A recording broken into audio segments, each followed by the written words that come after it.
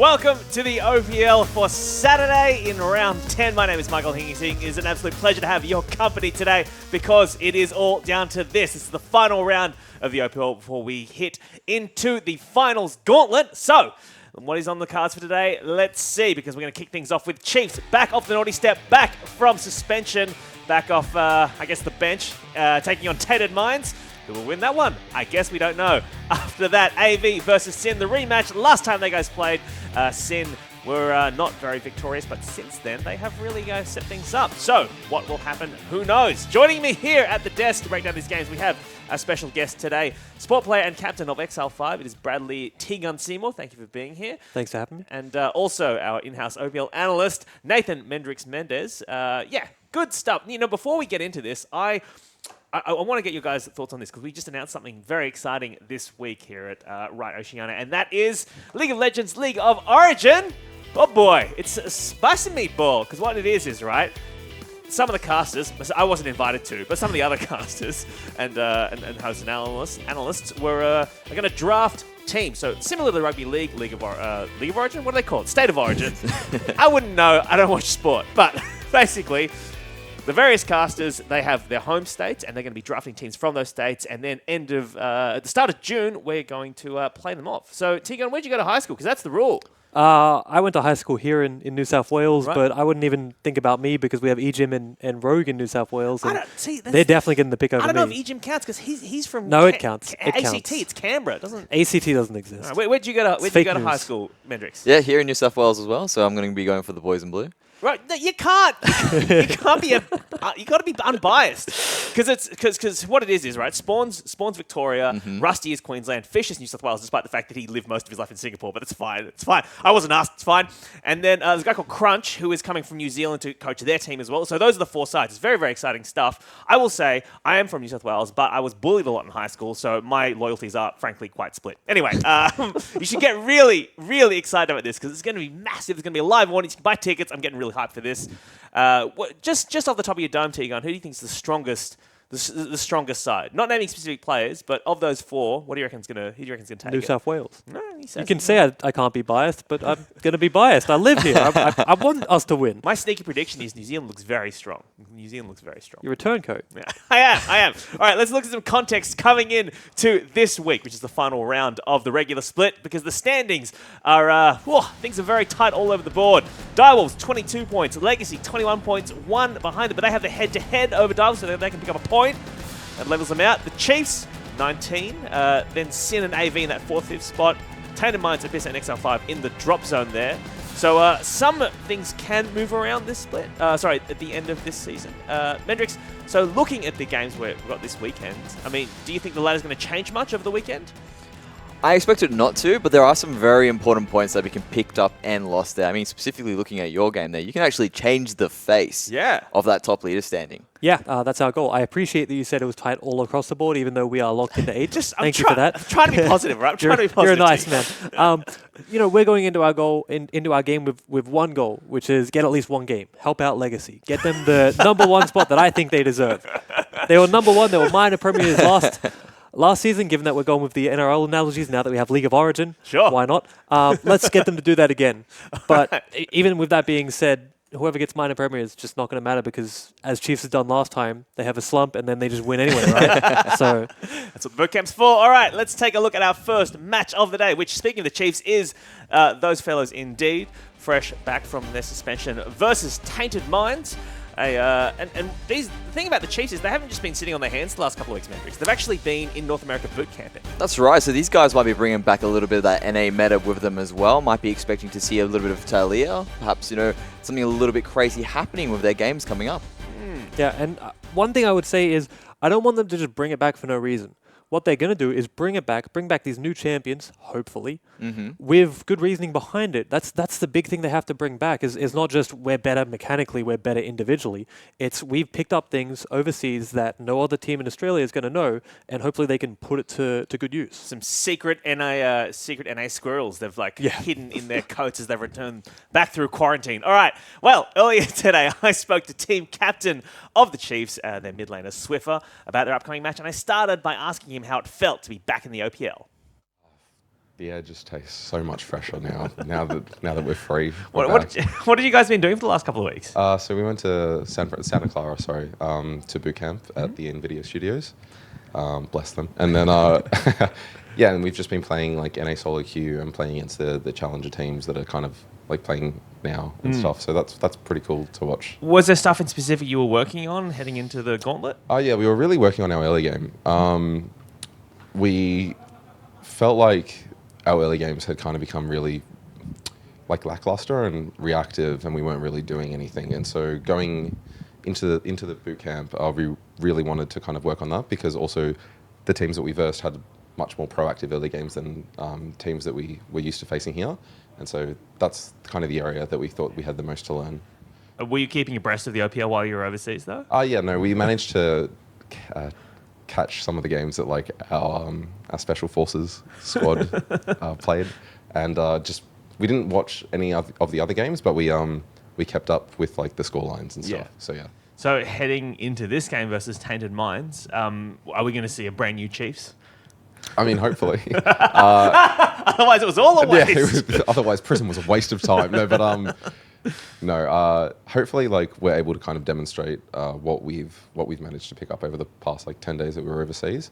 Yeah, I just want that to kind of like. I just want people to kind of see what we're capable of, especially in the early game, as I said. All right. So, yeah. Well, we'll be looking forward to that in the games today. Hey, happy birthday for yesterday. Yeah, thanks. Thank you for speaking to us. Yeah, you too. And best of luck today. Cheers. There we have team captain of the Chiefs, Swiffer there. I don't know if you saw that, but I said happy birthday to him, and he said, you too. It's not my birthday. All right, let's take a look at this lineup, shall we? Their top laner is Swiper. We'll say the only member of the Chiefs who didn't get that competitive ruling. Spooks is their jungler. Swiffer, who we just spoke to, is their mid laner. And Raze is their AD carry. Looking very intense there. And the support player is Ejim, who, like we said, is from Canberra, so who knows if he's eligible for that New South Wales team. But he's got to be playing for selection anyway today, obviously, want to put on a show. And Mendrix, they've said they went across to NA to work on their early game. That's their stated preference. But, I mean, historically, that's kind of not what's happened. Well, historically, every single time the Chiefs come back from a boot camp, you seem to see a nice net improvement in Spooks and Swiper. These guys, maybe it's because they're able to get a bit more of a bigger sort of champion pool, not really champion pool, player pool to go up against. They get extra top laners, extra junglers for them. So you know what? We can actually pick up some extra tips and tricks, and they really do seem to get the most out of these boot camps. Yeah. Before I get to that, I have two things about that interview. Sure. First things first, I preferred it when our convicts couldn't tweet and couldn't talk while they were in jail. So shout out to them. And second thing, he said Prism was a waste as if it was a choice for them. Exactly. What's going on there? Now to get back to this. Yes, they have a lot of room to improve in their top and jungle, and they always do in their bootcamp. You're absolutely right there. But they also have a lot of room to improve in the other places, in all the other roles and their early game, like they said. So I think it's a bit disingenuous to say that only their top and jungle are going to come back really strong. I think they're all going to come back really, really strong. They're going to do what they did, like I said, last season, where they had a little bit of a slump and came back strong and ended up winning. And that's what's going to happen here. They're going to come back really strong from their boot camp. All of their lanes will have improved. And when all of their lanes improve, they now no longer have weaknesses. All right. Well, it is Chiefs T-Gun on the desk here today across the rift. Their opponents are Tainted Minds. And earlier today, I spoke to their mid laner, Wizard, and I started by asking him how they were preparing for this difficult match. I think we kind of accepted that since it doesn't really affect standings or whatever, we would just focus on the 6th versus 7th place match versus Abyss. So we've kind of just been doing that and just leave it up to chance this weekend. I mean, you seem like in good spirits though, despite the fact this is going to be a very tough match for you guys. Yeah. What are you expecting out of them, though? Because they've been boot camping. Do you have any idea of what they've been working on while they've been away? No, I'm not sure, but I'd imagine that super strong heading into this. So, yeah, I think it'll be fun to see how good they've become. Sure. Yeah. So then for you guys, what do you consider a victory today? Because you feel it feels like you don't think you can win this. But what do you think is a victory for Tainted Minds today? I feel like if we just take this as extra practice. We can work on comms, we can work on little things, and yeah, if we succeed in that, then that's good enough for us, I think. Excellent stuff. Well, thank you for speaking to us, and best of luck in the games. Thank you. There we have mid laner for Tainted Minds, Wizard there. just trying to remain positive despite the fact that these guys are coming back and facing the NA Chiefs. Would you say that's Chiefs Wizard since he complimented them as well? Absolutely. Everyone's like the Chiefs. No, I would not say that at all. All right, let's go through their lineup, shall we? Their top laner is Tainted, the longest standing member of the squad. Only is their jungler. Wizard, who we just spoke to, is their mid laner. Seeming almost serious in that interview. Squidgy is their AD carry. Let's see if he brings out that Cogmore today. And Tilting is their support player. And Tegan, I haven't had a chance to talk to you about this since Tilting debuted last week, but what are your thoughts on him? Because he said last week, look, he was known as a Sona one trick, but what did you see from him last week when he played? As much as I don't want to talk about them and what they did last week, he's made a really good transition into competitives. I came in saying that he was just this one trick in solo queue, and one tricks they just don't have that depth of champion pool, and he didn't really show a lot of depth last week. I'm going to be honest there. He played Karma 3 times. How hard is that? But he's obviously starting to adapt to competitive. It's a very, very different playstyle, and he did quite well. He held his own. So hopefully he can do that again today and continue to prove himself. Mendrix, do you agree with Tilting in terms of his debut last week? Yeah, he did have a good performance, and what I like to know about that is that he's able to also play off the fact that he didn't have those, first-time jitters. Maybe he had it in the first game going through, but afterwards he managed to be solid in the next 2 games, and they ended up taking up the wins. Well, elsewhere on the map for Tainted Minds, I know Praedyth only had a pretty good showing last week, and this is awkward because, Tegan, you were monstered at the hands of these guys. When you look at that top jungle synergy for them, what kind of sticks out to you in terms of how they were playing? It's more not even just top jungle. They do have synergy there, but it's their global playstyle. They picked Shen every game, I think it was. I can't remember. I try and block out bad memories like that. Let's be realistic here. It's the but trauma. They had some really, really good team play. They were very active around the map, and that works really well against teams like our team, but I'm worried it's not going to work so well against the Chiefs. Yeah, and it does come down to that the Shen pick that was picked up by Praedyth will be something that's possibly contested between Swiper and themselves, so that's probably going to be a very important pick coming through. And what I also like to note about that as well is that these guys sort of had the ability to make it happen because Only was able to move around the map. He was able to get into position and get those plays started. And if it ends up being Spooks, who's there to greet him every single time, it might shut him down before it even gets started. So you agree with Tegan that the play style Tainted Minds were able to execute against XL5 last week may not work as well versus the Chiefs? I think the big thing about it, and we were talking about this before, Tegan, is that Chiefs are able to respond to global pressure better than I'd say what XL5 was able to do. I think that's a fair assumption. I don't think anyone will fault you for that one. And what that means XL5 fans, tweet in, please. Hashtag #IMOPL. Let us know that Tegan has your support because he's a defeated man here on the desk. I've got 2 people just harassing me either side of me. I can see 2 more willing to dig into me once they get the chance as well. Well, the big thing that it means is that if they do try to make for this play, so they do try to pick up the Shen and try to go for it, they might end up falling flat on their faces. Then there will be a response from the Chiefs, and they might lose more than they gained than what happened last time. Well, speaking of the Chiefs, let's take a look at their top and jungle, because Swiper and Spooks, I think we were talking about how they traditionally are the roles that improve after the Chiefs boot camp, but who knows what we'll see today outside of the early game, which is what the stated goal of this boot camp was for them. Now, when you look at these stats, Mendrix, what really stands out to you? So when I look at that there, what I'd like to see, look at Swipe there specifically, and what I like about it, or not really what I like about it, his CS per minute is a little bit lower in comparison to the other top laners in the OPL. And a big reason for that is it comes down to the Chiefs' playstyle. They like to sort of say, you know what, we'll swap you around a little bit earlier. It means he's being a more team-focused player. And in the end, that's why he has a lower CS per minute, but he's able to continue to perform well, and that is reflected in the KDA. Yeah, and I would say the big thing here is it's not to detract from him as a player. He is a great player. But it means that the Chiefs as a team are willing to say, all right, TP bot lane, let's 4-man dive, and then put Swiper in the less effective lane. Put him where he doesn't pick up farm, but he is effective as a team player and is able to do things around the map, as opposed to just put him in an island and hope that he pops off sort of how AV did with Series towards the start of the season. Now, Mendrix, I want to challenge you on that because you say that the reason he has a lower CS, let me get this right, is because he's playing more of a team-focused strategy. Is that your point, right? But then yes. Look at his kill participation is kind of low for a top lane. It's only 50%. So it strikes me that does that mean that earlier what was happening is they were saying, look, we need you to go elsewhere and play in these team fights, but they weren't getting success out of that. So we have to look at it as in terms of the map pressure that he's putting around and where they're placing him specifically. Because ideally, when you are in a solo lane, you want to be able to soak up as much experience, as much CS as you possibly can. And if he's actually just running around the map because the team's saying, you know what, we need you to go here, we need you to go there, he's going to end up losing out because of it. And that is a team-focused style, because it's not about him getting that experience in CS. It's about him distributing it around along the whole team. I see. I would say kill participation might also be a misleading stat. Right. If you send Swiper bot lane, the enemy team sends 2 people down there, and then suddenly your team picks up kills in other lanes, Right. he doesn't get killed participation. 'Cause he's but playing on an island. he is sure as heck the reason that's happening. He is Alright. the reason they're taking kills elsewhere. So it might not reflect in the stats, but in the playstyle it does. All right, well, I hate to cut you off there, but we do need to get into this game. Before we do, let's take a look at your tips via opltips.com.au, because, whoa, the NA Chiefs look like massive crowd favourites. And look, there's no surprise. Obviously, they're coming back from boot camp. But let me get your guys' predictions on this, Mendrix. Who is going to win this? Nail it down, and will it be a 2-0 to the Chiefs? I think it's going to be a 2-0 to the Chiefs. Typically, when they come back, they have a nice good reset.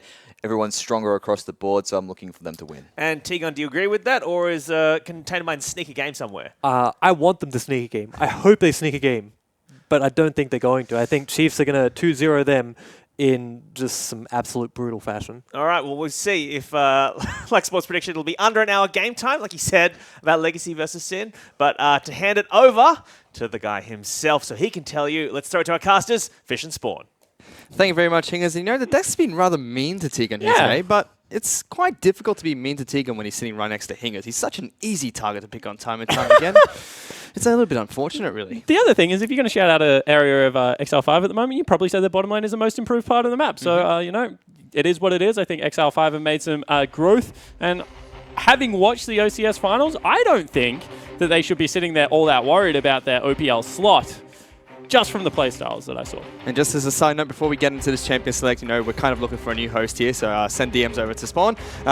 We are getting into this game here. The first match of this week, Chiefs taking on Tainted Minds. Yeah, exactly right. And we can see that Tainted Minds went into this game, and I think this is going to be one of those kitchen sink games where they're going to pick something really off to try and upset them from the draft. They've done it in the past. I think we're going to see a carry out of Praedyth. And I think that they're going to really go at the Chiefs on the top side of the map, because that's where the Chiefs tend to like to control tempo, but not necessarily be aggressive, Fish. And I think that if anything is going to work, that top side attack might be it. And that's kind of the mindset that we heard from Wizard when he was speaking to Hingers earlier on in the day.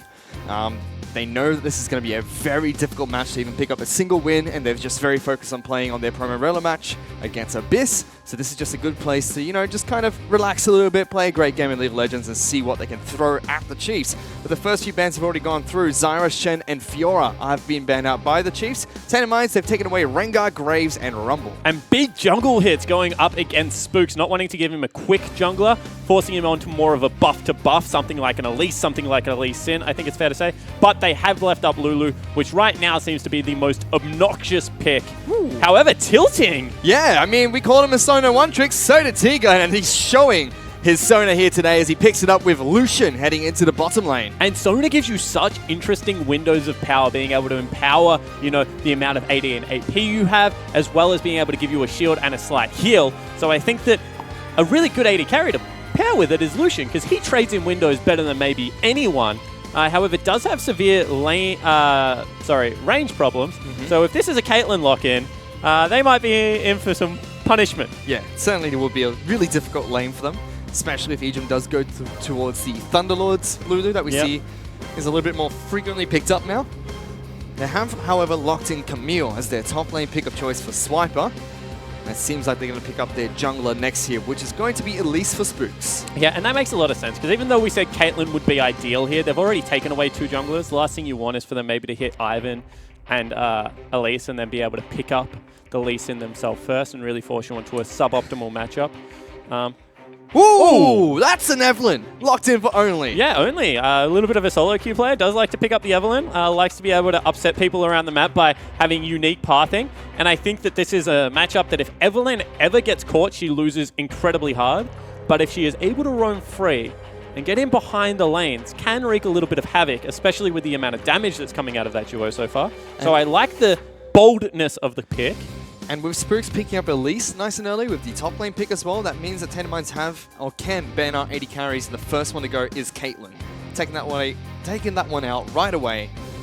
But you have to ban so many 80 carries right now for this to even be useful. I think they should have attacked mid lane, personally, because things like Zed, things like LeBlanc still up and readily available. When I look at it, like Ezreal is fine, Kog'Maw's fine. We've even seen some Twitch coming back into the meta worldwide. There are so many 80 carries that are just like completely playable now that I don't think taking away Caitlyn will do anything. In fact, like Kalista and Jinx are seeing play now internationally. So there is an ocean of champions down there in the 80 carry role. And mid lane, a little bit more shallow. And we do get the Vladimir ban coming out from Tainted Minds, so they do add a mid lane ban to their ban pool. When the Chiefs were at their best, Swiffle was running around on Vladimir all the time. It's just such a potent champion, does well in 1-3-1, but also has really good teamfight presence, and you just can't keep him off the back line. Because of Ghost, because of Pull, he just is able to get... what the heck? Tristana's been locked in here for Squidgy. That's probably going to be a top lane or mid lane Lucian now. What's going on, Spawn? Yeah, all right, I'm going to say it's a top lane Lucian out of Praedyth then, and it's going to be a Squidgy boy Tristana. I think Trista's good at the moment. I mean, I've spoken about it enough. We'll see what build he goes, see whether I really do give him the Spawn tick of approval. But it is answered with an Ezreal. And this is, like, whilst the Tainted Mind squad are definitely playing comfort, that team comp out of the Chiefs is just perfectly standard, like, no worries at all. They're strong early, they're strong mid, they're strong late. I mean, pretty much got exactly what they wanted. So I think that we might see some uniqueness, but this draft, unless they can really devolve the game into pure chaos, I think he's going to come back and bite Tainted Minds a little bit, because the last thing you want is two medium-ish range 80 carries going into a Syndra, going into a Camille. Yep. So it's very stock standard team code coming out from the Chiefs, and the final pick from Tainted Minds is going to be Fizz. Where the heck does he go? Does he go mid? Does he go top? Mid lane for Wizard, and then you put Lucian? I don't know. Yeah, so it's a Lucian top. I mean, that's really interesting. I think that if they were going to go Lucian top, Camille would have been a much better ban than Rumble. Because if Camille ever gets onto your 80 carry, she destroys them. And that's just at all stages of the game, Fish. I don't know what else to say. She's picked purely as a dive 80 carry, and now you're laning one into her. Yep. Tainted Minds have really thrown the kitchen sink here against the Chiefs. And I did run into Mark. I did run into Praedyth before I went to the Get Ready today. And I said, you know, have you got something spicy with me? And he said, there will be chaos. This is, like, just keep an eye on it. Like, I'm not guaranteeing a spicy pick necessarily, but this game will be absolutely chaos. We want it to be a clown fiesta because we believe that is the best chance we have of winning that game. And I really respect the fact that they're actually brave enough and bold enough as a team to be like, this is our comfort. We play the unique champions. We know Praedyth does it. And, you know, we have answers across the map that is comfortable for us. So we're going to throw the gauntlet to you. And if you're going to beat us, it's going to be like going up against our play style. And I mean, it's the best time to do it against the Chiefs as well. They just got back from a boot camp where they've probably been playing stock standard for 2 weeks, not used to what these guys have been throwing out the solo queue as well. Completely try-harding, setting up active play, and then all of a sudden you throw an Evelynn and a Sona, like a champion that you can't see and a champion that does ridiculous amounts of burst damage in the early game, just off runes in our levels alone. That does play a very weird kind of trap card. I don't know. I have no idea, Fish. It's unique. And then you get a Tristana as well as a Lucian top in there as well, with Fizz going into the mid lane. It's been quite some time since we've seen Fizz go mid lane. Certainly has. I mean, he's wearing his rain jacket. There's going to be things raining down from everywhere on him. Wizards going to need to be good to win this lane. Well, it makes sense because it is raining quite heavily in Sydney the past few days. But we are on to Champion Select for the first match between Tainted Minds and the Chiefs. But for now, let's check in with Hingers, who's standing by with the Chiefs coach, Volt. Thanks, guys. I'm here with a coach of the Chiefs Vault, and I want to ask you about this pick you're going up against, because it seems like you guys are playing sort of meta versus comfort picks. Yeah, it is a bit like that. Tainted Minds, I think, probably don't expect to beat us just by like outplaying us on macros. They've just picked comfort picks. Lucian top is something we really like expected Praedyth to play because he's played it a little bit in solo queue. So it was like in our minds, I guess, coming into the draft. I think we'll be fine. Like the only volatile point will be lane phase if they can like get ahead through using comfort picks. But you know, Chiefs have been working on their early game, yeah, right? Exactly. So exactly right. All right, excellent stuff. Well, good luck in the game, and thank you for speaking to us. Thank you. So Volt actually expecting Lucian to be picked up here by Praedyth heading into this game. So despite the fact that they have been in America have still been doing their research over their opponents. Of course I haven't. I mean, Cyclone, who is one of their other coaches, has been in O still. They had the special unit in the gaming house. They've been playing a lot with that. So I think that they would have very good ideas of what is happening right now across the O scene. And you can see that we're going to actually see Raptor starts from 2 buff to buff junglers. And Swiper's going to try and play with this a little bit. Has been spotted out. Only won't get a great leash because of it. But seems to be doing just fine, taking out these Raptors, not even using Smite. Yeah, exactly right. So Evelyn making a quick work of it. You can see that Elise is actually still on the camp. Evelyn has already leashed the red buff. Spooks is going to do Raptors into a topside clear. Elise stays super healthy in the jungle after she does Raptors, so should be able to do it quite quickly. We'll have to check in with the junglers later on in the match. So Spooks goes Raptors to blue. Evelyn takes her red buff first, now moving in towards the river. But we are checking in with the bottom lane, Squidgy and Tilting. The level 2 fight's about to take place. Raze is pushing a little bit harder at the moment, but Evelyn is currently invading topside map. There we go. Level 2 in the bottom lane. Tilting taking a lot of damage. That's the Ignite going down, and Raze picks up an easy first blood. Squidgy trying to take them 2-on-1. Jumps on, jumps out. Has to heal. Is going to be taken down, though, and Raze gets the double kill. Yeah, and back when Raze was known as Zeratul, he was an Ezreal monster. And, you know, he's changed his name, but that doesn't change your skill on a champion at all. So you can see, still very comfortable. Ezreal has one of the best level 2s in the game if you can hit skill shots. And you can see that more than comfortable going up against that and able to pick up a really early double kill, able to shove that wave into the turret, guarantee experience lead. That's huge. And Wizard is also in some big trouble right now. Oof, still taking even more harass there, trying to pick up the single CS. And ooh, Swiffer picked up Biscuits. oh my goodness. Meanwhile, only being invaded on by an Elise here. But yes, Swiffer did take Biscuits heading into this match. That is the Normally you don't first see time it. I've actually seen Swiffer ever take Biscuits. Maybe it's the fact that he thinks that he's going to be harassing the Fizz more, so wants to be able to have earlier mana access than what you normally would have. But that's really unique, and you can see that he hasn't actually needed them at all yet, Fish, because he's still sitting on 2 full potions. And if that is the case, as Spooks, you need to get out of there. Oh, rocket jump coming out from Squidgy. Blast cone jump from Spooks, gets him back to safety. It's a good play coming out from the Chiefs jungler. All right, I got a couple of things I want to talk about. So the Biscuits is unique because after you get first blue buff, Biscuits are just strictly worse than their counterparts in being able to have extended buff duration through Runic Affinity. And Swiffer is a firm believer that you should be able to get through laning phase without them. Second thing I want to talk about is Spooks went Hunter's Machete. And generally what you see out of Elise, because she has a little bit more mana sustain issues, that they go the Talisman. However, because Spooks went straight from Raptors to blue buff, he didn't think that was going to be necessary, and therefore went for a little bit more sustain. Elises tend to run some attack speed or some AD, as we have a gank now coming into the bottom lane. Yep, Tilting has been available. Tilting has been polymorph, and Cocoon lands. Very easy kill in the bot lane for the Chiefs. Just walk towards Sona, who is now 2 deaths down. Yeah, exactly right. And this is one of the reasons that you just don't see Sona in competitive play, because she is so squishy. The last lane that is kind of doing fine right now for TM is going to be that top lane. He's up about 10 CS. The problem with counting on Praedyth is like he's not going to have any tools that a regular top laner has. He's going to be able to split push okay, like decently well, because he's going to go Boar Crush, I assume. However, this isn't one of those top laners that's going to provide any kind of like utility through teleport plays. In fact, he probably would have been better off taking Exhaust, if I'm being brutally honest, and just trying to kill Swiper in the laning phase. He's not going to be able to initiate team fights or anything like that. This is just an outright lane bully pick. So unless you can get something like, I'm looking for a Flame Horizon out of him to justify this pick, is what I'm trying to say. Well, he's only about 6 CS up and has burnt his teleport to get back into lane. Double longsword being picked up. Swiper does the right thing. He balances the wave. He backs away very far into Fog of War, even uses the E. And that's going to freeze off his turret, and he's going to... Ooh, nice, good damage there, Fish. He's going to be able to teleport back into the lane with a fine wave. And potentially, I mean, 32 CS. I don't think he has enough for Tabby, but maybe... Oh, he does. Outright Tabby. I mean, that lane gets impossible for Praedyth now. This is going to be difficult for Praedyth from Tainted Minds. Don't really have anywhere else in the map that is winning at the moment. You see, he does have a level advantage, despite being a little bit cautious for now.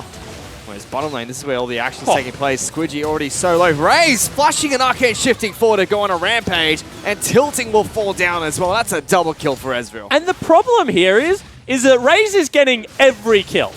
I mean, if you're Tainted Minds, this isn't like the, oh, well, it's Lulu. Sure, she'll get some quick items, but we'll be okay. It's Raze is over double the gold of your AD carry.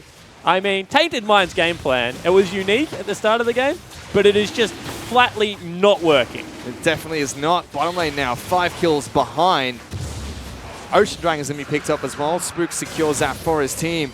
We have a scuffle in the top lane. Spraytive's out of mana and locked down by Swiper, kicking him over and over again with that corrupting potion. That's a flash away, but Swiper follows through, gets another kill, and there's more action bottom lane. They've camped them between the turrets, chasing them down. The Spiders will run on forward. No Cocoon available, but Tilting's forced away as well. Yeah, so now they're in between the lanes. I mean, finally, Spooks gets himself a kill. Raze has an assist, breaks that perfect score.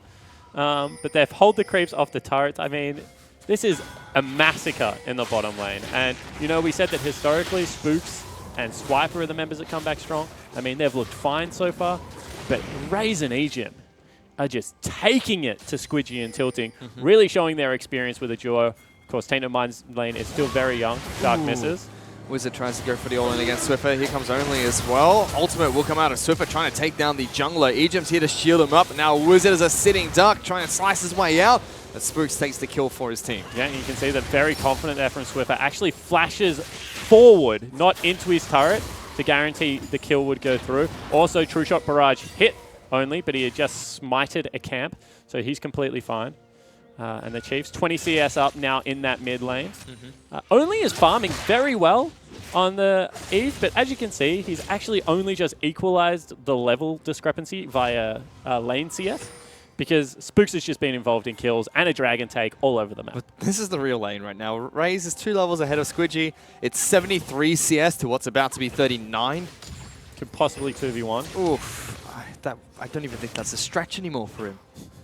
I mean, he doesn't have ultimate or flash, so I think it would be a little bit touch and go. I mean, they're just bigger minions right now. That's all they are to Raze. They're worth about 50 gold a pop. Yeah, in fact, it may be worthwhile for him to just take this minion wave. Oh, there they go. They're ignoring the minion wave, but they want Tilting. They know he's got no flash. Level 4, he has no ultimate either. Waiting for the assist as well from Spooks. Good guy, Raze. 177 gold. I actually want someone in backstage to do the math on that. I think he lost about 8 creeps, so I still think the 177 gold is worth it, but that's a close call now. Tilting is worth no gold. That does put Tilting behind even further. Sure, there is that. And you can see Squidgy's already forced off his turret. Level 5 on Tristana. This is a statement game so far from the Chiefs, and they said they've been working on the early game. It has shown. The question now is for them, are they going to be able to do it again and again in this best of 3 series? And can they do it when they head into the gauntlet as well? I mean, we're still only 9 minutes in. Something can catastrophically go wrong. You know, like I'm talking about Baron steals, and when you've got things like double AD carry and a split pushing Fizz, giving up a Baron would be like a travesty. But you're right. I mean, 6,000 gold, 9 minutes. Raze is over double the score of his creep score, sorry. And now Only's been spotted out, potentially going to die. Yep, jumped up by Swiper. Big heal coming out from Only with the smite, and he's going to lock them inside the cage. Spooks flashes forward, gets a single kill for himself. Misses the Cocoon against Praetor, who is kiting backwards, but it's a fight on 2 fronts because we can see that Sona's gone down. It's a double kill for Spooks. Squidgy's dead as well, and the only consolation prize is Wizard takes down Swiffer. So Swiffer does fall down. It's not going to be a perfect game for the Chiefs. I also got told that Raze only lost 4 creeps to the turret, so definitely worthwhile going for that kill in the bottom lane. And they've taken 2 turrets as well, because ultimately that was a 3v, pretty much 5 fish. The Chiefs walked away. Huge victors in. My goodness, the Chiefs, they're now about 8,000 gold up ahead of Tainted Minds. This early in the game, the only person with a kill is going to be Wizard. So no perfect game for the Chiefs, at least. And Wizard, he wanted an assassin matchup into Swiffer. I think that this is, in all seriousness, a good game for Wizard, because we attribute him to Echo or weird control mages only. Like, he played a good Gangplank when it was in meta, plays a really good Zillion in my opinion, but I've never really thought about it and been like, get this guy on Ari, get this guy on Fizz as we take a look at the replay. Swiffer actually played that nearly as well as he could, but ran... Why are you just running through someone? All right. He played that really well until he tried to run through a Fizz to kill a level 5 Soda. But yeah, what I'm trying to say is I think this is... They're going forward. Raze Arcane shifted onto Praetor, gets a kill. Tilting now is the one that's in trouble. Forced to flash away so early. How am I supposed to know that he's going to Arcane shift forward? I thought he was going backwards there.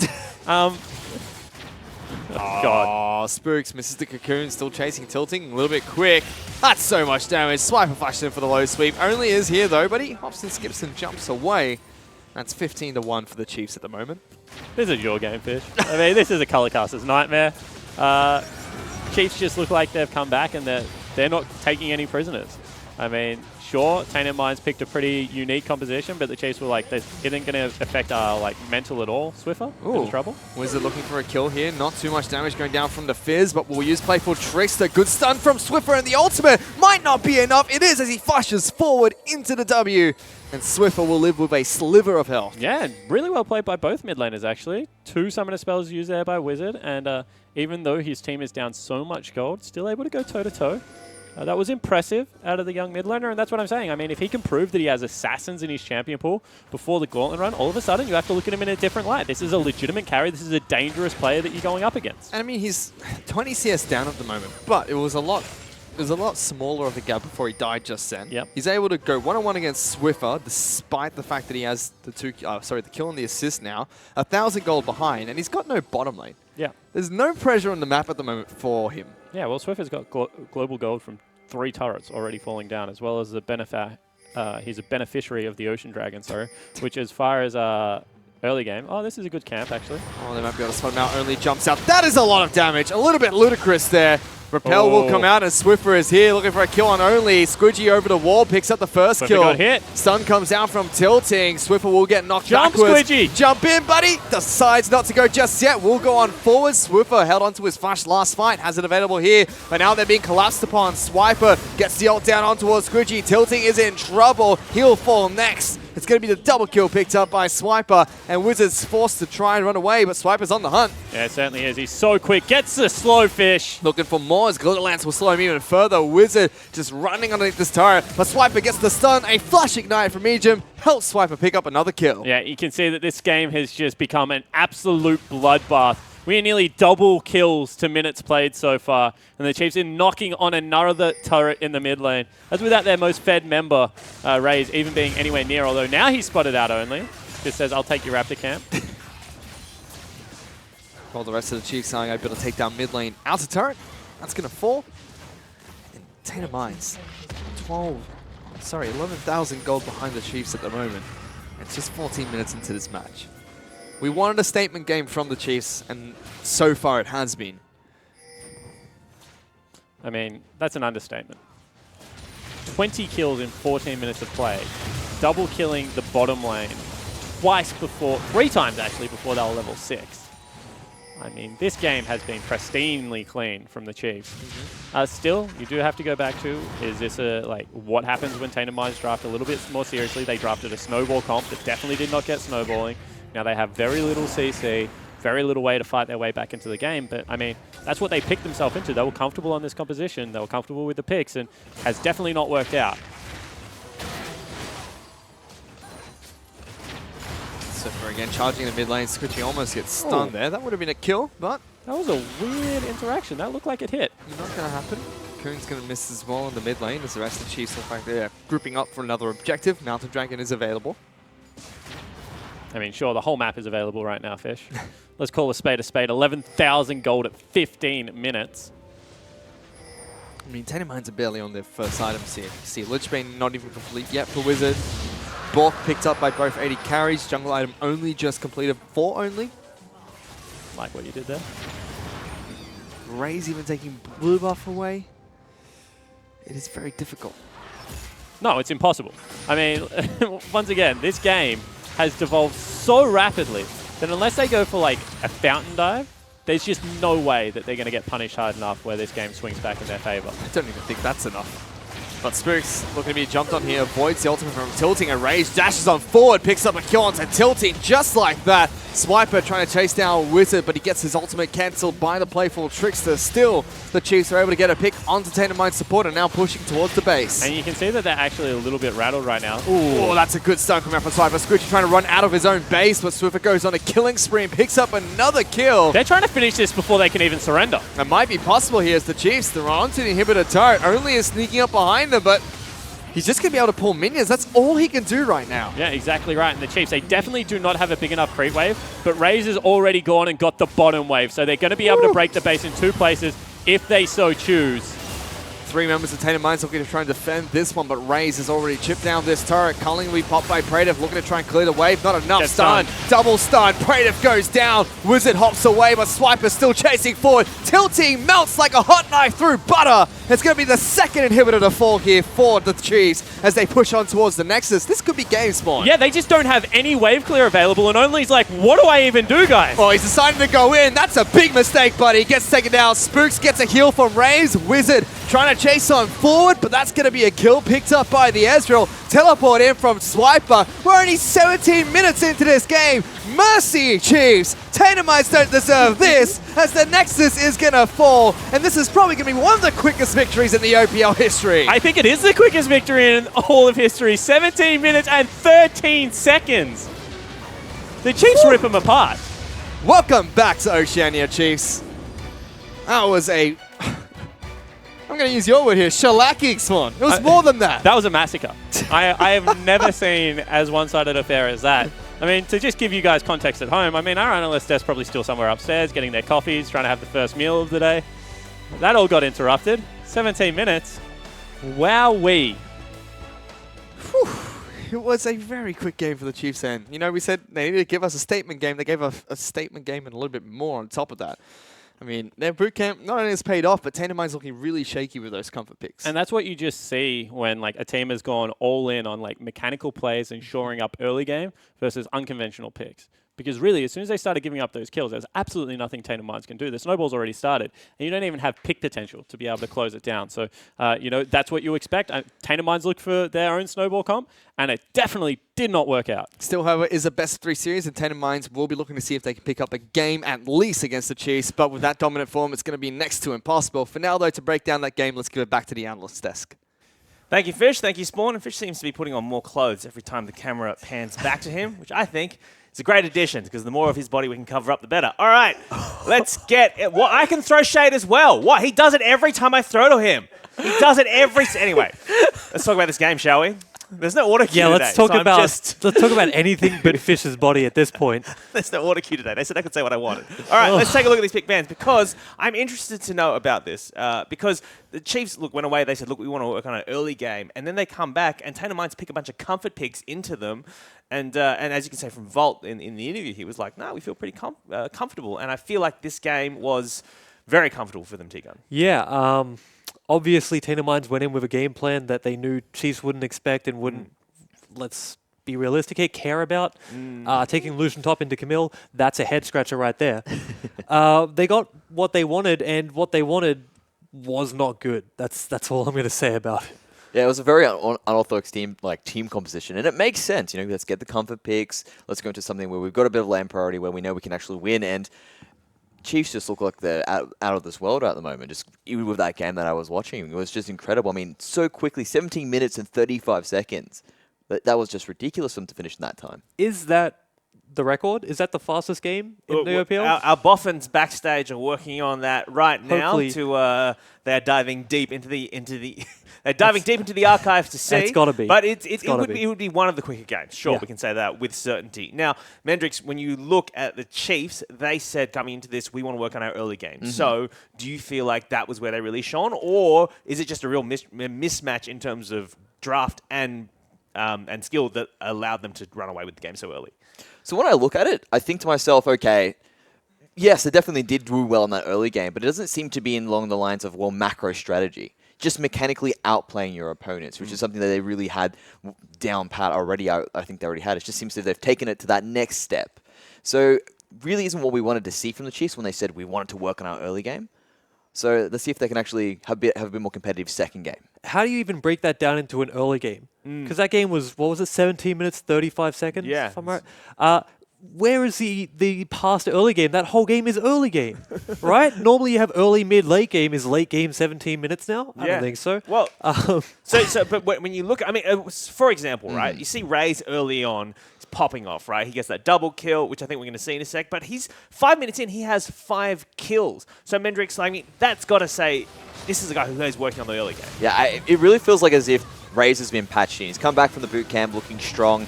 And what's great about this is that he was already playing Ezreal before when it wasn't as popular. And now that it has increased in popularity, it just seems that he's even popping off even further with it. And what's great about this is it means that, is this something that no one needs to be banned specifically against Raze? And he was getting all the gold as well. Spawn touched on this in the cast. He said everything was just going straight to him. And he definitely used it towards that mid game. Yeah. One thing I want to say about that clip is it wasn't the impactful kills that was. It wasn't the first 2 kills, the really impactful ones. But that was really, really cute with what Raze did. Ease in, flashes right on top of Squidgy, gives him no reaction, no time to get out. That's the sort of thing that you want to look at when you look at, is this guy just a good player or is he a great player? Because he would probably get the kill either way. He'd probably get that kill no matter what, but he makes sure there's no response from them. And what I really like about what the Chiefs did in that situation is as soon as they smelt weakness down in that bottom lane, straight away, Spooks just comes running in like a shark, like a Honey. He's like, sweet, I smell blood, I'm just going to come in. And he just goes there again and again, and he keeps on pouncing on them, and it really just sort of solidifies that lead and makes it work. Yeah, that's what you meant to do against Sona as well. Like we were saying before, he's a Sona 1 trick. What do you do against Sona? You gank it over and over again. They're already winning, and Spooks is like, well, why deviate from the game plan here? Dive him again, kill him again, and just completely shut him down. Well, it wasn't as though, speaking of shutting them down, it's not as though TM were just rolling over and taking it. There were times in that game where they were trying to make proactive plays. It's just that, they're coming up against a team who have been bootcamping for a couple of weeks who are, frankly, outskilling them and outmatching them. So Mendrix, what went wrong with these proactive plays for the Tainted Minds? The big thing I want to touch on here is that they sort of overstepped their bounds. I think if you look in this specific replay, they do manage to make this bush gank work. They managed to pick up Spooks, and they really should have just killed him, got him out there as soon as he could have. That's the case. They get a bit greedy for Swiffer. They're trying to jump onto him, and they're already so far ahead, the Chiefs. You can't really jump into them. They've all the towers there. Still got that top, the mid turret there, although the outer turret is still available to them, so they've got a lot of cover. You can't continue just to walking into it, and Chiefs respond as you would expect them to, and end up falling further and further behind because of it. Yeah, there's something to be said about trying to be greedy and trying to get more and more things when you're this far behind. But it needs to be a conscious decision. And the way Swiper came in and cleaned them up, they had no idea he was there. They had no idea that he was going to do that. And when you're making these decisions just hoping that they're going to go well, chances are they're not going to go well. But when you say that there's something to be said about being greedy when you're that far behind, just to break that down, the reason that is happening is because, look, when you're that far behind, you got to roll the dice. You just got to make something work, anything. So that's why they're trying it, right? Yeah, so you're not just have to faulting them hope. for trying. You're saying that the odds were never in their favor. Yeah. It's right, and I guess it is true. You do need to roll that dice sometimes, but you still need to be educated about it. You still need to think about, all right, well, how long have we made this engage work?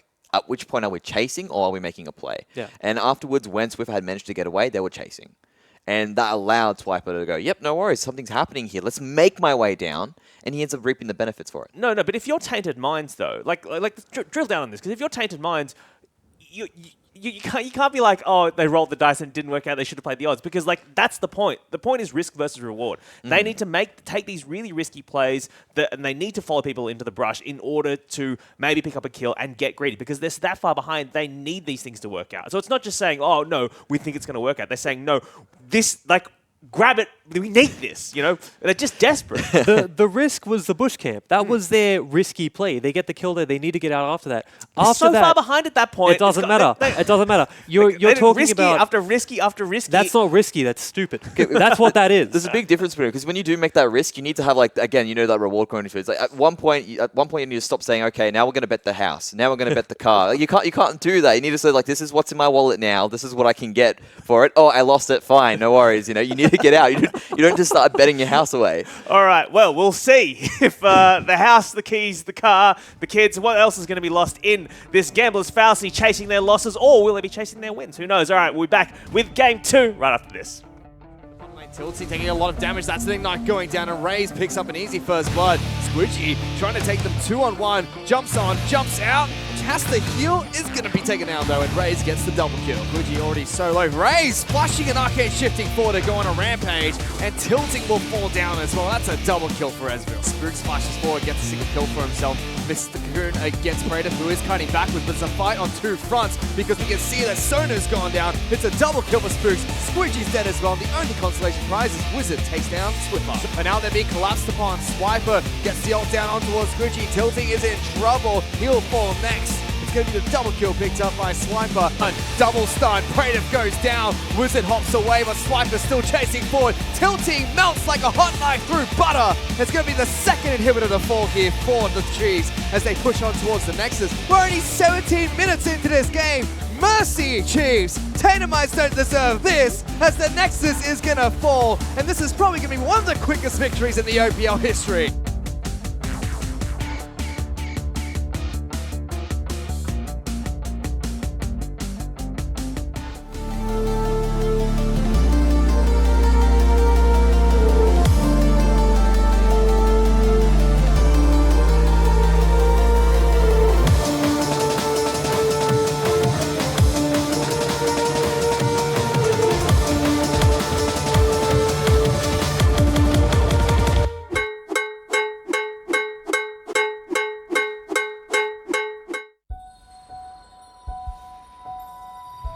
Look within yourself.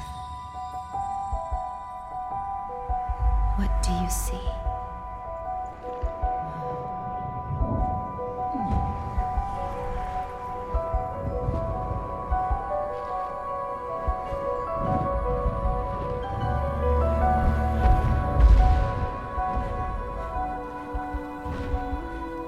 Is your soul a fading light?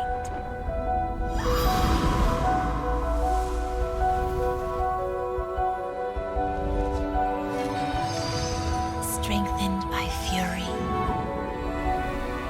hardened by heat.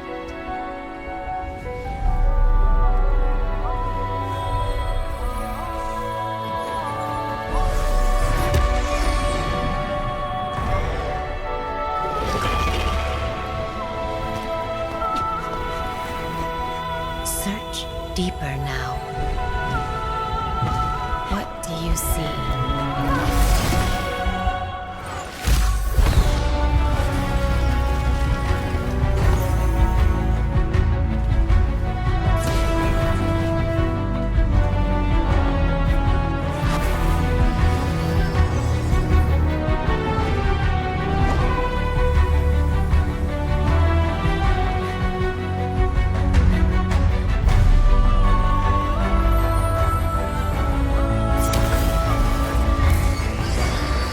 Whatever you find, you must keep.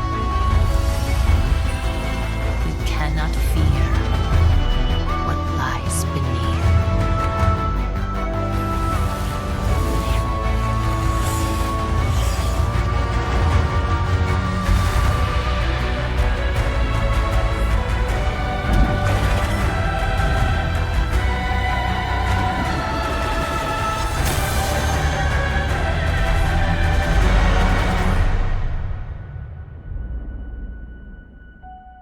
Look within yourself. What do you see?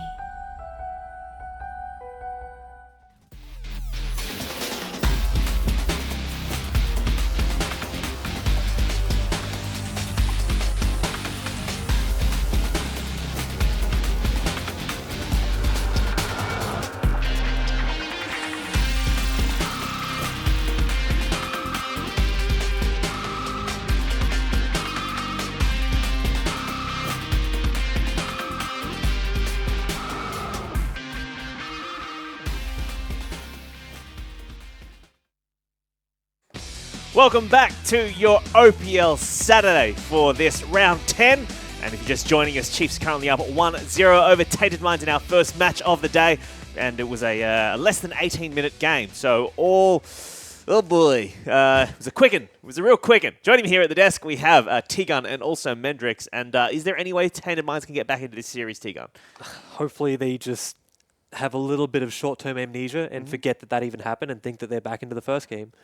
that's the only way you come back to this mentally that's prepared. What you do, right? You go, right, delete, just, what's the Men in Black? You Men in Black yourself and you're like, move on. Yeah. Just like, okay, everything's good to go again, first game. And really, it does come down to, the teams need to sort of perform a little bit better in that laning phase. I mean, there was a bit of disrespect to the Lulu damage that happened. Tegan, you were telling me about this, that she can actually pop off quite a fair bit in that early game. Not just a shield. She does just about as much damage as Sona, if not a bit more, when she takes Thunderlords, which I think EGM did. I didn't manage to catch the masteries because people just underestimate it. They just think, oh, it's a passive support. It's like Nami. When in reality, if you want to be aggressive on it, you can be. And EGM showed that if you want to be aggressive, you just go in and you just end up killing them because they don't respect you. So do you think going into this, speaking of the Sona pick, maybe the Lucian top, do you think Tainted Minds are going to stick with these comfort picks? Because they didn't really work out in that first game. But also, do you think Chiefs are going to try and ban them out to tilt them? Or are they going to like, you know what, you picked your comfort picks and we killed you in 18 minutes. So I don't think Chiefs changed their game plan. They banned a couple things. They banned Shen, right? They banned Shen, which is the thing. They banned Zyra. Keep in mind, we banned Zyra last week because tilting has 2 rune pages. One of them says Zyra, and one of them says everything else. So it's a pretty reasonable ban. They showed a bit of respect with the bans. I don't think they're going to go ahead and ban things like Lucian because they played at top. Because why would you? It was bad. Yeah. It was really bad.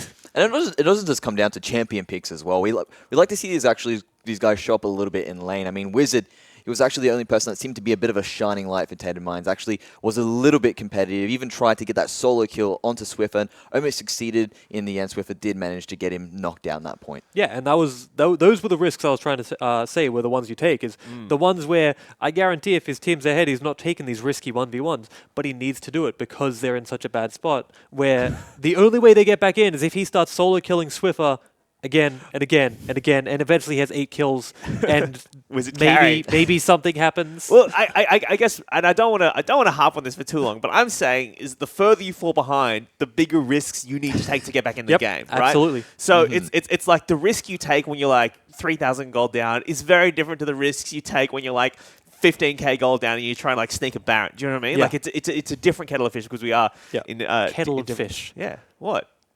I would That's never a saying. put. It's I a would legitimate never saying. put fish in a kettle. Well, I don't eat fish because I am a vegan, but I will boil them regularly in a kettle because I'm a sadist. That's not true. That's a joke, obviously. Don't get upset.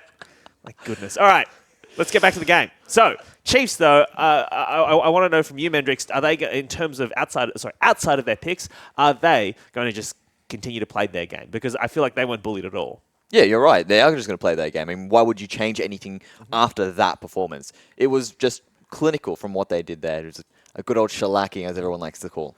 I actually know which game was the shortest before this one, which was when I played against Hellions back when Hellions were in the OPL, and we put them into the dirt in under 20 minutes. And I'm pretty sure Chiefs' game was faster than that. And when you have a game that is that fast, why change anything? Well, why do anything different? Speaking of that, the Boffins were hard at work over the break, T-Gun, and I want to bring up this tweet because it's exactly relevant. Because Tarrant G. Owens has said, hashtag IMOPL, the quickest game in OS history was 1749 between Hellions and Abyss. So that was your old squad. 17 minutes 49. It turns out you've been bested now, 17:35. How does it feel to be to lose the one thing you were holding on to there, T? Just as TM had one shining light in the darkness, that was my one shining light, and now I'm just all alone. All right. Well, before we get into this game too, we also want to let you guys know about a fan art competition which we are currently running on the boards. You can enter via os.leagueoflegends.com, and its submissions are open until the 27th of April, so well until the end of the split. And you can illustrate your favourite scenes from the latest Demacia lore release, and winners will receive 4,000 RP and a spotlight article with their artwork featured in client. Honorable mentions 2,000 RP. So boards.os.leagueoflegends.com. Tegan, what would you do with 4,000 RP? I mean, you got everything unlocked. But on your Smurf account, what are you buying? What are you prioritizing? More Blitz skins and Blitz chromas. That's all I want. What's your favourite Blitz skin? The Piltover Customs. Yeah, you get good. flames on your skin, Yeah. it makes you go faster. Beep, beep. Yep. Mendrix, best skin for 4,000 RP? Oh, I really like to get the good old, the legendary of Galio, the Gatekeeper. I love it after the rework. It looks fantastic. All right, well, we've wrapped up all of our important opinions here at the desk. So to find out if Tainted Minds can claw it back to 1-1 in this series, let's throw it to your casters, Spawn and Fish. Thank you very much, Mendrix and T-Gun. We're about to get into the second match between the Chiefs as well as Tainted Minds. In the first game, was the quickest game in the OPL so far. Second game could be even quicker here, Spawn. Whoa, that's a stretch. I honestly don't know if you can devolve a game that quickly again. I think that Tainted Minds actually will play a little bit more reserve. Like, you've seen the Chiefs early game. They obviously had a statement there. I think now you just pick safe lanes and you try and play a game out to 30-ish odd minutes, and they beat you fair and square, then they beat you fair and square.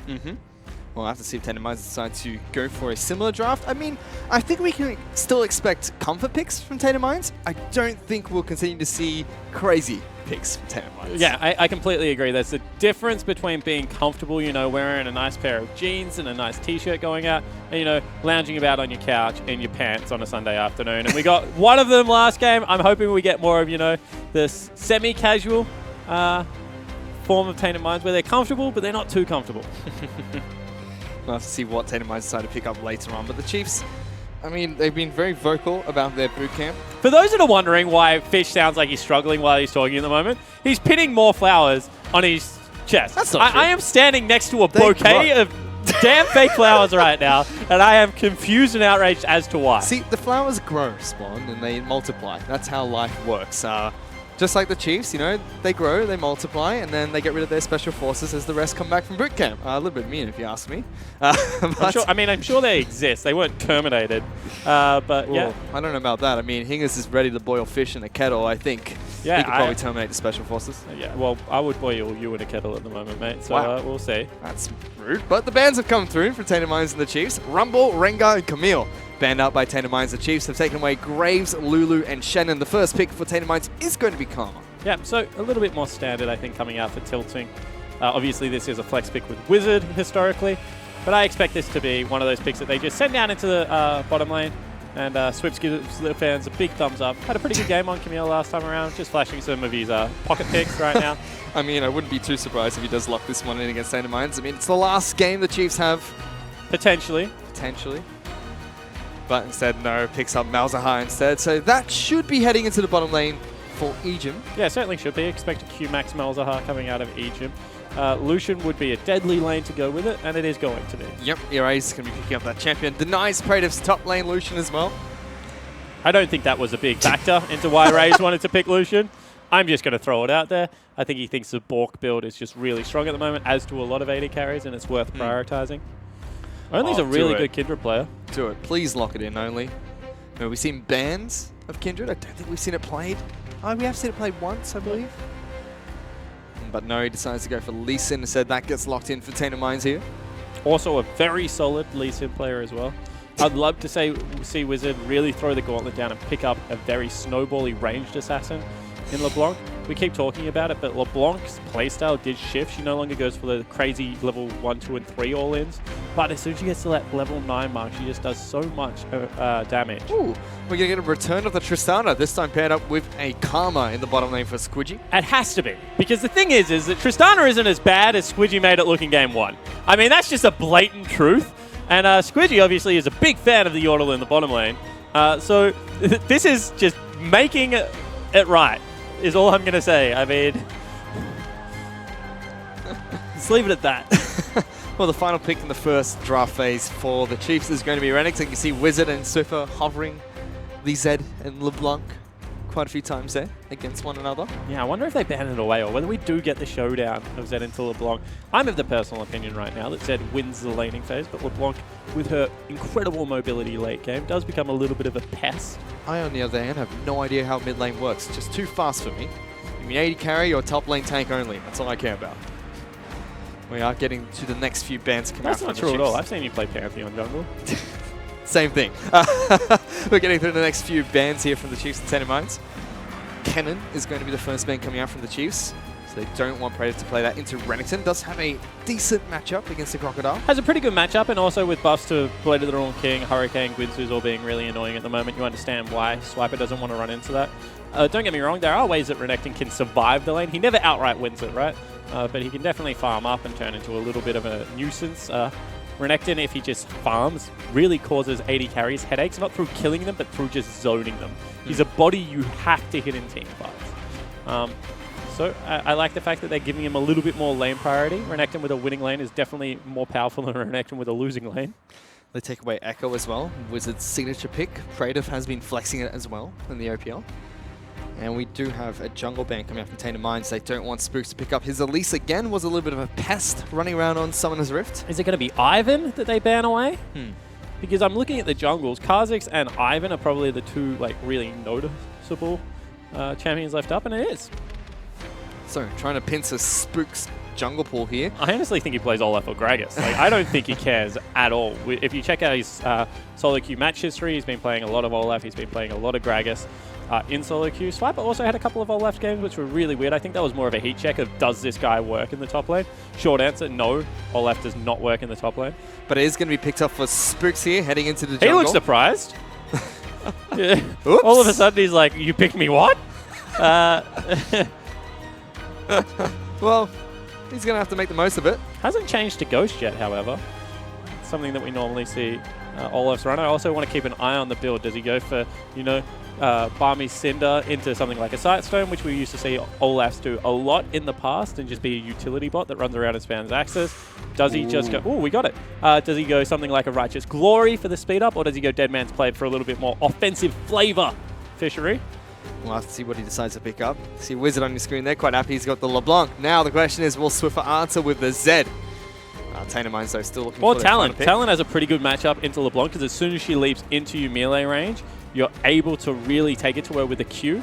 That would be exciting. I would love to see Praetor pick up an outright carry in the top lane. Seems like he's going to. He picks it up. Riven's been locked in for Tainted Minds. Praetor will take that one to the top lane. Old school matchup. Renekton into Riven. I mean, you don't get much more of a snowbally lane. If you force Renekton off farm and get ahead, you really do take it to him. If he ever kills you, you like just lose that lane. It is impossible to come back from. Let's see the Chiefs there hovering for Twisted Fate and Talia, which you were talking about during the podcast, Spawn. But their lock-in is going to be Orianna, so no assassin on assassin match in the mid lane. Nah, just standard control mage. You expect it out of Swiffer. He just wants to go in there, be able to control waves, not die. He's going to take over team fights.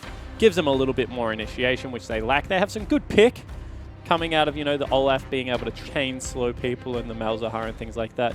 But this is just outright initiation, where that's such a squishy lineup, honestly, coming out of Tainted Minds. If a 3-item shockwave hits from Swiffer, they all die. Yep. Swiffer's going to be running Exhaust heading into Wizard's Ignite. Bottom lane's both heading for Heal and Ignite. An interesting thing to track is how he uses Exhaust.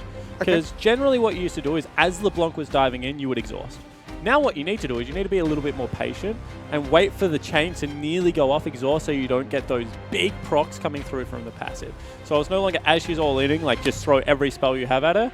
Now you have to be a little bit more finesse with the summoner spells, and interesting to see whether Swiffer is up to the task, because if there was a shining light, which, you know, it was like very dim, like it was like trying to flash in the background, it was going it was going to be Wizard in that game. Yeah, and we also see the Ghost coming out from Spooks as well on his Olaf. Another new pick into the OPL. We have seen a rise and fall in popularity of the last few people like splits. Rainover and Xmithy love it over in the NALCS. Big pick over there.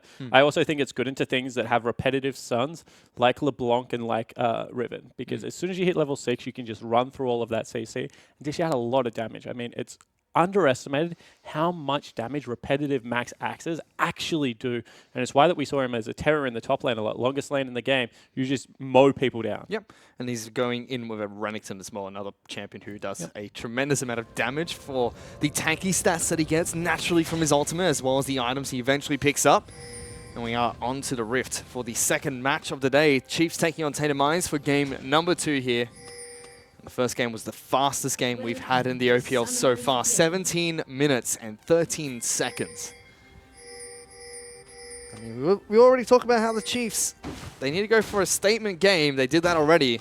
A statement series now. It's probably the next task. But Tainted Minds grouping up a little bit here, very early into the game, trying to catch the Chiefs by surprise. Yeah, and I don't know whether they spotted any of the Chiefs players, but if they didn't, they are now in behind 3 of them.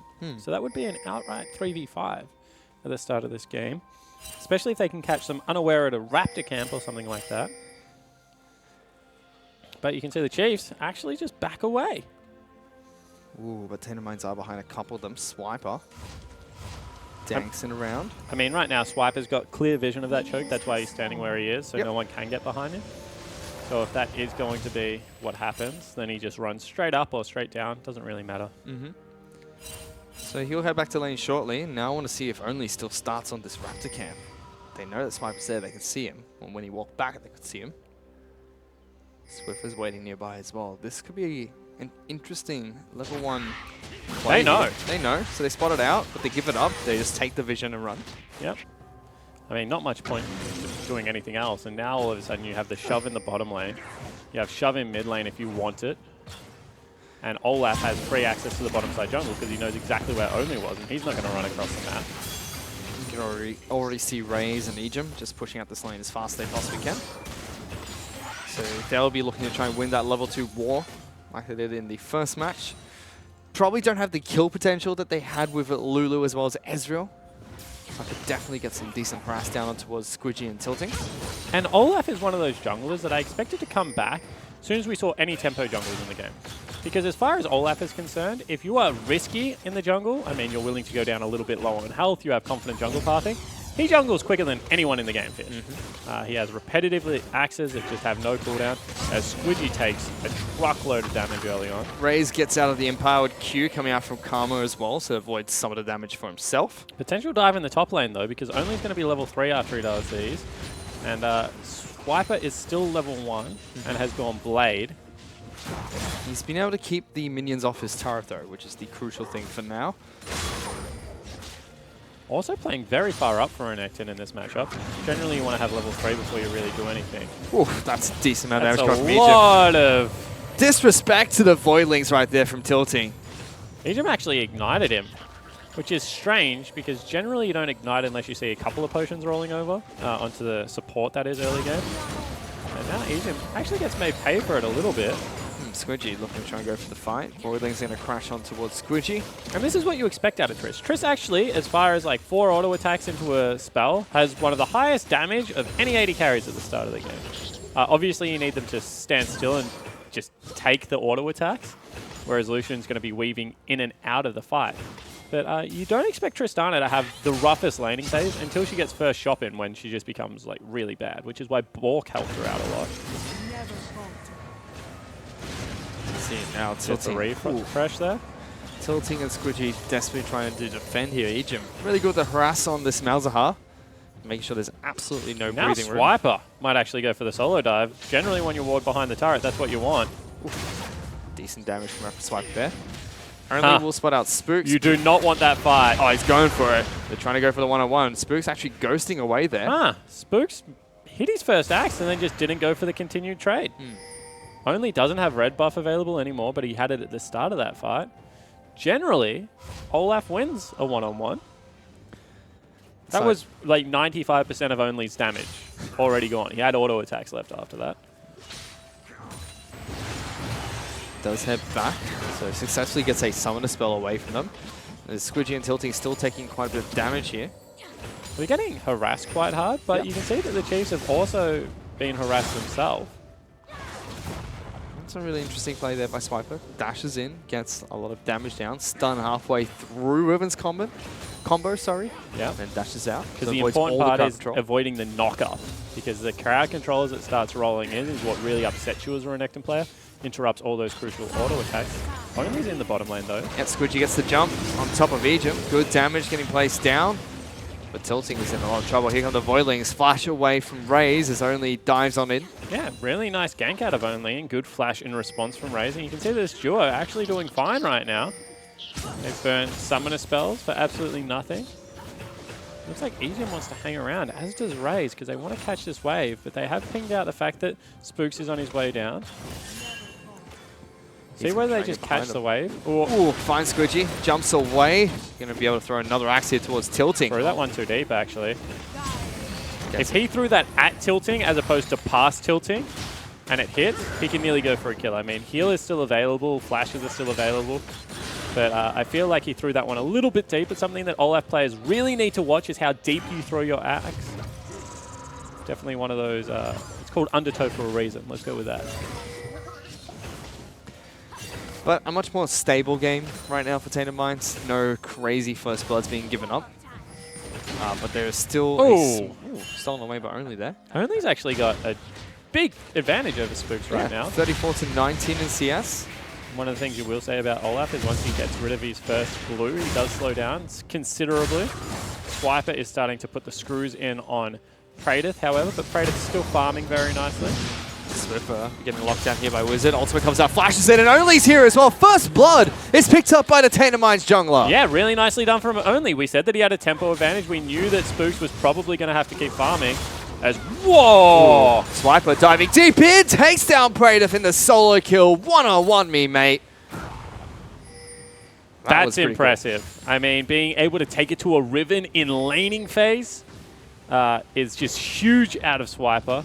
You can see that he actually got a shop in there without having to... oh, going to be a gank coming into top lane Fishery. Yeah. Only looking to see what he can do here. Can kick him back into turret range is the important thing. So Swiper knows that, does the right thing, just gets the heck out of dodge. That's really nicely played. Slice, dice into the explosive plant, gets him back over. He's going to be able to head back to this wave. Shove it out before Praedyth gets up towards the top side of the map. But you'd be surprised how many of your natural... Not a Squidgy. And Ray's going at it. That's going to explode. Squidgy gets a kill in the bottom lane. And suddenly Tainted Minds, they're even gone the 2-1 up in kills. And would you look at that? All of a sudden, the Tristana looking a little bit better, has a legitimate support this time, gets a really nice satchel explosion in there. You see how much damage it's able to do.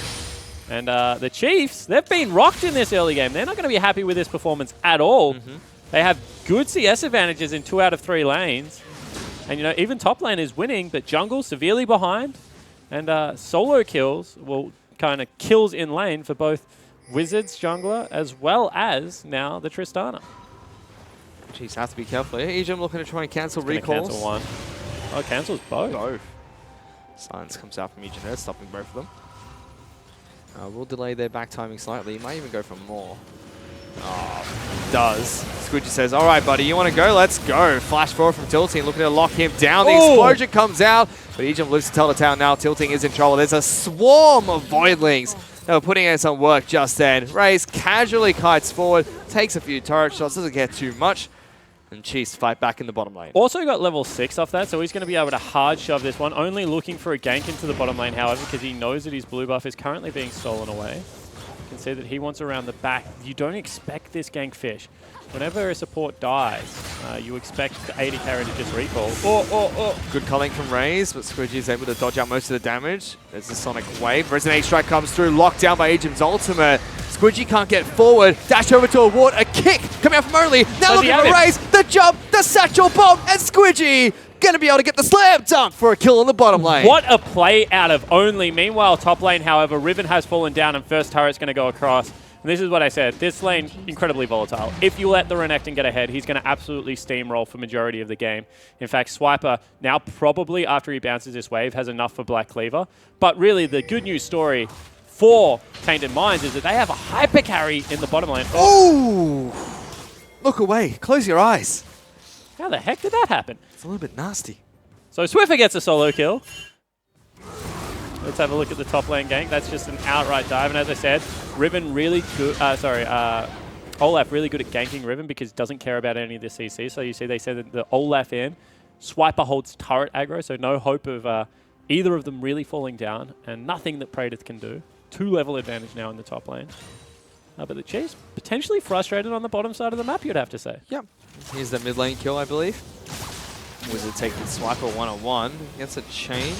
Yeah, double chain goes in, and he actually distorts past, if you check this.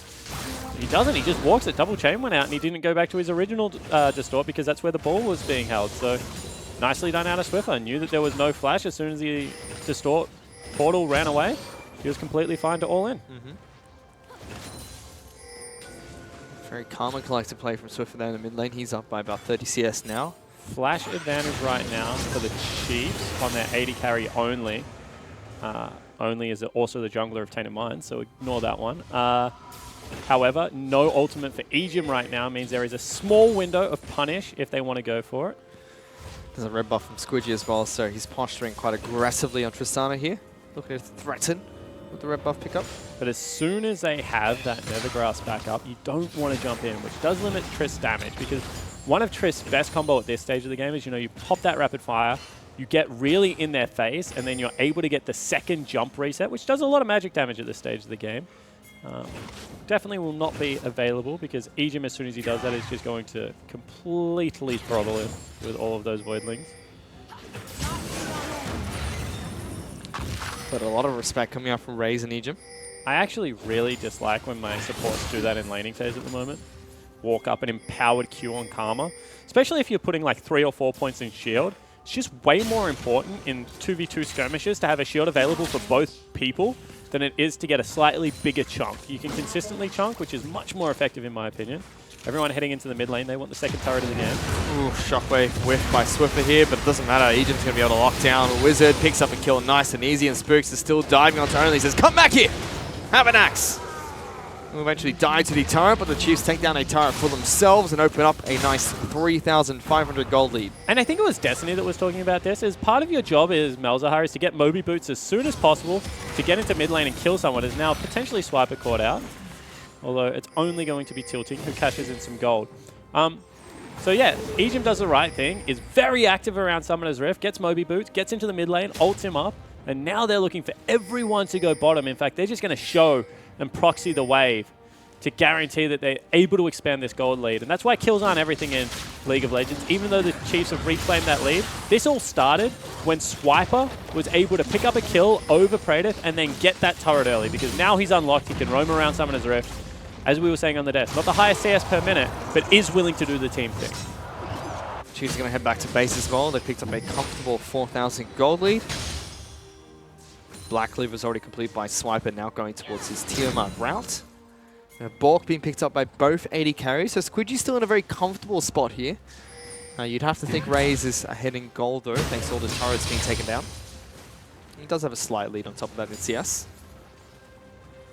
First item coming out from Spooks, going to be Righteous Glory on this Olaf. He just wants to run quick. And that's what I said, it's always interesting to track Olaf's item build, because that's just a lot of utility. They've recognized the fact that they don't have the best initiation unless Spooks outright is able to run someone down. So they go with that. Now we're just trading halves of the map. Squidgy, the last remaining bastion, really is being collapsed on by 3 members, while there's 4 heading top lane for Swiper. Ooh, Swiper's going to pop the ultimate. He says, all right, you guys want a tango? I can do it. Tries to take the ball down for himself. Kicked out. Gets rage, but it's not going to be enough. Even Tilting is forced up there to take him down. 4 members, and even then it looked like a struggle at best. That was so close of Wizard actually dying. As we mentioned, he's got level 2 ultimate at this stage of the game. And can they actually get anything for it? Because Swiper did the right thing. He dashed into the wave, cleared a wave out, and all of a sudden the Chiefs are knocking on turrets in both mid and bottom, whilst the rest of the map is not anywhere close. Nethergrass over the wall coming out on top of Squidgy. Swiffer, pull the trigger, buddy. Your support's going in. There you go. Take down Tilting at least. Can't quite get it. A little bit of a noob there, but still going to force the flash out of the support. Yeah, 14 minutes in, they're up 5,000 gold. Definitely not as comprehensive as game 1, but think that the Chiefs, after a little bit of a sloppy start, have ramped back up. Clear loss, in my opinion, here for the Chiefs. You have strange opinions, my friend. They're going to look to try and secure even more objectives. As Dragon's the next one for the Chiefs. You can see that what they're doing right now, another little cool thing that you can learn, especially if you're a jungler. Malzahar likes to get as many Voidlings out as possible because it really amplifies his damage. If you take up the Dragon, your Voidlings don't die and you can get out a lot. The junglers out there, definitely do that. Swiper again. Getting collapsed on again, avoids the...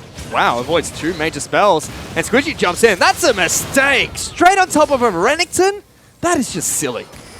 You don't do that. It's bold or idiotic. One of 2 things there, Fish. And now Wizard's being cornered here. Yeah, getting chased down, Tilting. It's actually one against lockdown, and Spook says, come at me, buddy! I'm here! Picks up a kill for himself, and poor Tilting had nowhere to go. I mean, Usain Bolt of Summoner's Rift. Spooks is just going top speed right now. That was Ghost Ultimate as well as the Glory, all popped at the same time. Not much hope of being able to outrun that weird Viking. And now they're going to push it on mid lane. You can see that Swiper still hanging out in some brushes, looking for a cheeky kill. Has found Only. He's going to dice on top of the Kicks jungler. him back into the table. Team, sorry. Oh no, Renekton. He's going to get taken down really low here. Ultimate will come out from Swiffer. Praedyth on less than 100 health there, but the shields will keep him alive. Swiffer gets taken down. It's a double for Tainted Minds. Squidgy has another jump if he wants it. So Swiper getting a little bit too cute at the moment. Do they go for more? Squidgy trying to chase down Ejim. No Blade the Rune King available. There's another Gets the pop. Jump. Goes out. Gonna get it. No, Nethergrass keeps it underneath the turret, but the knockback's not gonna be enough damage. Yeah, but that was actually a really good ultimate. If there was one auto attack just before it in the middle of the jump, he probably would have picked up the kill. Problem is there was always a chance he was going to die, so reads the play well there to Squidgy. And you'd have to say that the Chiefs, 8 to 9 in kills, only 5,000 gold. This game looked like it was going to open up. They probably had a free turret mid if they just went for it. Instead, they try and make a cute play, and TM do the right thing. They punish him. Squidgy's in a bit of trouble here. There's a chase coming out from this Olaf. Suddenly they do have Wizard who's joining in on the fight. Spooks will get locked down, taken down by Tilting, but Raze, he's dashing on in. It's 3-on-1, he's flashed away. Swiper suddenly teleported to the back lines. Flash stun, doesn't matter, only picks up the kill. And Swiper is being chased down by the rest. Chains from Wizard, lock him down, dashes over the wall, gets back to safety. And Squidgy will fall to Ejim in the meantime. But still 2 for 2, and when you're trading evenly as the Chiefs, when it's 17 minutes in and you've got a 5,000 gold lead, you've got to reevaluate the way that you're playing the game, Fish. Because really, game 1 they showed that they could absolutely monster TM, and this game they're really playing their style, you would have to say. So we check in with the items. Lichbane's picked up by Wizard. We've seen it a little bit more, being able to weave in auto attacks. Definitely important right now on the LeBlanc builds. Everywhere else, the Chiefs, I mean, they look like they're still items ahead, but the game's just going crazy. Still, small goal lead for the Chiefs though, so Tainted are still on the back foot despite their proactive play, but it's 10 to 11 in kills. I mean, 5,000 gold at 18 minutes is a huge gold lead. I mean, when you think about traditional League of Legends, that's a big gold lead at 20, 30 minutes into the game. The Chiefs have been sitting on it from about minute 13. It's just the problem is that they're taking these kinds of fight. This is an outright 2v3. Swiper is running from like a ward that is so deep away. Cut away from that because Tainted have picked up 2 more kills. The bottom lane duo of the Chiefs, they've been taken down. That's a big pickup. Slowly this gold lead is shrinking. That's now only 4,000 in the Chiefs' favor. Yeah, it certainly is. I mean, we'll see what the Chiefs can get off the back end of it. It looks like Swiffer is working on mid lane turret. He's able to pick it up. Chain from Wizard. Gonna lock him down, avoids the ball. 2 chains, 3 chains, more chains. Oh, it's not gonna happen. Oh, yes it is. There's another one from Tilty. Will he get the kill? Will Swiffer live? Don't have to find out next time in Dragon Ball Z because he does right there. Picks up a double kill for himself. So in the end, it's a 2v2 trade, and the Chiefs are able to pick up a turret, and that's much more composed play. I mean, you saw that able to get the solo kill there onto Wizard. Swiper has his back, collapses for a nice clean 2v2. And at the same time, they were focusing on objectives. That's what the Chiefs definitely need to do a little bit more of this game. 20 minutes in. Looks like Squidgy and only one more time want Raze and Ejim. Oh, they're jumping on forward. Only gets to jump on Raze. Squidgy knocks him back. Raze just get a good chunk out of Squidgy, and suddenly the rest of Chiefs looking trying to collapse. Spooks charging on forward. Top speed again. Mark 1 initiated, as Only is running the absolute wrong way. Ward jump towards safety. Gets hit by an undertow as well as a swarm of Voidlings that just pick up a kill for Ejim. That's much better axe tossing out of Spooks. Did you see the way that the first one was short but burnt the cooldown? He's able to run onto it naturally, and then the next 2 are just frame perfect on top of the champion. That's what we're talking about. Never overthrow your axes. Make sure that you can chain the slows together.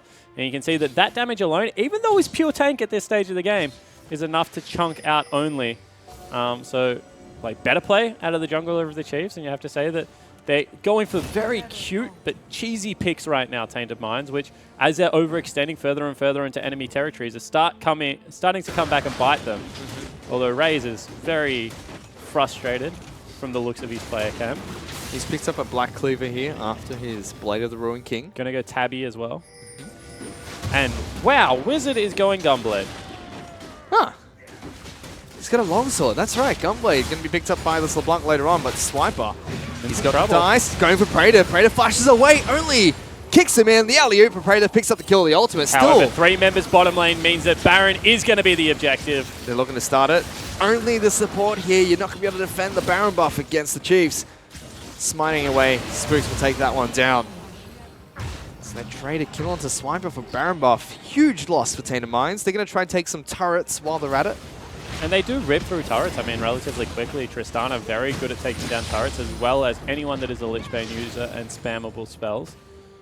So they do manage to pick that one up. Potentially an Ocean Drake also on the table, although they have to be careful because only 9 seconds until Swiper is back available, and he has teleport as well as a couple of deep wards. This is cheeky. Tainted Minds, they've cleared the wards in this area. Ejim, his dad said don't face check. And that's the right thing right there, coming up with the support. Doesn't do just that. Gets a return kill on towards Wizard. Tilting, now being chased down by an angry Olaf. And more members of Tainted Minds about to fall. Kick back from Only. He's just trying to run away. There's no Raptors there for you, buddy. No chicken today.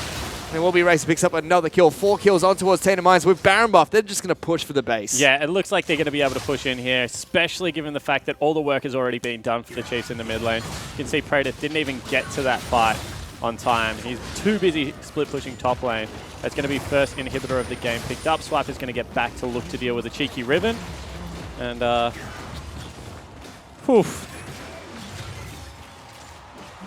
It's an interesting game, Spawn. I mean, 22 minutes in, Chiefs are well and truly ahead. Tainted Minds look like they've been fighting back at different points in the match and having some good proactive plays. But I can still hear the circus music in the background somewhere in this match. I think that's definitely fair to say. This is a very cheeky game, as opposed to a clown game, I think you would call it. They're just going for, you know, very risky plays. So this is it again. Ejim gets popped out of the bush. Of course, he has a spell shield, so not in that much damage. Turns around, and once again, just perfect axes. Look at this one. Nice and short, runs onto it. Very short axe again, hits. So Spook's doing a good job there. From there, it's just all about catching Only. He tries to make the Q play over the Raptor wall, but obviously he can't. And another really nice axe out of Spook. So just following the Olaf play. Oh, Wizard, you're in some trouble. It's down Wizard. Blast Cone. Goodbye. A mistake, you'd have to say? Yep, definitely. Sometimes it happens. Destroys his own Blast Cone and then dash back in. Big shockwave from Swiffer. Tainted Minds going to have to try and run away. Praetor wants to fight. Raze dashes further into the base. Gives the good old Crocodile a double kill. Spooks is throwing axes into the fountain. Only kicks him a millimeter away and is just saying, I can fight you. I've got a fountain behind me. Guardian Angel still available for Spooks. He doesn't care. The Chiefs get 3 kills, a turret. They're looking for a Nexus here as well. As the final 2 turrets left standing, Only Tilting and Only left up to try and defend this one. First turret falls, Tilting gets stunned up and chased down. Another kill for the Chiefs. Wizard comes back up, couldn't even finish his gunblade. That's how fast this game was. 24 minutes in, Chiefs still looking for kills. Nexus is going to fall to minions.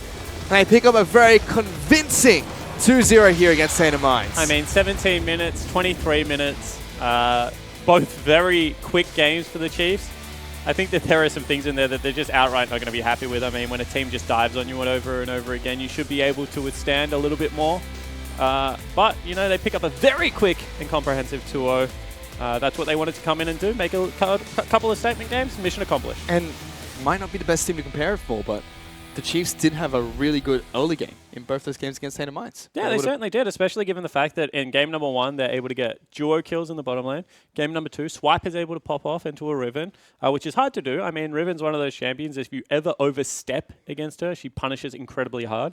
So I agree. I mean, that's some promising signs. It's been a long time since we saw standard lane kills from the Chiefs. Certainly has, and I believe with that, Chiefs have locked in the spot of either third, potentially second or third, yeah. Potentially depending second. on what Legacy are able to do versus Abyss tomorrow, I believe. So we'll have to see how that one takes up. But Chiefs will be heading into the gauntlet at least at 3rd place, and they have looked good since they come back from America. They've been able to raise their koalas, and for now, let's toss this one back to the analyst desk. Thank you very much, guys. Hey, everybody. Welcome back to the OPL. If you're just joining us, Chiefs 2-0 over Tainted Minds, and this bloody koala that Fisher's tossed back to me. If you're watching at home, it's pandemonium today. That's an OHS issue. Really I've been hit. I apologize. Well, let's take a look at these guys taking the handshakes there, and I mean that was a marathon game at 23 minutes compared to the first game. T-Gun.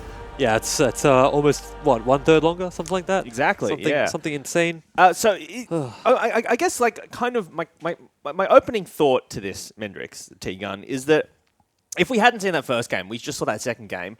That second game did not go well at all. Yeah. Right? And so we're going to probably try and say, look, Tainted Minds showing signs of life, et cetera, but that's only in the context of that first game where it was a 17-minute 30 game or whatever, you know? I mean, it was a better game. Like if you took it in a vacuum, it still wasn't that great. But what do you expect when you're playing, you know, arguably the best team? They're at very least top 3. You just have to take the small victories. Their bot lane performed leagues ahead of what they did the first game. Yeah. They just have to work on that and take it as a learning experience. Well, Mendrix, let me ask you about this draft then. So do you think their improvements have anything to do with the draft? Because these are much more standard picks from TM. No, I feel like this was more along the lines of them saying, okay, you know, let's just try to play a little bit more reserved. You can see it was a bit more controlled in what they were doing. And actually what I like about their play across the board is it was cheeky. I mean, they even went for a cheeky level 1 engage. They tried to see if they could get these small advantages wherever they could. It was, again, like you said, some signs of life in comparison to the first game. But at the end of the day, they were actually able to get it in there, get some kills, and actually have a bit more of a competitive match. So we see TM there sticking with their Tristana pick from the first. I'm not going to throw this at you, don't worry. I'm just moving it off the desk because I feel like it's distracting. The TM sticking with that Tristana pick, and I mean, how do you feel the difference was in terms of the Tristana play, Tegan, game 2 to game 1? I think it was in the support pick. There's a lot different you do with Karma than you do with Sona. Yeah, classic Karma, support player thinking that support is the important role, but go on. What can I say? It really is. There's a reason people say you can't win as ADC in solo queue. They don't say you can't win as support. Karma is much less gankable. Karma does more consistent damage, especially the one thing I will criticize Chiefs on is why pick Mal's into Karma. It's traditionally not that good, especially after the W changes with the minion spawning a little bit delayed. Right. So why pick it? You can play so many more things. He's got such a huge champ pool. I understand why they banned out the Lulu. It's a strong pick. You don't need to keep that pick in the game. Might as well remove it. But why pick Mal's into Karma when he can play different things that have a better laning phase? So what are these champions? Let's name some names. Like, what would you Against rather have seen instead of Malzahar into Karma? Keep in mind, a lot of these are dependent on the actual team comp because, as far as I'm concerned, for support it goes Lulu, Karma, literally everything else. Right. Okay. But he could go something like Nami if they want to play more defensive. It also helps augment his ADC, and especially when you're playing something like Lucian, you could even go back to Lucian Braum. It's a little bit of a weird matchup, but I really just don't like Malzahar into it. I understand they want it because, hey, we can make really cool catches, we can do heaps of damage if we get to that point. Get those Voilings to tank the dragon. But you're banking on you being significantly better than your lane opponents, and while they are, it's a little bit of an arrogant thing to do. Ooh. I think it comes down to something about team composition. I mean, if you look at it there, they decided to go for a more aggressive support. And when that happens, it means Ivan becomes a lot more available to you as an option. We were actually discussing about how you can, if you do manage to pick up the Ivan, he's actually better when you do match it with an aggressive support. At the very end there, it was banned out, which does suggest that it could have been possibly a pivot in terms of the jungler they are coming through, actually picking up the Olaf instead. So really, it might be something they wanted a specific team composition, and that's why they wanted the Malzahar there. All right, well, let's move on from team comp into the actual game. And in this game, I feel like Tainted Minds, like we said, in the first game, they were showing sort of signs of proactive play that didn't really work out for them, but this time they had a little bit more success, Mendrix. Yeah, that is absolutely right. And it is them sort of making moves for all those team fights that they're able to do. They were trying to be a bit more proactive with their ganks, with everything they can. But, I mean, at the end of the day, it is the Chiefs here actually getting the win off the back of it. And it is a bit of a scrappy fight. And it sort of forces the Chiefs back into these team fights as they happen. And this is what we wanted to see from them in the first game. If they were able to do this, become a bit more competitive, get the picks that they needed every single time, they would have actually had a better showing, especially if they managed to take it to a bit later into the game. Perhaps, you know, if Chiefs take this really far out, they're the ones with the advantage because they have a bit more of a scaling composition. But they sort of were allowed to be at a point where, you know what, we can get to 30 minutes and maybe win the game from there. The thing I'd really like to take away from that whole scrappy fiasco of a team fight there, if you even want to call it a team fight, because it was just a bunch of 1v1s happening all on the same screen, was how cool the things TM were doing. They were doing really nice little mechanical moves. They were doing ward hop Qs to dodge and juke around people. And, you know, you look at those things all individually and you think, well, that's not really impressive. I could do that.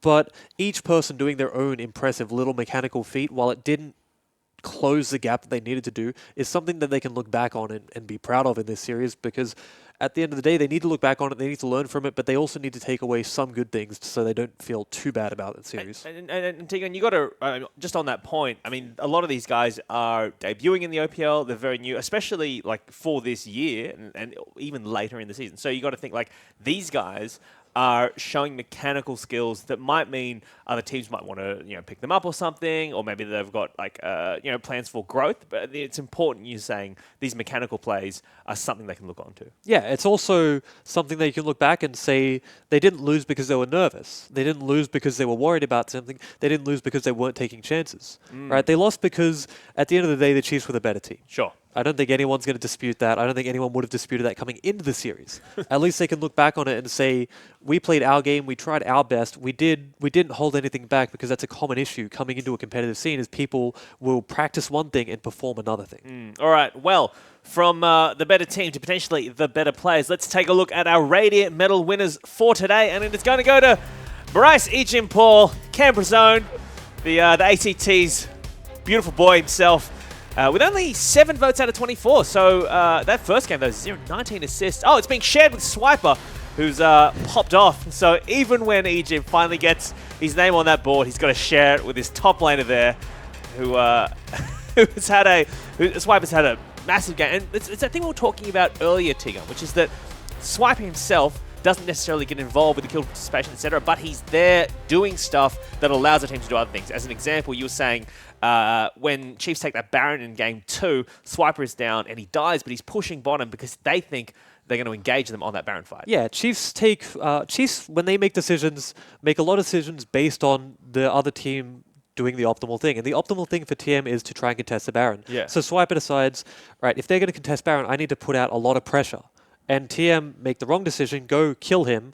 But if he dies, who cares? You get Baron for practically free there, and you're able to snowball that into a win in the next, 4 or 5 minutes. So while it looks bad on his stats, what he's doing is still the correct play. And it wasn't just happening in the late game as well. It was actually happening in the early game. It was actually a point in time where I think TM actually sent 3 members twice towards I think it was Swiper. 4 in the top lane when they blew 4 ultimates to kill him. Yeah, like just using so many resources. You think Swiper dies because he's been caught out here. Well, no, actually, if you looked around the map while it's happening, they're getting chip damage on other towers. And then off the back of that, they are getting the towers down. So a lot happening just off the back of it. Yeah. All right. Well, I'm sorry to cut you off there, but we do have to move along. I know you guys just want to spend a lot of time praising Swiper, but we are actually lucky enough to be joined by the guy who shared that medal with him with Spawn right now. So let's toss it to Ejim and Spawn for the interview. Exactly right. Who gives a damn about Swiper? My man that I gave 3 points to, Ejim standing next to me. Comprehensive victory there, Bryce, I think it's fair to say. Yeah, it was a 2-0, but the second game was a bit rubbish. But, it's all right. We won at the end of the day. I think it's a bit bollocks that I got robbed of my MVP by big swips, but whatever. It happens. Talk to me about the Malzahar pick, because the desk was talking about it a lot. Yeah. What do you like about it? I want to roast the Goon for this one. So, obviously, his tier list is pretty correct. Karma Lulu, very good champions. But as you see, the correct thing into Malzahar is not picking the champions like the Riven, the LeBlanc, because he's just so suffocating in the draft. So we picked Malz early, and then they did, in my eyes, the incorrect thing, picked Riven anyway, picked Lee Sin anyway. If he tries to insec, I ulti. They picked the LeBlanc. If she dashes in, I ulti. So, it might not win the lane as hard, but it is an aggressive pick outside of the lane, and then it was very good in our team comp. All right, cool. So talk to me about the team comp as a whole then, because I said that there might be some issues with outright initiation if it goes into the late game. Floppy. Is this something that you guys are well prepared in playing against, having teams push in on you? Is it because you do pressure objectives more? What is it about this comp that you guys like? Honestly, I don't like the comp too much. I think we did mess up. We kind of pigeonholed ourselves into an O-Life pick. So, I'll just be honest. And then, so we did rely on the Malzahar, I guess, but we were just winning all over the map. And as the Goon was talking about on the desk, they just kept making the wrong decision in regards to going to kill Swiper in a side lane. We just got a free Baron. We dove and took the inner turret bot when they sent 4 people and blew 4 ultis on Brandon top. So, yeah. It is what it is. All right, cool. Now talk to me about the playoff gauntlet, because you guys, suspension for 2 weeks, go over to North America, start boot camping, obviously come back for a good game 1, maybe a sloppy game 2. Yeah. But what are you guys looking forward now? Because ultimately you're going to be probably locked into 3rd place. I don't think many people are going to dispute that fact. Is it just about cleaning up your play heading into that? Is it Legacy or Direwolves that you guys are really looking at? Yeah, if you're not first, I don't really care where we place, sorry. Still got to beat everyone to win. But yeah, I think we'll be playing Sin or AV. I think we play the winner. And then we'll be going on to further up the bracket. And yeah, we're just looking to ourselves. I think our ceiling, we believe, is higher than everyone else's. So if we fix ourselves, if we play to our game, then we're going to win. All right, cool. And Legacy, Direwolves, who's stronger at the moment? Give me the lowdown. Direwolves. Direwolves are stronger. Well, you've heard it here from the man himself, Bryce. Thank you so much for the interview. And I'm a Legacy fanboy. So yeah, you are. Oh, Legacy support. That's a little bit sore, but that's only the first best of 3 of the night. Don't go anywhere. When we get back from the break, Sin are going to take on Avant Garde. Ultimate comes out, flashes in, and Only's here as well. First blood is picked up by the Tainted Minds jungler. Yep. Squidgy can't get forward. Dash over to a ward. A kick coming out from Only. Now looking he have for it? Raze. The jump, the satchel bomb, and Squidgy gonna be able to get the slam dunk for a kill on the bottom lane.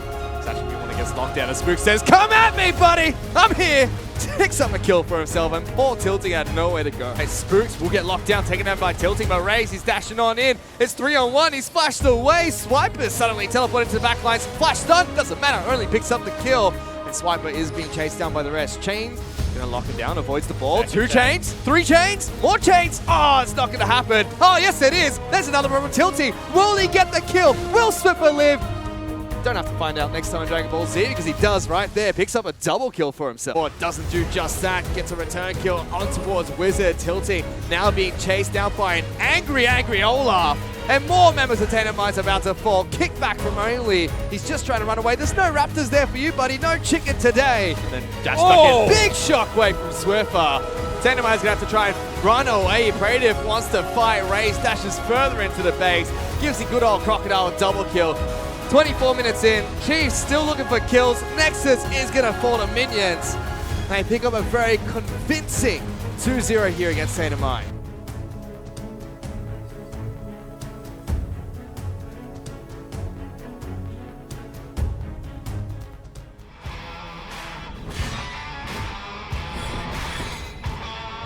Feels good to stretch my wings.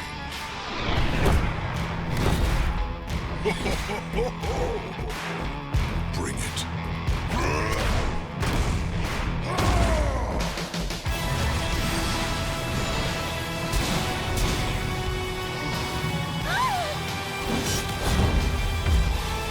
Pick on someone my size.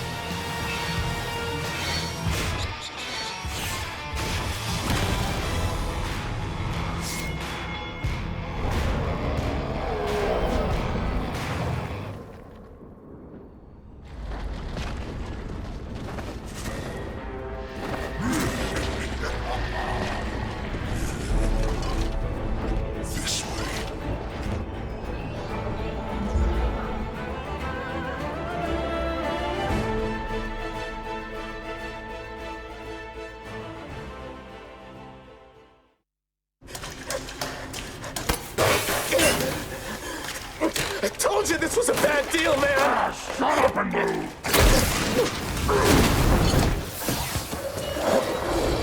Which way? Over here!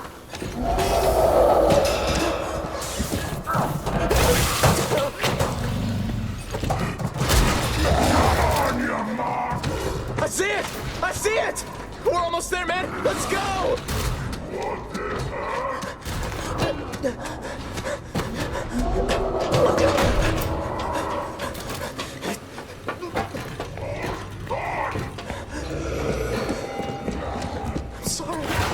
I'm sorry!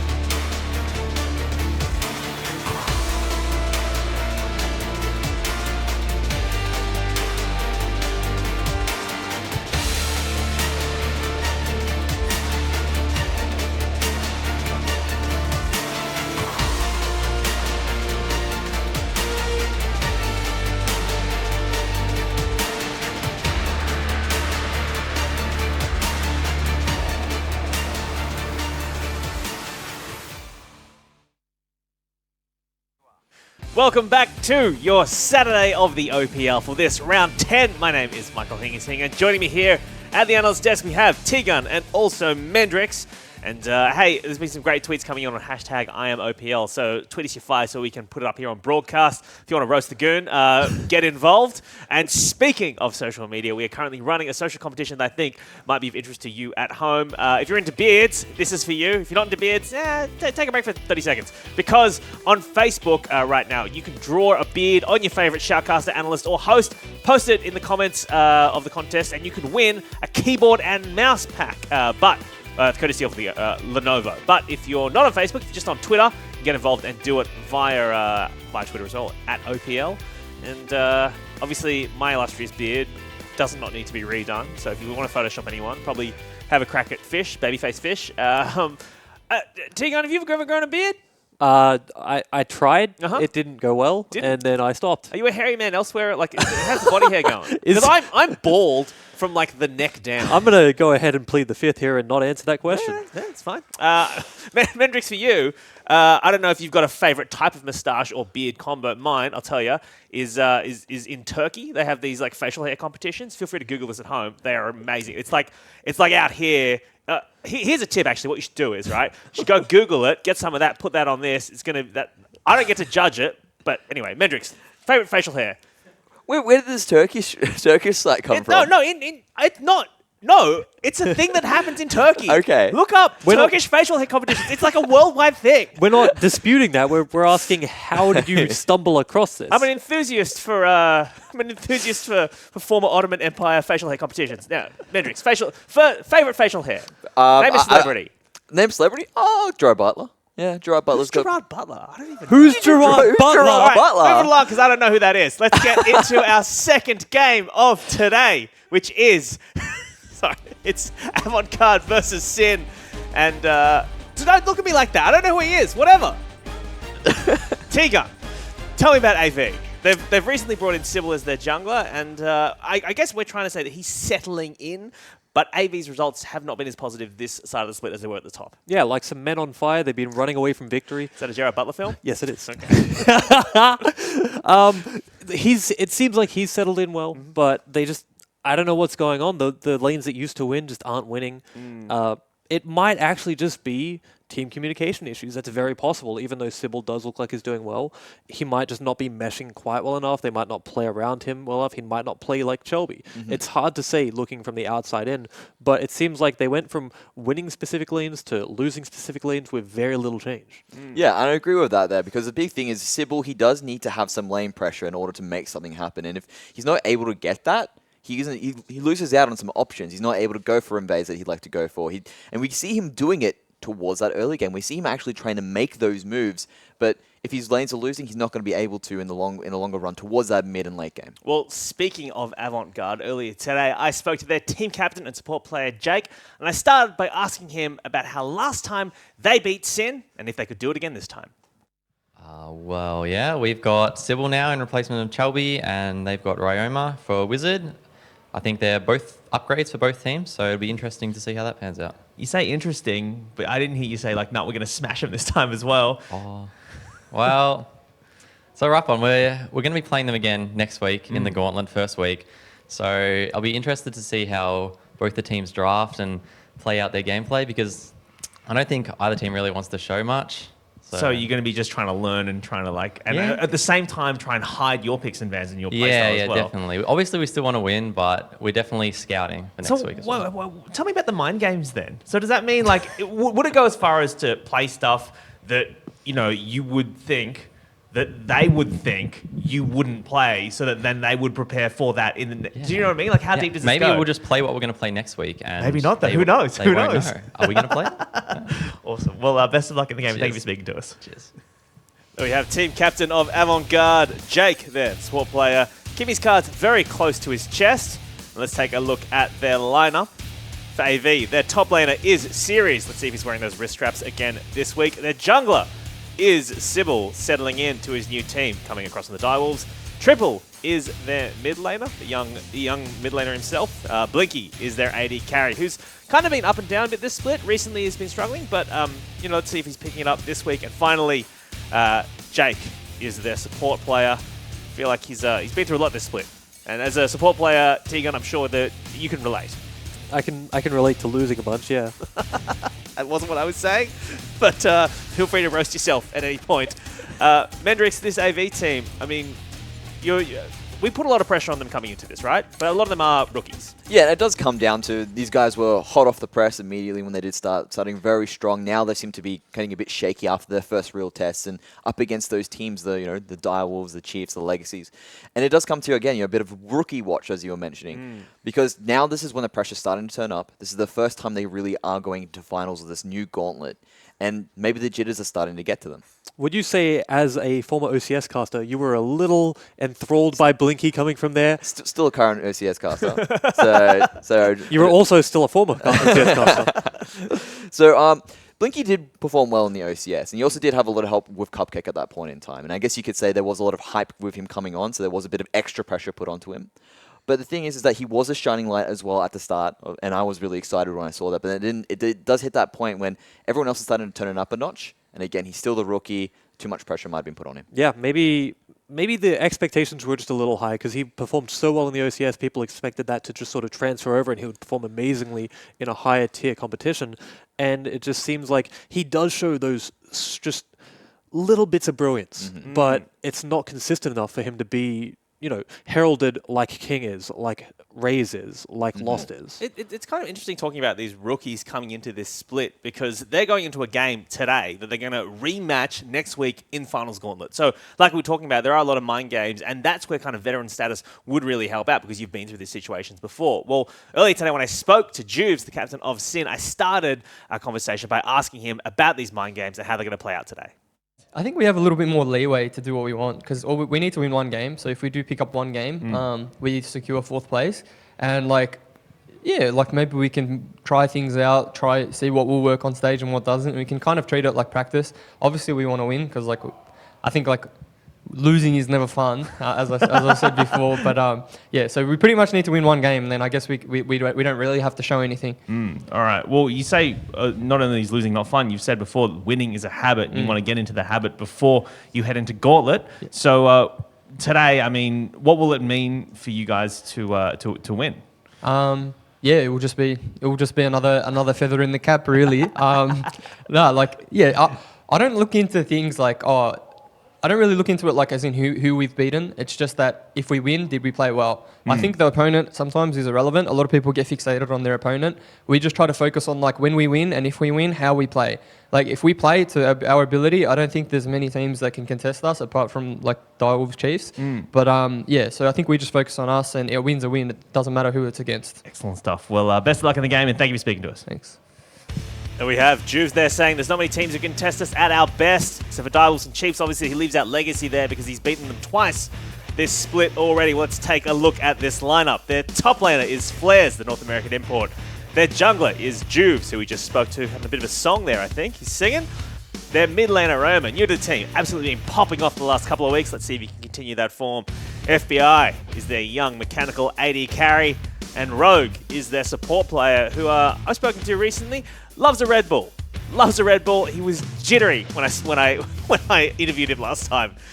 Anyway, sorry. Mendrix, this team on fire. Did you say? Yeah, absolutely. And it seems to come down to the idea of, it's the complete opposite of AV. These guys started a little bit shaky in comparison. They ended up dropping the games, actually dropped the games against AV as well. And now this time around, they found form, doing well against the Chiefs when they did go up against them. And then taking a 2-0 against Legacy. So really is a bit of a reversal, and it is like they said, they want that winning mentality. Yeah. As much as it pains me to compliment the Sin team, they've done really well recently. They've just turned up a notch. I don't know what they've done, how they've done it, but they went from, at least last season, being a pretty shaky team to this season looking really unstoppable. Whenever they get any sort of advantage, they just compound it again and again, snowball to victory very quickly. When everyone outside loves to joke about Sin ARAM and how they're really chaotic, but there's no way what they're doing isn't very controlled from their end. And what I like with the changes that they've made is they've still kept that same tempo, but it's now more controlled, it's more focused, and you can see it with the performances coming through. Yeah, well, when we talk about Sin though, right?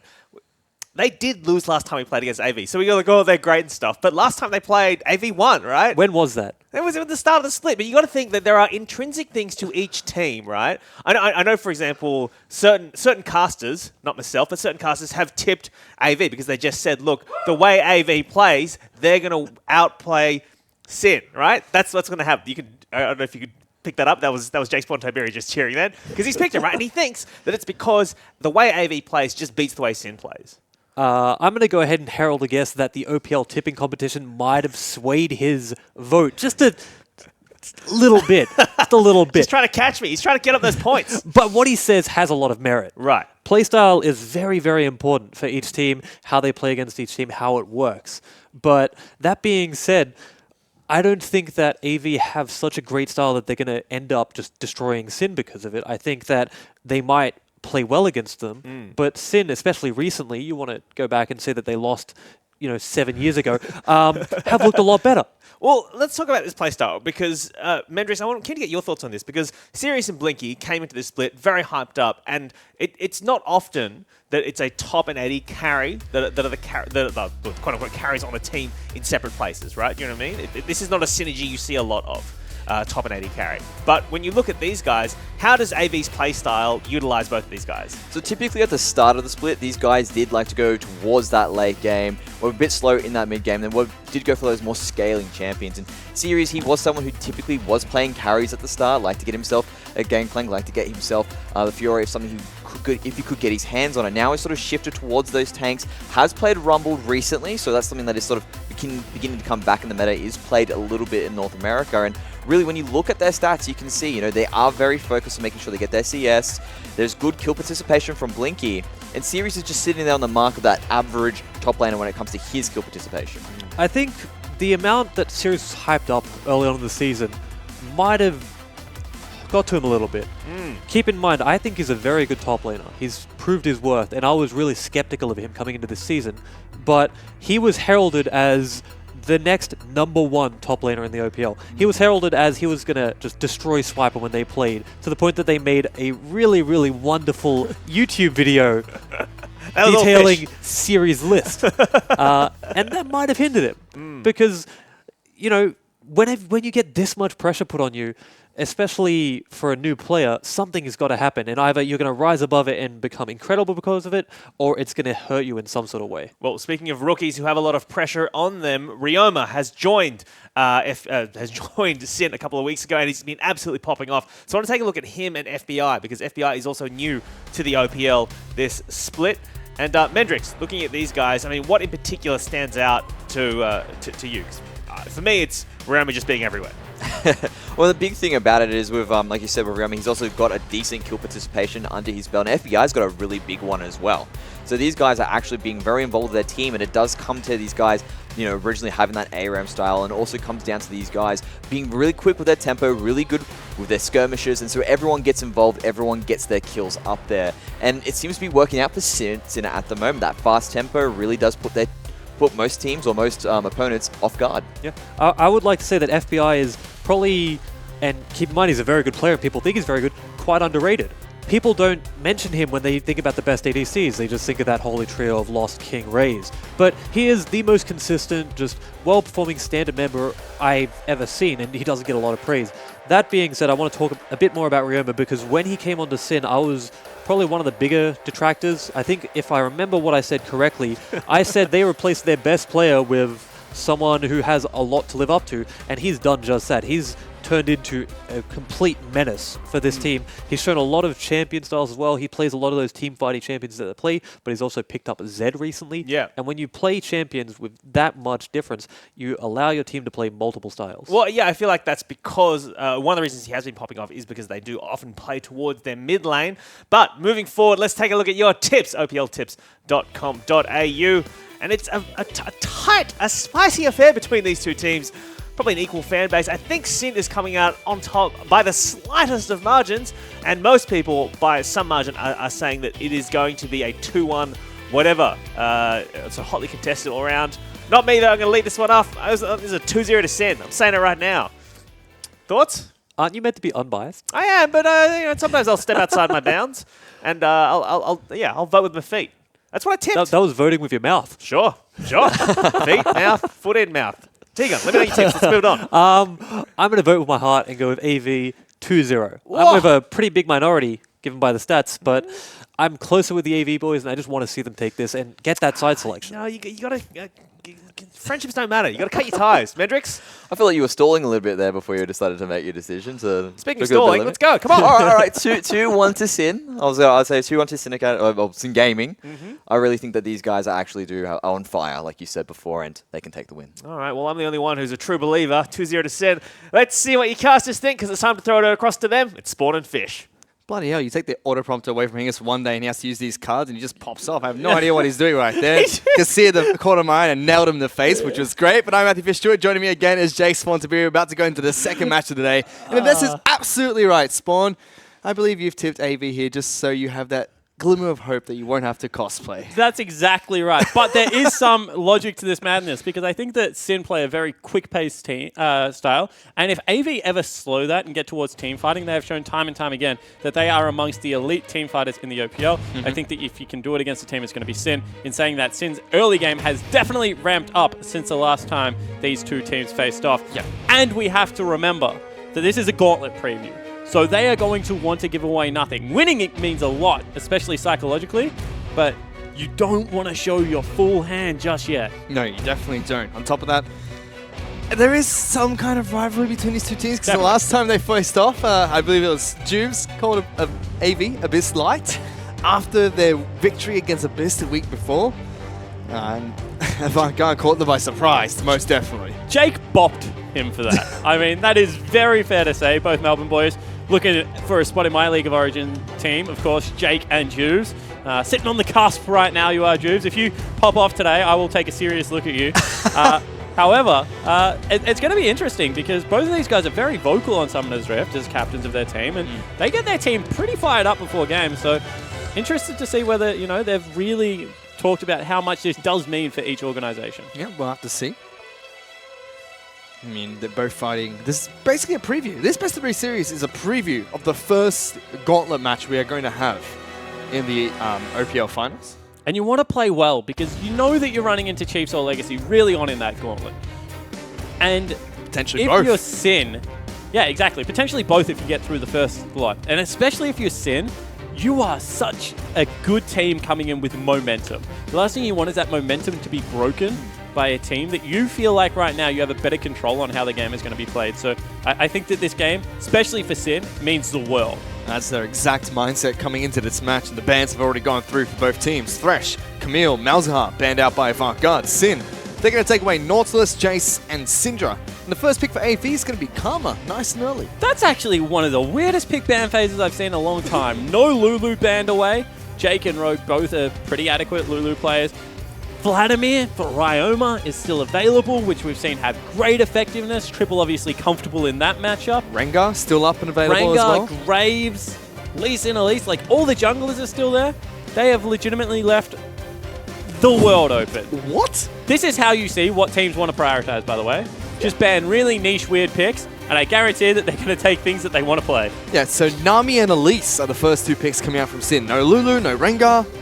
Makes sense. I mean, all of a sudden, when you have a look at this, potentially going to be a high priority placed on Lucian for both teams, especially Lucian Nami is a great lane. We talk about it a lot, but Tycaller's Blessing with the E is very hard to deal with. Oof. And we're going to get the Rengar being picked up here for Sybil. And into the jungle against Jubes. Let's see what their next pick is going to be here. I expect it to be AD carry. I expect them to leave both solo lanes up. Obviously, Flares and Ryoma are two linchpins for the team. Flares from his split pushing and his great tank play. Ryoma just for his team fight and also the ability to pick assassins. So, yeah, that doesn't surprise me at all. And I expect this also to be an AD carry.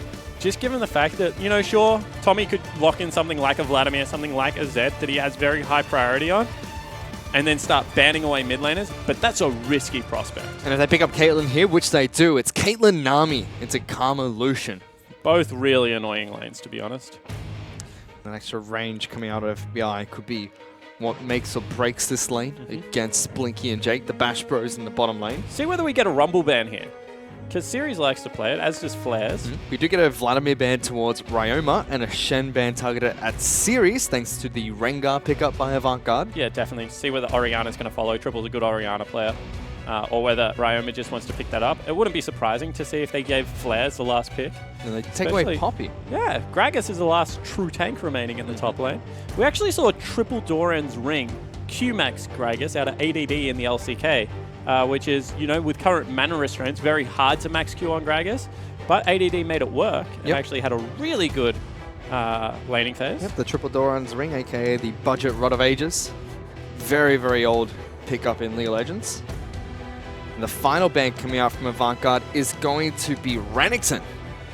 So banning that one out towards Flares. That does leave Rumble up. Yeah, Rumble's really strong at the moment. It makes a lot of sense. Series is nodding his head.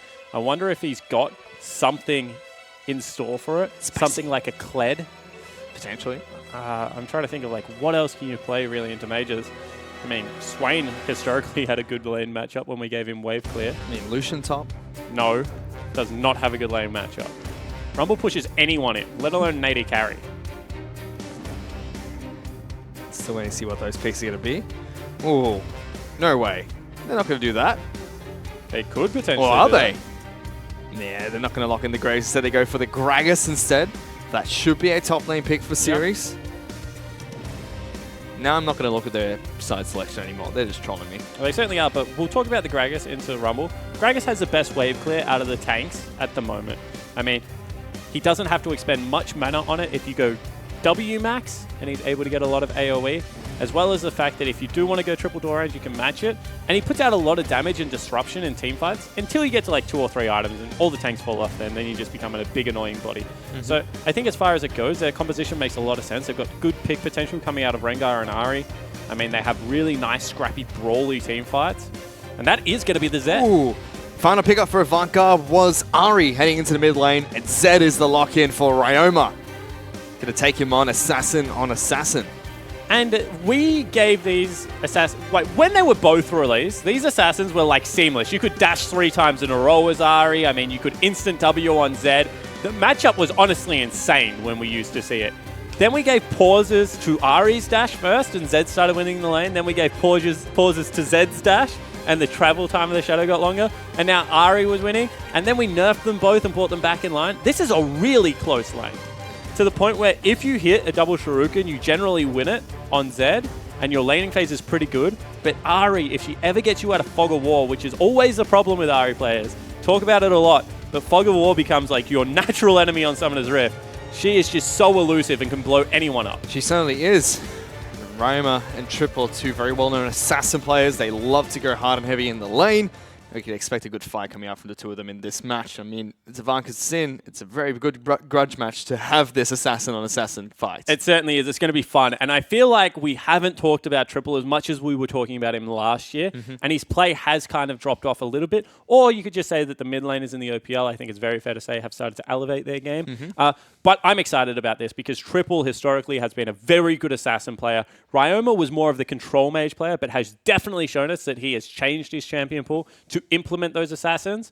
And so much of these teams historically has been built around, you know, formerly Rymeister, now Ryoma, as well as Triple going in the mid lane, and their junglers shadowing the lane in the 2v2. This is great. And this is why we were so hyped when we saw that Sybil was coming into Avant Garde, because when Sybil was announced to be moving to Avant Garde, that's when Series was playing well. That's when we knew Triple was in the mid lane as well. And they're like, well, perfect. Their top side of map's great. They've got the Bash Bros in the bottom lane. Avant Garde are going to look like a really solid team. Have been a little bit shaky recently, though, so we'll have to see if they can refine their form in the first match here against Sin, a best-of-3 series and a preview to the Gauntlet. But for now, let's check in with Hingers, who's standing by with one of their coaches. Thanks, guys. I'm here with the coach of AV, Pinch, and it looks like everyone's trying to play with their cards close to their chest today. So just broadly speaking then, what do you feel like your win conditions are with this team comp?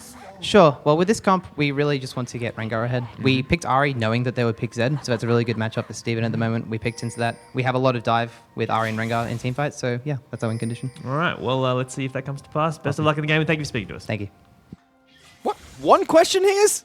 Well, as he said, they don't really want to talk about this matchup, and rightly so, just because they have to play it next week. And I like that. They're really confident in getting triple ahead, of course. That's Steven, if everyone was wondering. They think that this is a good matchup for him. As I said, I don't know whether I necessarily agree. It's very snowbally, as Assassin on Assassin is.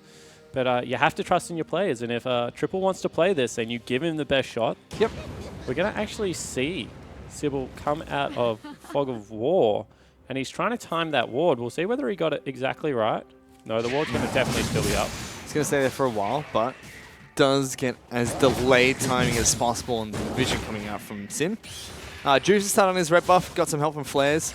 And this bottom lane is an interesting talking point. Jake's taken Thunderlords, Blinky's gone for Fervor, whereas FBI's gone for Warlords, and Rose gone for Windspeaker's Blessing. So it's a poke against an all-in lane, you could say, with some poke from that Karma. Yeah, definitely agree. I mean, especially given the fact that you got Thunderlords on Karma, the idea behind that is you get in with your W and the tether starts proccing. Although Blinky taking so much damage early is not going to be a good news story. And you really have to trade within your windows of the shield. That's as simple as it is. Jake needs to also make poke count in this lane. Ah, that's nasty. Yeah. Good poke coming out from FBI. There's a reason that good Caitlyn players are impossible to play against. And it's because, you know, if they layer skill shots as well as auto attack in. Oh, he's going to be able to get a headshot there, FBI. Does take some damage in return, and he is only running a Duan's Blade here. Does have a Nami. Yep. Ebb and Flow will be able to keep it nice and topped up. But this is the other thing you can do, is use Karma, especially if she's running Meditation, to just shove the wave over and over again. Certainly is a win condition to be able to look towards. That headshot was just at the end of the shield, so Blinky gets away with a little bit there. However, you can see that now the zone begins, which is dangerous because there is no Mantrid Q available to help that hit the turret. So Blinky in some big trouble, Fish. Already burned through all his potions, and Doran's Blade with a single potion still available for FBI in the bottom lane.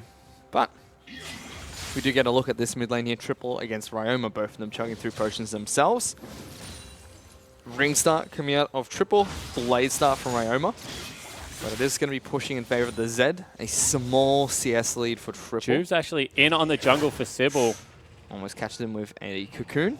I mean, he shot that one into the trees. Almost catches him with a Cocoon. But you can see that they do have good vision here. Actually, Sybil goes back and gets himself a control ward as well as the second jungle item. Doesn't really feel he can fight Juves at the moment, however, with Rumble cheating down early. Double buff release as well. Yeah, does let that go across. Blinky in huge trouble. I mean, he has to back now, and he's going to be really far behind in CS. It's already down about 10 CS. That's stolen by Juves. Juves is doing the Shern thing. He's just sitting in the jungle with Smite available. Now it's not available, but he has a level advantage. And bullying Sybil. And Sybil, for a couple of weeks in a row, has been turfed off the top side of the map. And this is something you talked about in Champions League. Rumble pushes into anyone. So with Flares making sure Siri's underneath his turret, he's got the faster rotation. Yeah, every single time. And you can see that Siri's made the call to go back to lane. He said, you don't really need your blue buff, which is correct. I mean, technically still, if he can get bottom side control with Scuttle, this is still not a bad early game for Sybil because he's had double Raptor camps. Like, he's 26 CS, so you can just see right now.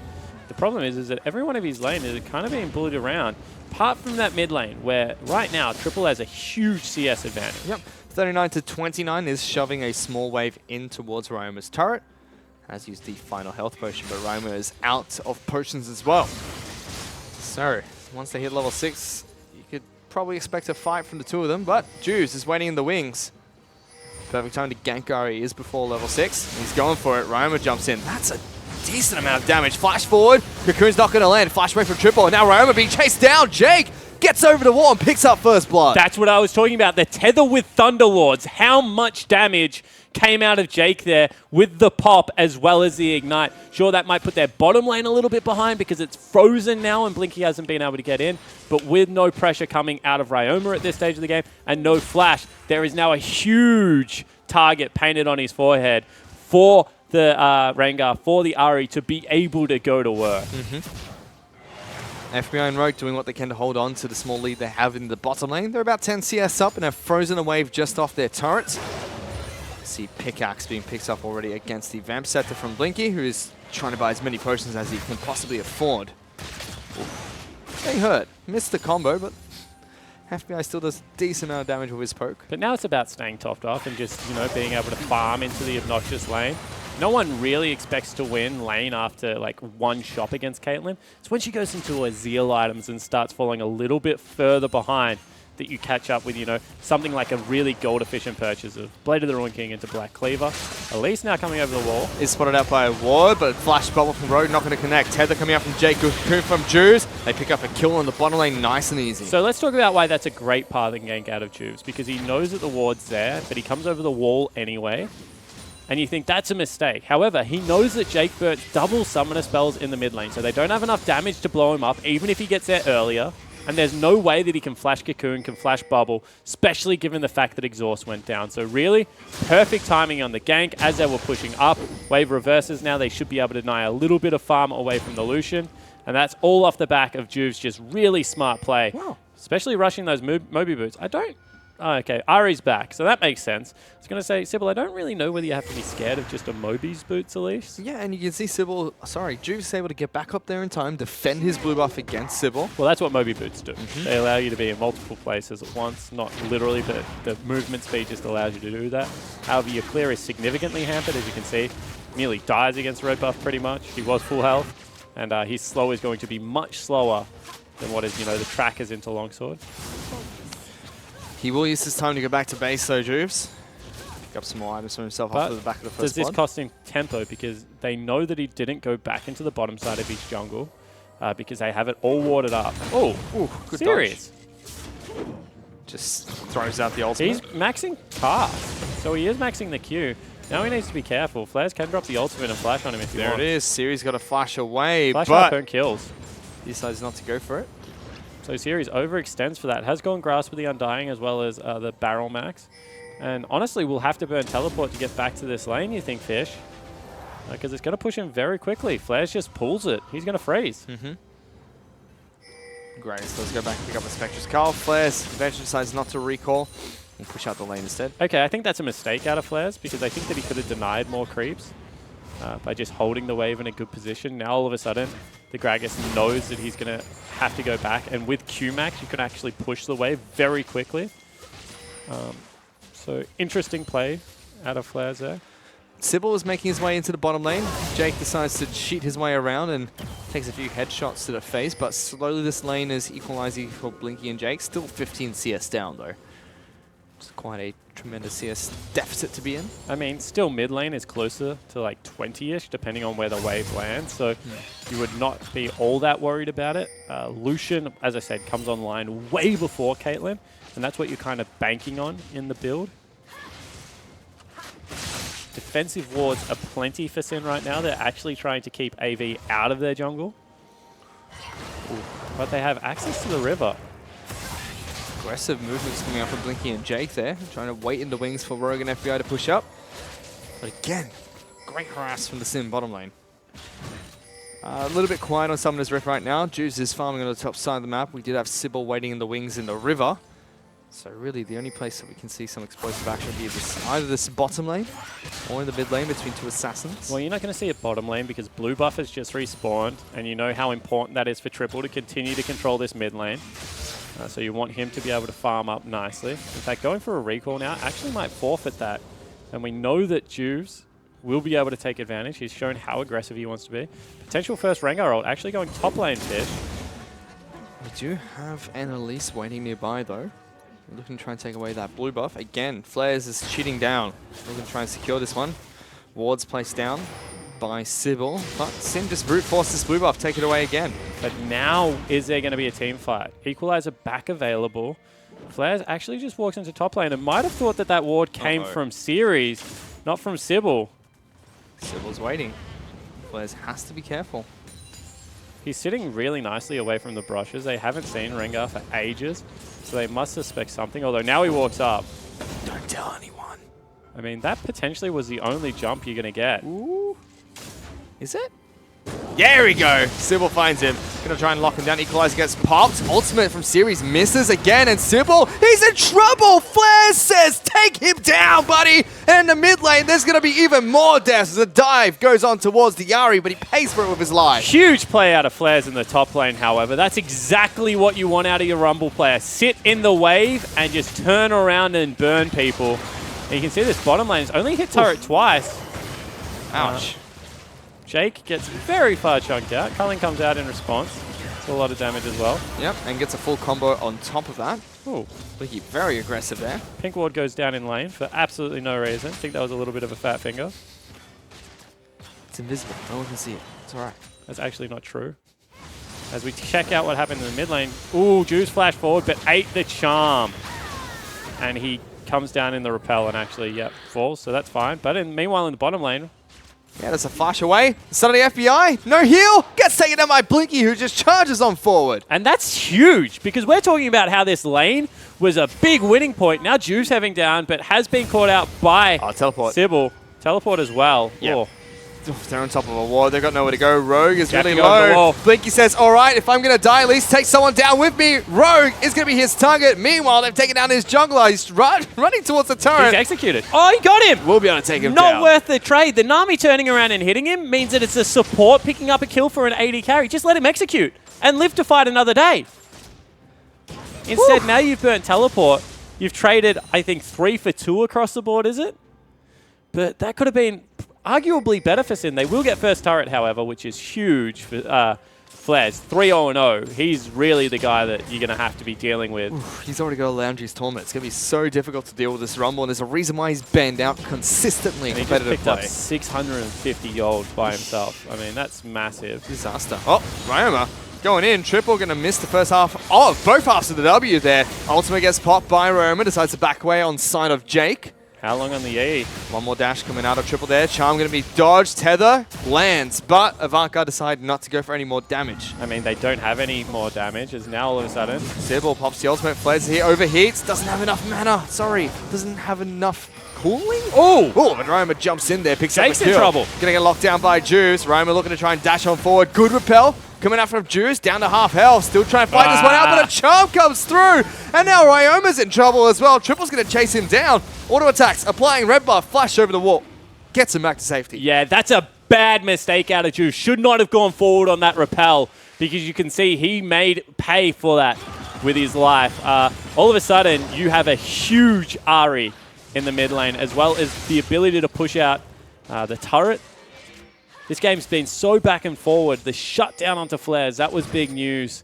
But I think bigger still was the fact that they got all of the gold onto Triple. And now, gold is going to be equalized between Avant Garde and Sin. Turrets 1-1, kills 7-7. Oh, what a... Yeah, going to get locked down by that charm. Series goes on forward. Ultimate pop. This time connects, not in a great position. And Flares drops his ultimate. Roma jumps in, picks up one from the shadows. Looking for Series next. It's a very tanky Grangstone without any support. Can't take him down. Yeah, unfortunately, Series isn't having the best game. That cask was really sloppy. That should have knocked Flares straight back into Ryoma. Should have been a free kill. And then all of a sudden, if you were Ryoma... should have knocked Flares back. Should have been a free kill. And then if you're Ryoma, you have to doubt whether going for the trade is actually worthwhile. Instead, does not work out that way. Yeah, unlucky he's not Soraka, because he can call 0-0 right now, because that's his score. Ryoma's going to continue pushing this mid lane. And no one in sight from Avant Garde to deal with this Zen at the moment. He's been able to catch up really well. Only 10 CS behind Triple. And looking for his first lethality item to be complete. Yeah, so he just sits on the Hex Drinker. See whether he goes double MR items and goes for Edge of Night first, or whether it's just going to be a Youmu's. It's going to be a Youmu's. I'm not surprised there. Edge of Night was nerfed pretty consistently for a while. They've caught someone out though. Sybil looking for a gank, finds a spider. FBI gets it with the ultimate. Jake trying to lock down Juice. Get a good amount of damage down. The spider lane looking for a touchdown play. Not going to happen. Red buff from FBI is slowing Blinky down over and over again. Will sidestep the Peacemaker. Loves to find another Bottom lane Flares is also bullying out Series. So across the map right now, Sin is starting to get the edge. And Triple unfortunately can't be everywhere. Even with a completed item going into just making for the Caitlyn. Juves' presence has been enough to really bully around Sybil again. Juves has really stepped up. Yeah, Juves' play has been stellar in the second part of the season. Now going on a triple here for Ryoma. Flares is in the wings. Oh, holding onto the charm, misses it. Ryoma dashes on forward. He is dead. Pop goes the Weasel. Jake just watches as his mid lane is going to get taken out. Flares, though, is being flanked by 3 members of Avant Garde. Flashes over the wall. Oh, you hate to see it. He's going to get out scot-free. That's not good enough from Sybil. And Flares is laughing his head off. I mean, that's really poor play. He's a level behind Blinky, Jake, FBI, and Rogue right now. And one of the quickest junglers in the game. And, oh, it's just unfortunate. I don't know what to say anymore. That fail flash was not pretty. Yeah, it certainly wasn't. Now he face checks the jungle. He's actually going to die. Yeah, so we are going to watch a replay here, but moving on back. Will be Sybil to get second down, having a horrible game. I mean, he's just face checking the jungle over and over again. When you have a look at it, he's half of the team's kills. 1-5-1. Blade of Ruin King has been picked up by Blinky, so small spike for the Lucian. Was that Spirit Visage picked up by Ceres. However, Sin, using the body advantage they have, pushed down the mid lane out to turret. Caitlyn looking for a nice and early Infinity Edge to go with her Zeal item of choice. She does have a power trough mid game, but when you're this far ahead, it doesn't feel like that. I mean, he's ahead in gold and turrets, but hasn't really been able to pick up like a huge snowball victory. It's only 20 creeps. His team's only up 4,000 gold, so it's not the end of this game right now for AV. The problem is that Sybil is just having a really poor mid game. And when you farm up 20 CS versus an Elise, you should not be down 2 levels. I mean, that just shouldn't happen. And who do you actually send into the mid lane? Because you can, as you can see right now, they've taken Ignite, and Ryoma is just looking to pick people off. We can see that Sybil is 1,000 gold behind Juves in an entire level. So Juves' counter-jungling strategy, which we saw a lot from Schönfire, has been so effective, and he's been working with Schönfire. But top lane is really the big gold advantage right now. 2,000 gold separates Flares from Ceres, and we've been pretty critical of Ceres' play. It definitely hasn't rotated down as much as we would have liked out of him, and I mean, just hasn't been able to fulfill the same kind of global presence that Flares had. Even had to burn Flasher in lane. So across the board, Sin out playing their opponents, with maybe the exception of mid lane. We saw Flares on your screen briefly there. He's picked up an Arm Guard with a Negatron Cloak, so picking up the components of his Zhonya's as well as Abyssal Scepter before completing one of them. With Merc Threads, it's a deceptively tanky Rumble. And Sin have really split up the map. They've got Flares split pushing. FBI needs to be a bit careful. Blinky's going to take so much damage. Sybil looking to try and get over the wall. Good tidal wave coming out from Rogue as well as a bubble to boot. Somehow both of them are still alive, and a teleport's coming in. Flash away from the cocoon. Sybil's underneath his own turret, sniped up, and the rest of Sin collapse. Ceres looking for an ultimate, knocks them all away, and he's getting turned on. Good bubble, equalizer, and Ryoma on top of that. He goes on a rampage, and Sin just collapsed onto Avant Garde. I mean, I actually don't know what Ceres is doing there. He body slams forward without summoner spells available to ult an Elise in Spider form. I actually don't know what he's hoping to accomplish, and that punishes his team so much, Fish. They lose an extra kill where it should have only been 1 death. They can't defend the turret because they no longer have a tank there. And Sin are just running away with this game now. Yep. That was chaotic of a fight. I mean, FBI and Rogue stood their ground, said we can take them both on. Fantastic tidal wave, cuts off Sybil's gank path. All around great play from the team, and multiple members of Avant Garde really not stepping up to the plate here But just today. making unforced errors. I mean, both of them are unforced errors. You can say that teleport coming across to pick up Sybil, who's already 1-5, that's fine. But they go for a trade here, and you can see that Blinky just gets chunked out so early, can't do anything. That's a really nice tidal wave into bubble. They have to start backing away. And Sybil gets underneath the turret. I mean, he does everything he possibly can, falls down in the end to just too much damage. But this is the play that really costs them. Because I don't know what he's actually going for there.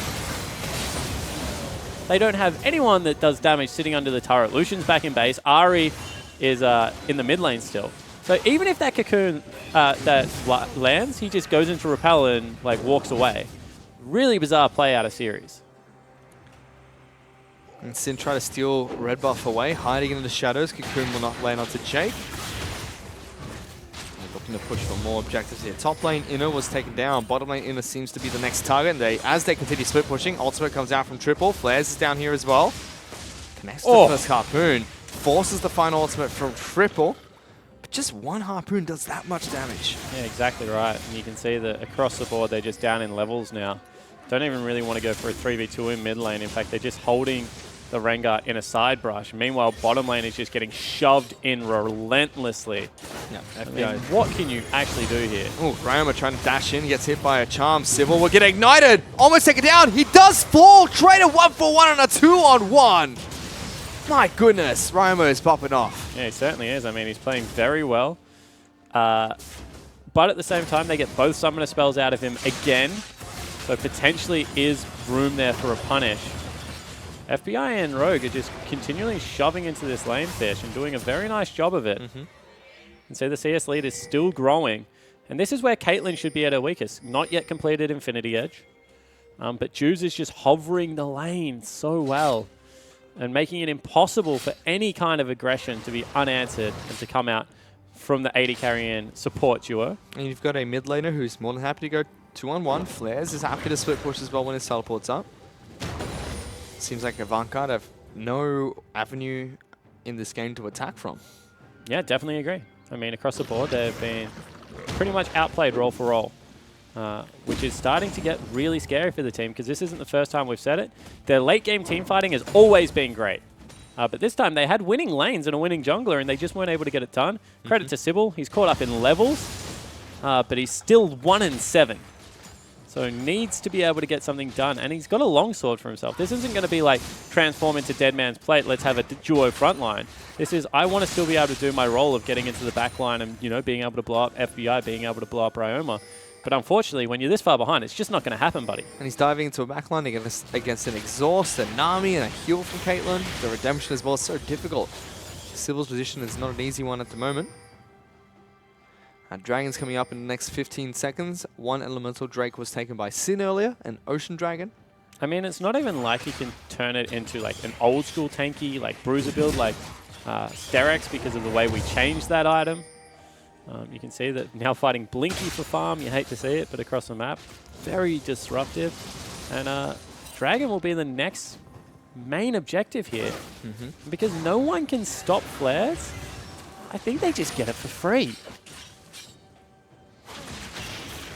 It's an Infernal Dragon as well.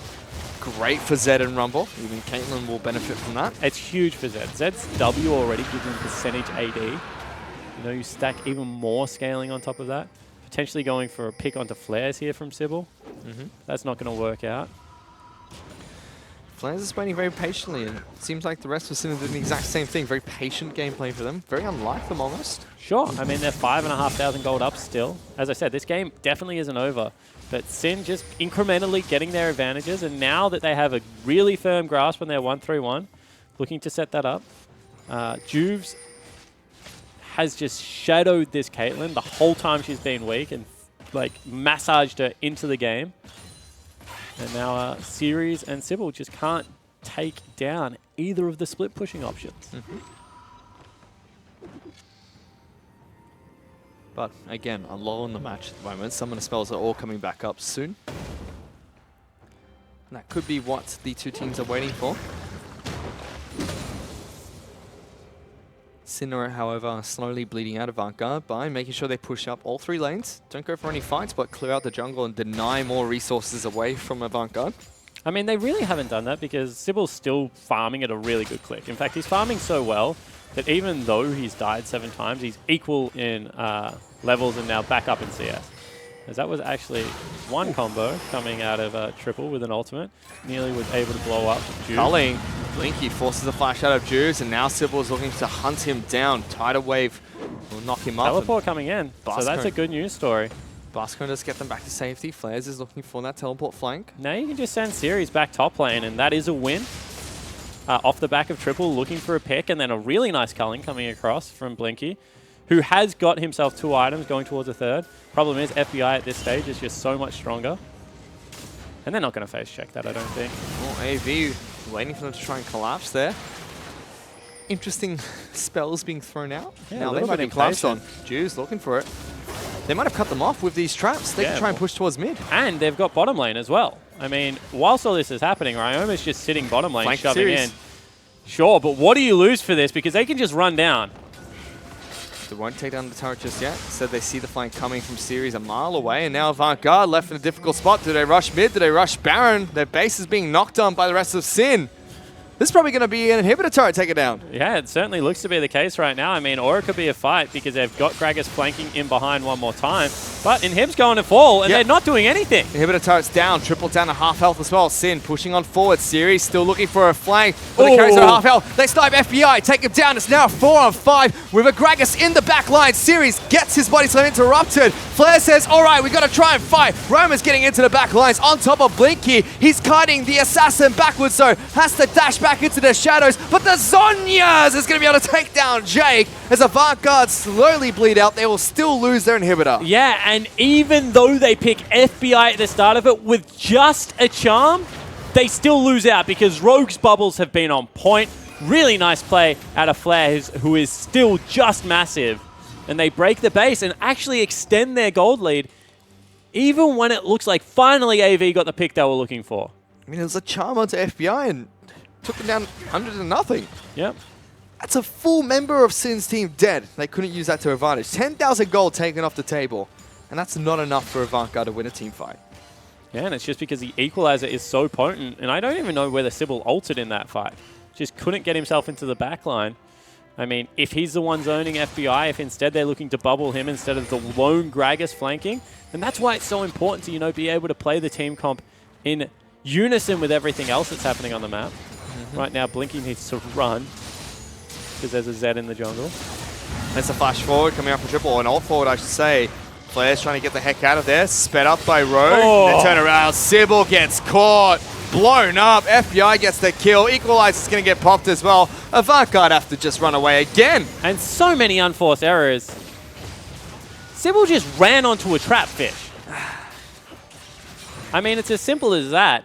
There was a cupcake on top of a Yordle Snapchat, got a little bit hungry, and just gobbled it up. He wanted the cupcake. I don't blame him. It's going to be Baron.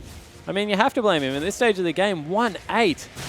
He's having a horrible performance. If you want to fight this, Zed is waiting in the wings. I mean, if they send the AD carry that way, he dies. Here comes Series trying to jump in. There is a jungler in the mix of this, so smite advantage for Sin. Take it down. Series is dead. Zed's already in the back lines. Gets a single kill for himself. Jake says, ah! Charm will come out. Ryoma does get taken down, so he does pay for it with his life. But still, big plays coming out from Sin. I mean, Triple needs to do more. Triple needs to pick someone else here if it's going to work. About that. I mean, it's incredibly difficult, but unfortunately, when you're the only member ahead, you can't let them just push into your base. League of Legends is a team game, Spawn. Understand, not saying he's playing badly. I'm saying if they want to come back into this game, as we take a look at... See, they all dodge the traps, and then Blinky knows he has to dodge the traps, and unfortunately doesn't, and then just gets blown up by Roma. You wanted the cupcake as well. Yeah, everyone wants cupcakes. Unfortunately, they're not good for you, Fish. You got to count your calories. You're only allowed a certain amount of cupcakes a game. None. Players has picked up his Zonia Hourglass as well as Abyssal Scepter, looking for a Void Staff. That's his next item. And another Infernal Drake queuing up. Just the perfect dragon whilst you got Baron. No real way to push in at the moment. You just don't have your teleports in your 1-3-1 setup. It's a very scary dragon spawn, all made Infernal. No, he's fine. Look at Juve, he can handle it. I mean, Juve's is the spider. Spider trumps dragons every day. Oh, of course. Well, it depends what kind of spider. We're Any talking spider. about what? A money spider? Any spider. Disagree. Strongly disagree. FBI just attacks like a madman now. Ardent Sensor picked up by Rogue. On top of that, double Zeal item complete for FBI with, you know, a QSS for good measure. Yep. That's an Equalizer. Jake's going to step on a trap. Equalizer's on top of Sybil. He's dead. Spider's going to collapse. He's trying to use the ultimate to run away. Series is forced to body slam to stop him. Sybil tries to jump back in. Juve's left wandering on his own. His team has abandoned the captain. The captain is overboard, but apparently the ship is still sailing. So they do get a pick on towards Blinky. Sin will take another inhibitor for themselves. Triple getting burnt alive. Zonya's going to stop the charm. Series is in trouble. FBI gets that kill. Sin now marching on towards the Nexus. 3 members left up for AV, but 4 members strong of Sin with that Baron buff will continue pushing. Second turret falls. Tidal Wave just going to knock Triple up. And the Nexus are now bare. FBI flashing forward, looking for an assassination. Can't quite get it. 90 caliber. That's not enough, but it's still going to be game 1 going over to Sin. I mean, and what more can you really say? That game was so close on a knife's edge, and then just a series of unforced errors means that AV lose. I mean, running onto cupcakes, not matching teleports, bad lane assignments. AV did so much work to even just claw their way back in from a poor laning phase. And then, you know, you just can't afford to make those mistakes because Sin are a good enough team that they're going to punish you for it. I mean, you're in Rengar, you're invisible. You have nothing but controlling where your champion's going. And you do things like that. I mean, that's really disappointing if you're an AV fan because your team, I mean, they had a good team fight late game and it just all fell apart. Yep, and it seems like Avant Garde were able to, you know, coordinate those team fights properly. Series had a couple of flanks going for them in 4-on-5s and nothing just worked. Yeah, and Series also, like, I mean, that body slam, like, out of underneath the turret, the weird cask, instead of disengaging and, you know, knocking the creeps away, going for an extended team fight when you don't even have an AD carry or a mid laner there. I mean, there are just so many questionable decisions right now coming out of that Avant Garde lineup. And AV looked really defeated after that match as well. You can see on their player cam, Sin very happy with that win, but it is a best of 3 series. Let's throw it back to the analyst desk to check out what that game looked like to them. Thank you, Fish, and thank you, Spawn. Well, joining me here at the analyst desk, we have T-Gun and also Mendrix. Sin up 1-0 so far in this series, and I want to take a look at this draft because, in particular, what stuck out to me was this Caitlyn into Lucian pick. If you're picking Lucian and they're picking Caitlyn, that's a winning lane for Caitlyn, right? Yeah, and they blind picked the Lucian, if I remember correctly, which is a big no-no with Caitlyn available lately. Especially when you can go Kate Nami. That's a really, really aggressive and oppressive lane to play into. So, I mean, AV must have just been feeling really comfortable deciding to take Karma instead of Lulu. So that's obviously more of a comfort pick instead of just taking the most priority thing. And then they take Lucian blind and they just... It might be a bit of hubris. It might just be them thinking, you know what, we're better than you. We're going to try this. And it doesn't just come down to that as well. I mean, Nami is also a counter into Karma as well. So we're looking at not just one counter, we're looking at double counters for that Sin draft. And that ended up looking really good there. If you pick Lucian into Caitlyn, then is there a support matchup which makes the Lucian a good pick? Not really. Caitlyn's just really good. Caitlyn's just really, really good as an ADC, especially in lane. Right.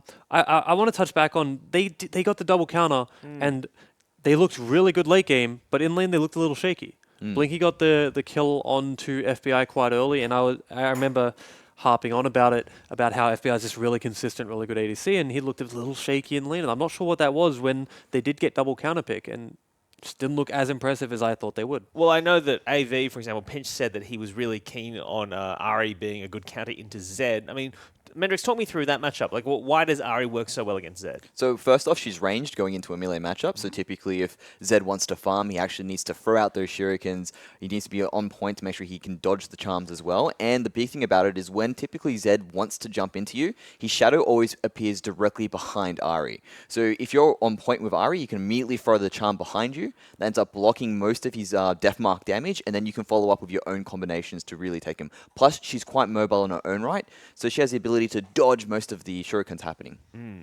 Let's talk about this. Before we move on, I want to talk about support because you are here.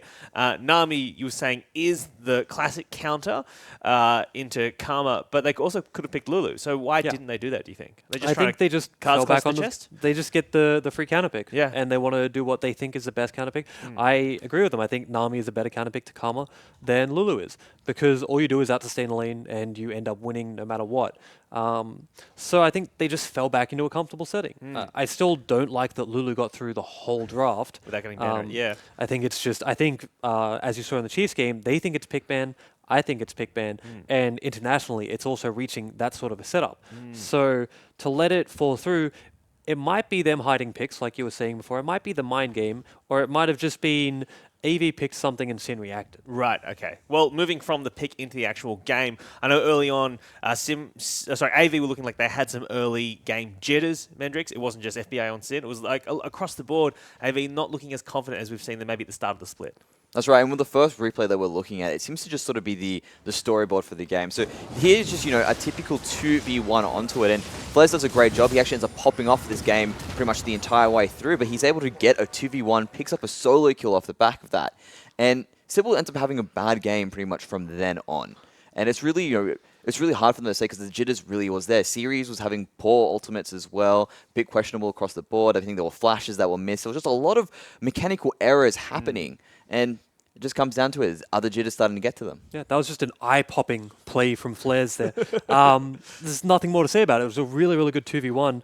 And it sort of ties back in. We were talking about series being a little overhyped, and we were talking about the potential problems with AV being Sybil not meshing, and he looked a little shaky, especially in that gank, as well as all across the game. Yeah, well, I mean, let's not take away anything from Flares, though, because that was, like you said, a really good play. And one of the things that Sin has been saying is, like, playing with Ryoma has allowed us to unlock Flares. And I'm not sure if it was specifically to that kind of play we just saw then, but overall, Flares is looking much stronger across the board.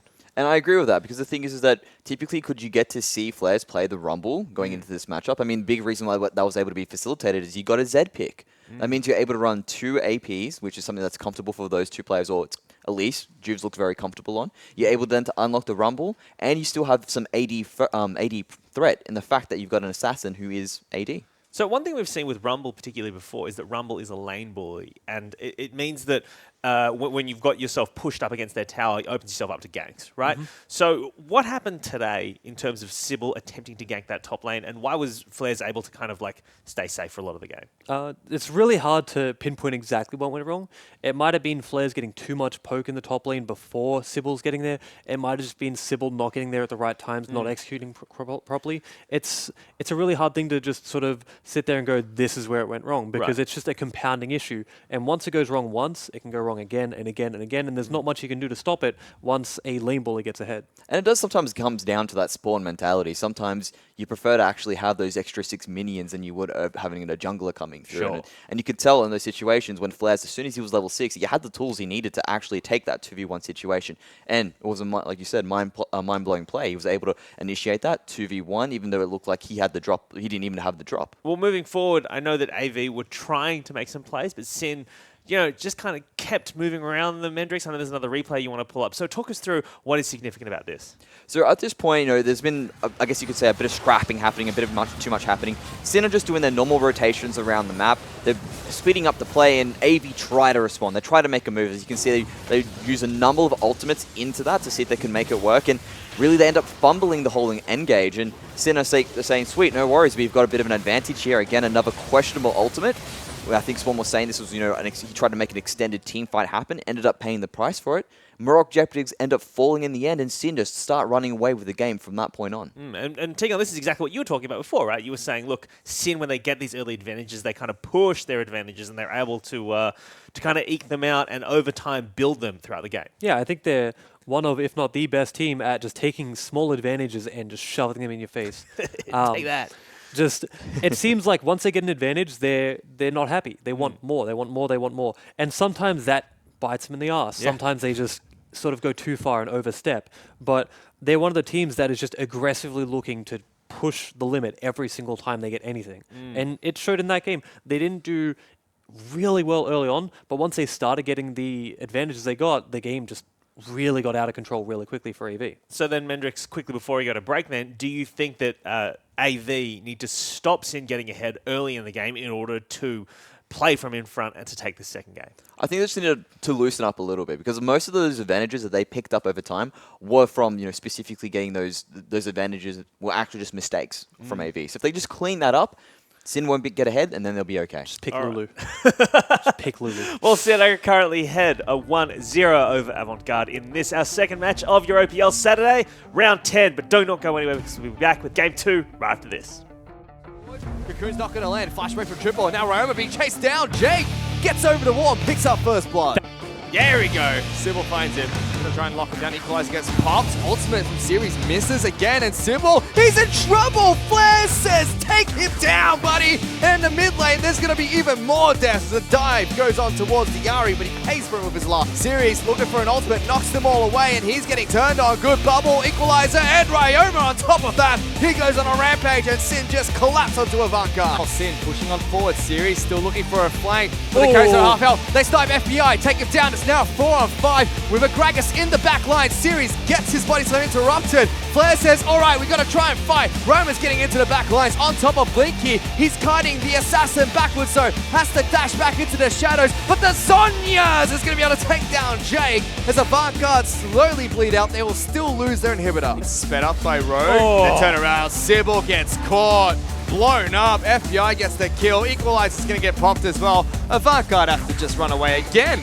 And the Nexus are now bare. FBI flashing forward, looking for an assassination. Can't quite get it. 90 caliber. That's not enough, but it's still going to be game one going over to Sin.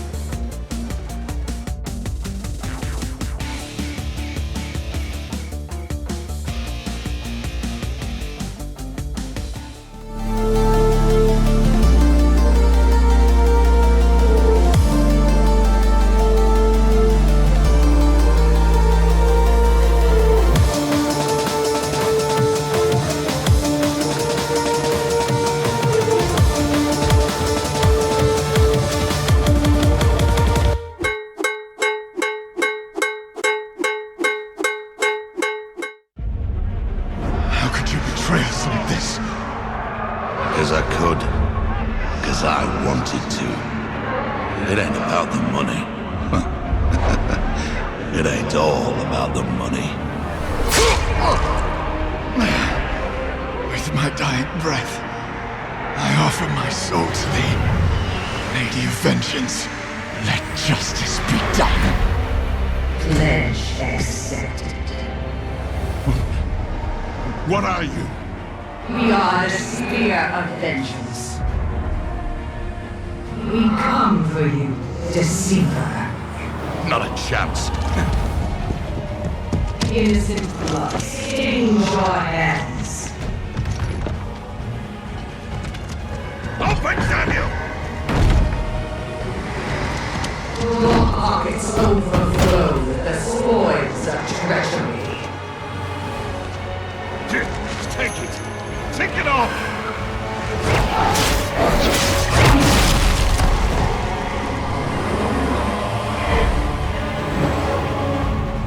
Such is the price of betrayal.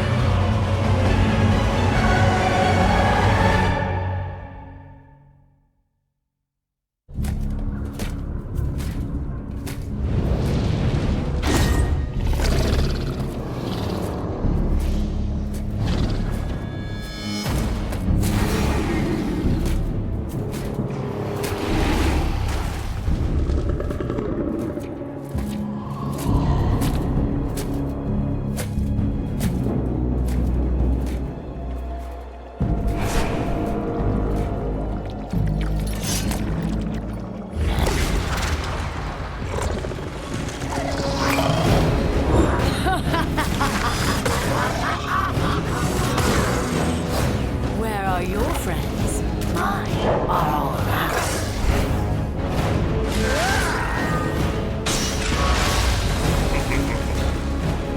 Do not bore me. My prey thinks itself clever.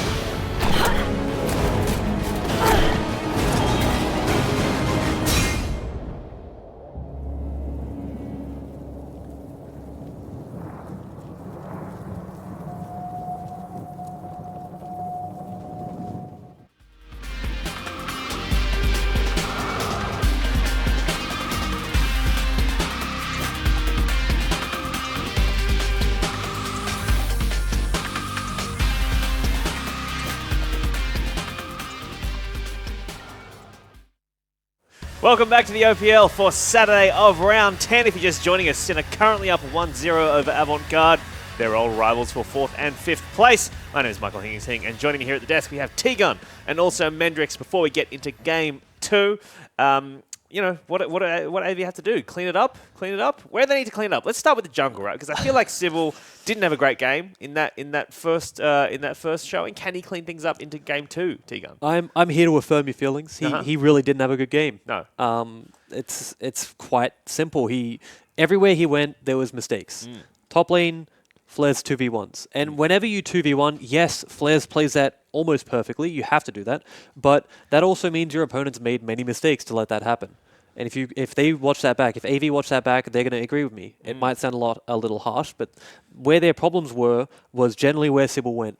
And they just need to get back to where they said they were meshing well with him and try to utilize him as opposed to what it seemed like forcing the issue in places that it didn't work. And it wasn't just Sybil. I mean, Sybil does need to step up. But, I mean, if you look at series as well, he also had a few questionable attacks in terms of questionable ultimates that he used. The casts just were not on point there. So there's a bit of things that all the team needs to really pick up on in order to drive it through, because Sybil does need to be able to get those invades going, and he really didn't have the best opportunities for his ganks. Well, in the spirit of trying to be an impartial desk here, what about Sin? What do they need to improve? Because they looked, they looked clean in parts, but also, I mean, they didn't play a perfect game, did they? I would say Sin's laning, especially in the bot lane, left a lot to be desired. Sure. Like I said, they got the double counter pick and then gave up the first kill in the lane. It's not really impressive.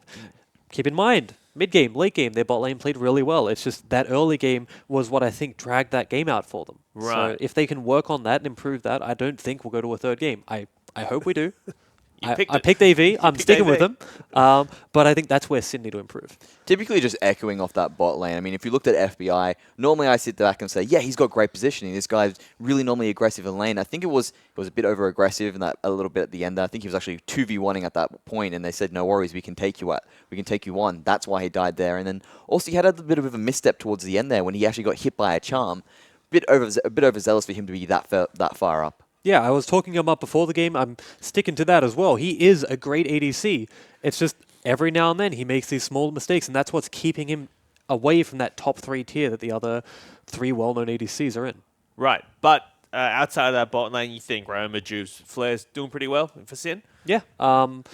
It's tough to say Ryoma was doing really well because Triple was the shining light for AV in that game, but I didn't see many problems from them. Most of the plays they made were really proactive, really well done, so it's hard to criticize them when there are more glaring issues that need to be fixed. So more specifically then, for AV, do you think they just ban out the Rumble for Flares, or do you think they leave it open again? I'm a proponent for banning out Rumble, not just because it's a good top laner, but because you can now flex pick it and tend it to jungle as well. I would say Sin are never sending it jungle. The way that they drafted in that game, if they were willing to take it jungle, they would have taken Rumble earlier, but they decided to just take it late and take Elise early. So I don't think they're ever taking it jungle, which means it's not a flex pick, so banning it out loses a little bit of value. And I don't think it was an unbeatable pick in lane. So depending on how they view their priorities for banning it, in my opinion, it's really, really just depends on what they want. Sure. Another option is Sirius can pick up the Rumble as well. I mean, this guy can definitely play Rumble. He can actually use that opportunity to his advantage to steal it away from Sin and actually say, you know what, let's put him a bit off. You're not going to be able to get that champion this time around. All right. Well, if you've missed any VODs today or you want to watch back anything, you can go to os.lolesports.com and catch up on all of the action. But speaking of action, it's time to get into Game 2 to see if AV can claw back a 1-1 in this series versus Sin. So let's throw it to casters, Spawn and Fish.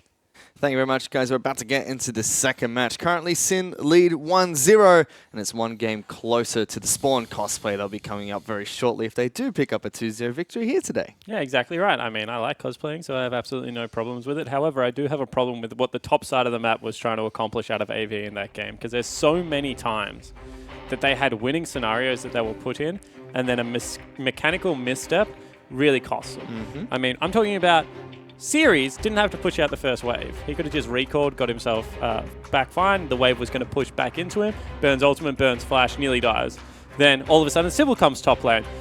Double Qs instead of using his W on an overheated Rumblefish. I mean, that just shouldn't happen. I was watching back some replays, and time again, Series and Sybil, and they did like 6,000 and 7,000 damage respectively. Like, they did no damage that game. Were really hurting their team.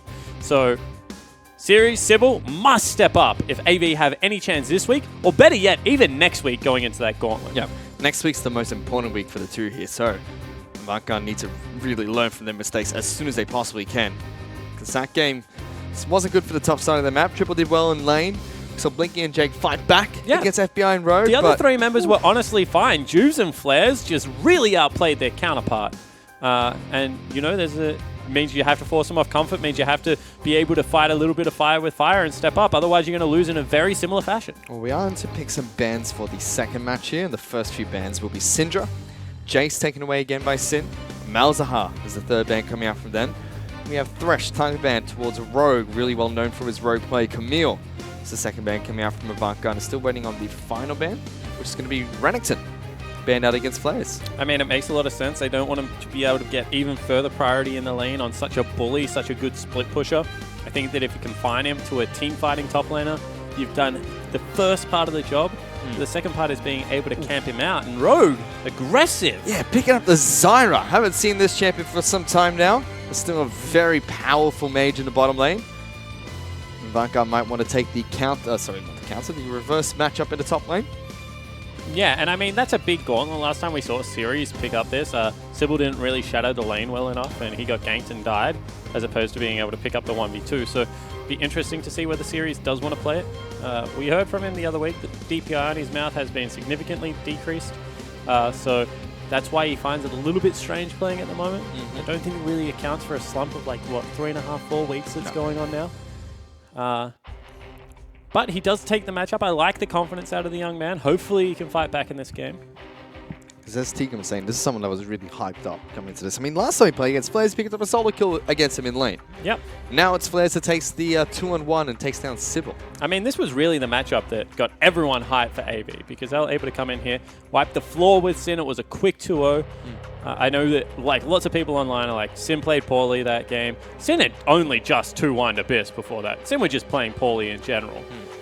So I think that this is going to be an interesting matchup, but that's definitely a top lane Fizz, which is seen as a counter pick, or it doesn't go with it. I'm upset. Yeah, chooses to pick up Rengar instead, and I wouldn't be too surprised if Vladimir is the final pick in this first pick phase. I think that if you want to pick Vlad, you just go Shen, because there are certain things that you can do with that combo that, you know, Shen is more of a linchpin than Vladimir. Instead they go for Varus, going up against the Ashe that's picked up for Blinky. Varus is 575 range, that's 25 less than Ashe. So doesn't get as bullied hard by the extra range advantage. Also just has that long range poke as well as a really nice item build. See whether we see Ashe go Cleaver into, Bork into Cleaver though. We've seen it a lot internationally into Hurricane, shreds away everything. Karma into Zyra is always an interesting matchup because it's very back and forward at the moment. Yep.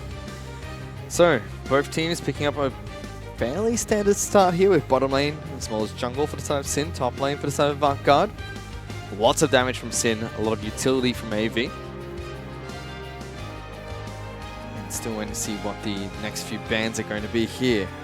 First bans coming out from Avant Garde is going to be towards that Shen, so denying the Rengar-Shen combo. Makes a lot of sense. I mean, we talked about it, especially if you don't want to ban Vladimir. Although I wouldn't be surprised if this is a Vladimir ban that comes out of Avant.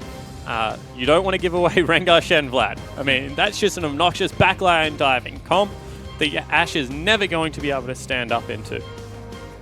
So we'll see what instead they want to go for.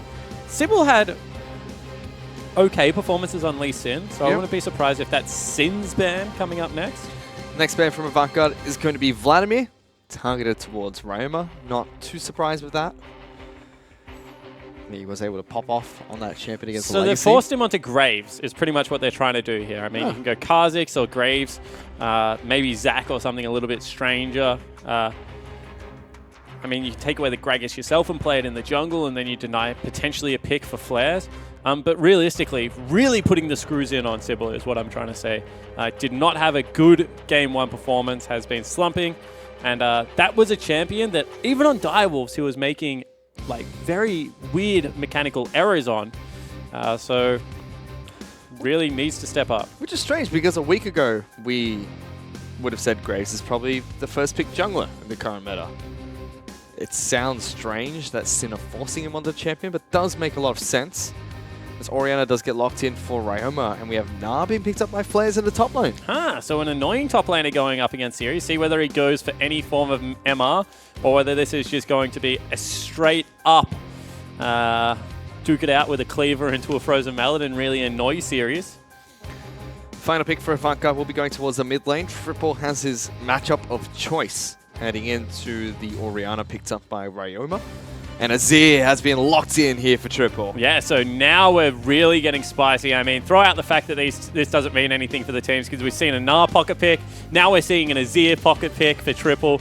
I mean, does a very similar thing to Orianna, but has so much more late game DPS potential. Emperor of Shurima has Emperor entered. of Shurima. Summoner's Rift here for Avant Garde. Haven't seen that champion for some time. Just feels like yesterday where he was picked every single match. I mean, he's such a fun champion. I don't really care if he gets to back to first pick status because he is just able to really bully out so much. Big, bloody, giant golden chicken. He is. That is exactly what he is. Look at that beak. He is a majestic. What was that? Was that your chicken? No, that's Azir. But yeah, so Avant Garde, you know, being forced onto Graves in the jungle for Sybil here. Jubes has picked up Rengar again. He gave away Rengar last match. This time around, he really wants to try and use it against the Graves. I believe we saw that before against Carbon, where he was stalking him inside his own jungle and was able to take him down multiple times in that game as well. Yeah, definitely. And right now, when I have a look at these compositions, I think that there really is some pressure on AV because they don't have good engage tool. They have okay disengaged, being able to shove people back off. Only really the arrow is going to come out, though, into the equalizer and a heck of a lot of damage. So they need to be back to their coordinated best. And I just don't think I've seen that out of them enough recently to really have confidence that they can get behind a comp like this. Can they stall out? Can they teamfight late game? We would have said yes, but those areas are starting to look shakier and shakier. Shaky at best, it seems, here for Avant Garde. Sin really good at putting on some early pressure as well, especially with the way Juice has stepped up recently. It seems like he's gone into a hyperbolic chamber and got about 2 years of experience halfway through the OPL. Juves is a man possessed at the moment. I mean, he's playing unbelievable League of Legends. I mean, he's making a legitimate case, and I don't just say that for the Origin team, for Melbourne, because really, his last couple of weeks have been stellar. Well, for now, let's check in with Hingers, who's standing by one of the coaches for this team. Thanks, guys. I'm here with coach of Sin Bensel, and we thought it was going to be safe play standard picks going into this, but now we've seen a Na and also an Azir picked up in this draft. So, what are your thoughts? I have a feeling something happened level 1. All right, well, let's cut back to the game to see if shenanigans are happening. Shenanigans weren't going to happen. I mean, they cut back for us. Normally, we jump in if we need them to. I like the polite toss. Nothing happened. A Na boomerang hit. A Jake hit. That's all. The teams were shouting from their rooms. You can hear that on the camera there. So, the one question he got, then the only answer is, sounds like something's happening at level 1. Of course, coaches always want to race back and watch level 1s if they can. You can see right now Jake and Blinky are trying to be able to step on as many plants level 1 as possible. Get as much gold as you can as well while you're at it. Yeah, it certainly could be the case. You don't want to lose too much health, though, if you're Jake. But they do clean it out, which means the push is much harder to obtain. And we will have both junglers start on the top side of the map. Na and Rengar working on blue buff. Sybil taking down the Raptors here to kick things off with a little bit of help from Sirius. See Juice smiting away blue buff, actually. Blue start is really strange, and he actually wastes a lot of time. I mean, where are you pathing, Juice? All right, you're going to your Gromp. You can see that early invade actually going to come in from Sybil. If he catches him on the Gromp, he can put in a lot of damage. He snuck in. He sees Juice. Juice does not see... No! Juice, stay there. Don't go that way. There's a Graves. Gets the smite down, takes it away. Now just pelting shotgun shells in towards Juice, forced to use his potions. They ping him out. Juice not very happy with that. So first aggressive move for what feels like a lifetime out of Sybil. Walks into his jungle, takes away all of his stuff fish. It's going to clear topside for him, which gives Graves such an advantage over Rengar. Going to have a level 3, going to have access to the full top side of his jungle, as well as bottom side, because right now pushing in on the AD carry and support. Nicely done out of AV. This is with Juice burning smite on his first camp as well. Sybil did not do that. so not a good path towards red as well. So he's going to have a nice clear here, taking away two minor camps from Juice, and has not been forced back to base. You can see Juice had to go back to base, only picked up a control ward. That's it. That's all he could afford. Also hasn't burnt potions, which is really crucial. As you can see right now, Juice is actually very concentrated on keeping his jungle nice and safe, whereas Sybil can just concentrate on speed, given the fact that he's still got full potions available. He's going to have a blue buff to path to now. Honestly, just really nicely done for this stage of the game. So, mid lane, the Emperor's back spawn. It's been a while since I've seen this guy in play. I mean, he saw a little bit of international play. Keen was picking it a lot. Yerksen even had a game on it, I think. I don't know about EU LCS teams. Haven't really seen it in LCK or China, where he was really popular. I mean, players like Xiaohu and Faker and EasyHoon famously were pulling this guy out all the time. But definitely is still the same late game powerhouse, especially given the fact that we allow him to get to Rylai's earlier, but doesn't have the same kind of early game bite that he had in the past. Bottom side of the map, FBI and Rogue trading against Blinky and Jake here, both of them starting with Longsword and Potions. FBI is taking the worst end of the harass here, but is slightly ahead in CS, very slightly. Yeah, it's going to be 3 CS up if Blinky can last hit well, which he can. Strangely enough, I know you're a big proponent about this. Ash was seen as like the pick into Varus. Because, you know, you can't flash the ultimate as Varus. Things go very badly sometimes if you get poked out in the laning phase and he can't run away from you properly. Series misses a cannon creep, which is just always a pain in the behind to view. But actually picking Varus into Ash is quite interesting, Fish. You can see both of them have gone for further battle as well on their AD carries, but that just generally means you're going Bork first at the moment. The general rule is if you go Bork first, you can take Fervor. If you go anything else, you still have to take Warlord. And meanwhile, mid lane though, Ryoma's in trouble. There's a gank coming out from Sybil. He's already popped the Ghost, flashes away. Sybil tries to get him. Doesn't get the last auto attack, but Triple will flash forward for it. Yeah, Sybil cancelled an auto attack, but still that's better play. He gets in for a really nice gank, follows up with the flash. They were never in really any doubt of dying. That's a huge creep wave that crashes into the turret. Gives first blood over to the super late game scaling Azir. And I like the priority that Sybil is giving his mid laner, and also walks in on Juves again. Juves! Run away! The wolves Juves are not worth it. Oh, that's a shotgun to the face, forced to heal up. Smoke screen. Try and slow him down as well. He's gone back in. He wants these. It's just smited away by Sybil. Much better start. That's a dive top lane potential as well, because Series has done the right thing. He's continually shoving in. He hits 6 on this wave. He can just kill him. In fact, Sybil might do it for him. Yeah, dashes over. He just wants to keep him there. It doesn't matter. He hits level 6 himself. A level above Flares, and AV say, game on, Sin. And we said if they are going to win this series, if they have any chance, they need to win the top side of the map. All of a sudden, Series gets a pushing lane. Triple picks up first blood, and Sybil has 2 good ganks and is 2 levels up over Juves. What a confidence boost. And now it's the tables have turned here. Level 6 to level 4. Mid lane's been taken down. No summoners there. Flares has been taken down as well. They're looking for first turret, and they will get it. Avant Garde off to a great start in this match. I mean, if you're Sybil, you should probably give this all over to Series because you've taken so much of his gold already. That's not the case. You're just going to stick around to do a little bit more. Maybe even make this one hit the wave. You know, just let me cue that one for you, buddy. Oh, yeah, no, all good. Series is, Flares is going to actually try and freeze this. Might need an equalizer dropped on his head. But regardless, really nice early game out of AV. And the counter jungling is going to continue, Fish. Yep. Times up blue buff perfectly. Pushes out the top lane, picks it up for himself as well. And we haven't seen Juice proactive at all in this game. I mean, he can't be proactive. Sybil's sat in his jungle the whole time. Now he's going to go back. Might even have Warrior, which I know Carbon is a huge fan of talking about, but one of the most cost-efficient combines. I mean, a BF sword, 1,300 gold gives you, I think, like, what, 35, 40 AD, something around there? This gives you nearly 60, 650 gold. I mean, that's huge. It is. We're just seeing in the mid lane there, Zia has been able to push in Ryoma. Both their flashes are down, but it's a heal for the chicken and Ghost for Ryoma. But it's been very stable mid lane, you could say. Gold lead is now 2,000 gold in Navy's favor, just 8 minutes in. Going to question the pathing from Sybil here, though, because he's just walked through a full jungle when he's ahead and not taking anything.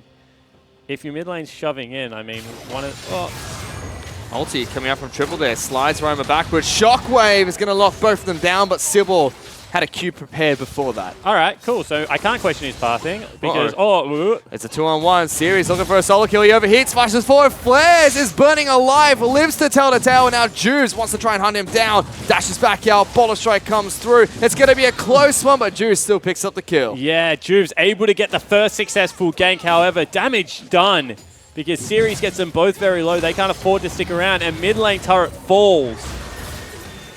Bottom lane though, Sin do get a solo kill, or duo kill you should say, on towards their support. Jake did get locked down, so it's flash available. That's strange. Ulti came out from Blinky and Ulti came out from FBI, but Rogue and Jake didn't really burn on that much. Let's have a look. Just Ulti and good lane room CC.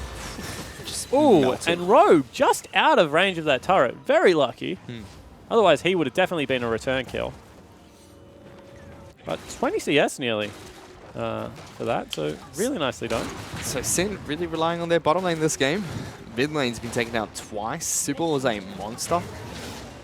And AV are doing well early. They transition into late game well. When they do well early, it's going to be a tough one.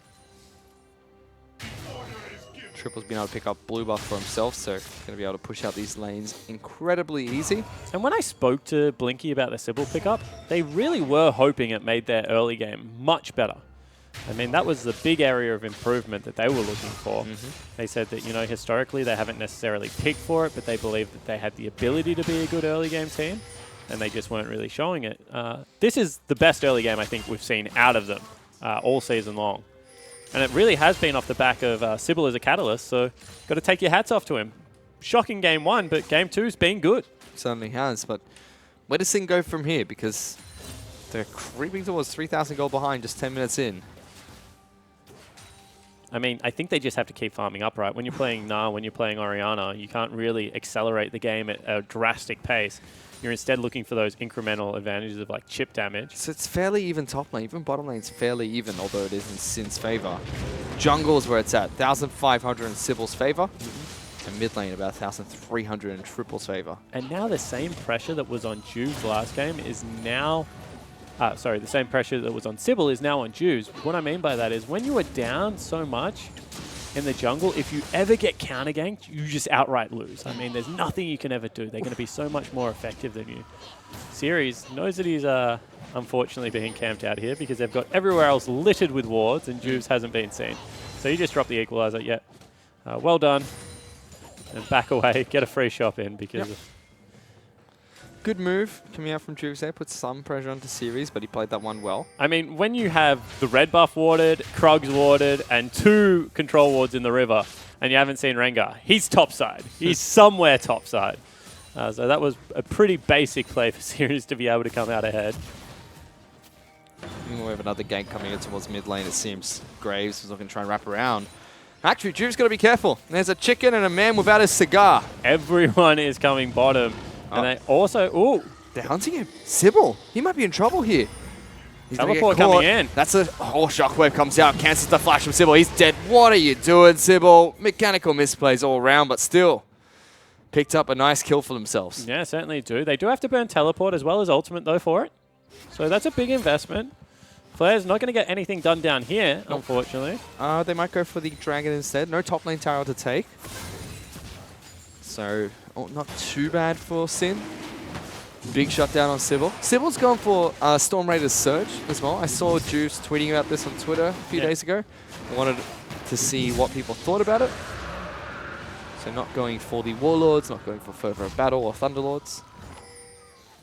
Yeah, it's just that there's already so much damage in Graves' kit. Really, it's about being able to chase, chunk someone out and chase them down. I don't mind it. I still think that Thunderlord's better for early game pressure. Nothing better than going into lane level like 3 and just like queuing and auto-attacking someone for like 3/4 of their health. But can see the merit in the pick. Ooh, good flash. Aggressive from Avant Garde, but good response from Rogue. Well, that's worthwhile. I mean, ult for Flash, you'll take that any day of the week if you're Blinky.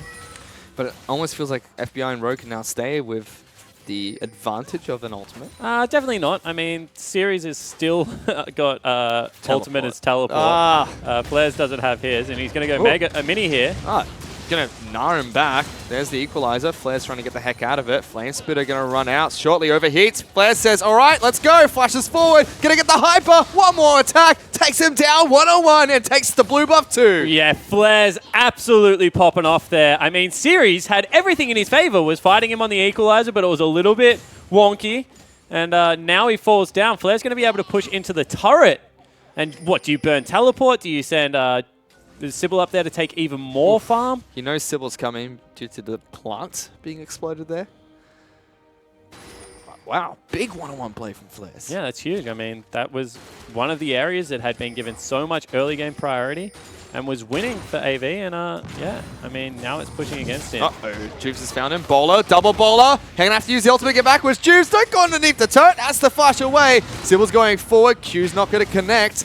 Ultimate gets popped by Juves. He wants to get the heck out of there. The full collapse is coming, however. Karma is here as well as Azir. They don't actually chase into the jungle. But they do burn the teleport. Teleport, yeah. For just Juves' flash and Juves' ult. So, yeah, probably worth, honestly, out of Sin. I think they could have got it without flash or ult there, but Juves is like, I want this, man. He was like a man possessed in that instance. Didn't get anything out of it.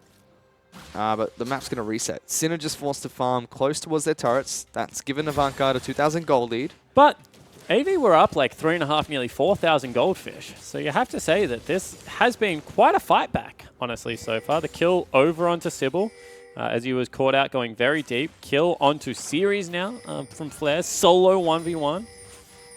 The lack of really anything else happening. Hello. Avant Garde moving now towards the bottom lane. Immediately, Varus and Zara want nothing to do with the chicken and man. Yeah, definitely a good play out of FBI and Rogue. Every single time they cheat down, they just go back into Fog of War. And AV aren't really willing to pull the trigger on it. Arrow. Instead, Arrow coming across. Ooh, Juve's going to be able to sidestep that one. Sees it fly through. There's the smite. Runs down towards bottom side of the map. Good snare from Rogue with ultimate being popped as well. Storm Raider Surge allows Sybil to run out, but not fast enough for the knock-up. Juves gets his red buff. Arrow being burnt. Not too much traded there. Yeah, I mean, ultimate out of Rogue means there's very little kill threat. Out of Sin's bottom lane, ultimate out of Blinky means the exact same thing. Ooh, sidesteps the ultimate there. Blade Room being popped. Good grass coming down. Blinky will be taken down, but it's just 80 carry for 80 carry. As Rogue is forced away. Sybil picks up the kill with collateral damage. Yeah, so Sybil getting another kill for his team. Going to be able to shove this one in again. Azir is cheating down, you're right. Rogue still doesn't have flash to get out of here, so potentially it's going to be a turret taken. Yep. In pretty unconventional fashion. Probably same thing on the top side though, so Sin to get a 1-for-1 trade. At least. Maybe not. I mean, Rengar here means that they're going to save it. So Sin will be able to stop this for a while. Azir's forced back into the lane. Good pushing coming out from Ryoma to stop that. But they could still try and brute force this one. There is potential. You can try, but now all of a sudden you're in territory where you might actually lose. And instead they've just shoved a whole wave into Rogue who can freeze it up. So FBI gets a big chunk of gold here. Avant Garde waiting in the wings. That ward just expired. Sybil trying to dash on down. They ping out Rogue. Moving forward. He flashes for the Q. Misses it. Good snare from Rogue. And a teleport in the back lines. Here comes Nah. As Jake already able to be taken down incredibly low by Flares. Rengar's on the hunt as well. Sid fight back nice and strong. Ryoma though in trouble as Triple has collapsed. Shockwave will try to knock him backwards. Still trying to use the ball as much as possible. Flash a little bit too late. And Triple gets a solo kill in the mid lane. Yeah, and that's what they need more of. Triple absolutely popping off there. Has the Berserker's Greaves, has his first item in that Nash's Tooth. Gets both Summoner spells out of Ryoma and the solo kill and a lot of damage onto mid lane turret. You need the opposite out of Jake and Sybil. That was the most confusing, bemusing, I mean, call it whatever you want. That was a just straight up strange play. Burning Summoner spells out of your jungler to try and get in. Ooh, Triple in trouble. Still has flash available. Puts down a turret. Heals. Flashes away. Not chasing. He gets it by the skin of his teeth. Triple almost took him down. Yeah, that was so well played out of Triple. Ooh, no, turret. Oh my goodness, Flares. Don't scare me like that. I can't take it. And he got 95% of the HP, so I honestly think the chip damage is nearly worth it, because one more push and they've got 2 turrets down. However, it's back to 1,000 gold right now. And Sin really are coming up with the goods in multiple plays. Mid lane, last bastion of hope again, Fish. I mean, Juve's doing what Sybil couldn't. He was counter jungled early, sent behind, but he's like, you know what, this sucks, but I've just got to fight my way back. And he's 2-0-0, about 20 CS behind, but he hasn't died 7 times like we saw Sybil do. Yeah, exactly right. And now, top lane need another equalizer to clear out the wave. See whether Nah can do the same. Looks like he can't because he's headed back into the jungle. So it's going to be an early turret traded over here. They might even be able to recall in time, to be honest. Instead, looks like they want to push a second wave. And Avant Garde have their eyes set towards a dragon. So I say that, Sybil says, it's just a cloud. I'm going to jump over here. Pops his Asharin not available, but it's a big like wave, they're going deep. They can push flares off this. Rengar's coming in, though. That's a Nah into nothing. Stun onto Sybil. Blinky trying to kite this one out. Ultimate comes out from Sybil as well. Flare was a little bit quicker on that. Might have knocked a couple of them into the wall. Now it's up to Juice to be able to defend the turret. And remember, Graves and Ash are going to absolutely tear this one apart. Yep, this is gone. Mid lane turrets is gone as well. Avant Garde rotating around the map perfectly. Yeah, and that's much better play. This is what we expect to see out of AV. Not big team fights, not flashy play, but really cool, calm, calculated, be able to pick up multiple objectives for one. All of a sudden, back out to 4,000 gold. Let's reset the map, although now Ultimate being burned out of Juice. And Sybil didn't recall. Uh-oh, he's in trouble. Gets jumped on by the kitty cat, and Flares picks up a kill for himself. Sybil still making some very similar mistakes to game 1. Yeah, and you wonder how, 2 members get out scot-free, but the jungle are left behind. Remember, you have to coordinate your recalls, especially when there's something like a Rengar on Summoner's Rift. AVS still 2,000 gold up, but as we approach 20 minutes in, 2,000 gold starts to become a little bit more relevant. It's about 2 pickaxes worth. And when you have a look at completed items, it means absolutely nothing, because really it's the jungle position where we're talking about a completed Black Cleaver, as opposed to the AD carry position where FBI has already completed his item, going towards even more damage. No ultimate for Juice. Can't move down into the bottom lane to try and pick off series. But Flares is going to continue pushing. Has his own Black Cleaver. We've already seen him use his Hex Drinker. That's a good slow. Looking to turn Mega in a second. Just chucks a boulder at him. Gets a Hyper Proc as well. Don't you hate it when Mega is actually not what you want? Don't want to go big! If he's Mini-Gnar there, he gets the Hyper. He's able to chase him down. He just continually throws boomerangs with that really annoying Mini-Gnar spam. I mean, Mega, he could have potentially gone for a Gnar, but it would have been max range. You just hate to see it. Let me stay a damn small dinosaur. But again, nothing much for these two teams to take on the map. All the inners and outers are down on the bottom side of the map for Sin. Good pushes coming out from Avant Garde. It's giving them a 5-2 turret lead. Both Elemental Dragons were taken by Sin. Just a cloud and an ocean. Not incredibly impactful, but we'll have to keep track of that later on. Yeah, really now what we're watching for is vision control. You can see a really nice job out of AV to deny a lot of the vision on the bottom side of the map. But good job out of Sin to keep top side control fairly in their favor. Someone has to deal with flares. And you feel like there's no chance of really series 1v1ing him anytime soon. So is that what Sin do? They say, all right, Flares, you go split push, kill the Rumble, and then we'll do good things on the other side of the map. Just split push forever. Like, that's what we've seen time and time again is Flares is able to split push, and really Series is just stuck doing this. So what that means is if you ever get engaged upon... Oh, this is danger at FBI. That's a mistake. FBI locked down, and he is going to be able to flash away, but collateral damage takes him down. Silly play. And potentially, I mean, is that Baron? They don't really have a tank for it, but they have so much damage. As soon as you have Blade of the Ruined King on one of your champions, Azir and Graves, Baron just becomes the realest threat whenever anyone falls down. Instead, it looks like it might be turret pushing. FBI really wanted that flank on Blinky, but Avant Garde kind of understood that. I mean, you don't send your AD carry first when you want to flank, Fish. If we've learned anything this game, AD carries need to just learn to go second. And Avant Garde looking to try and continue pushing on top side of the map. Shockwave hits 2, under the turret, flash forward, Rogue gets 1, Sybil! It's not going to be taken down here, but almost. Flash being burned as well.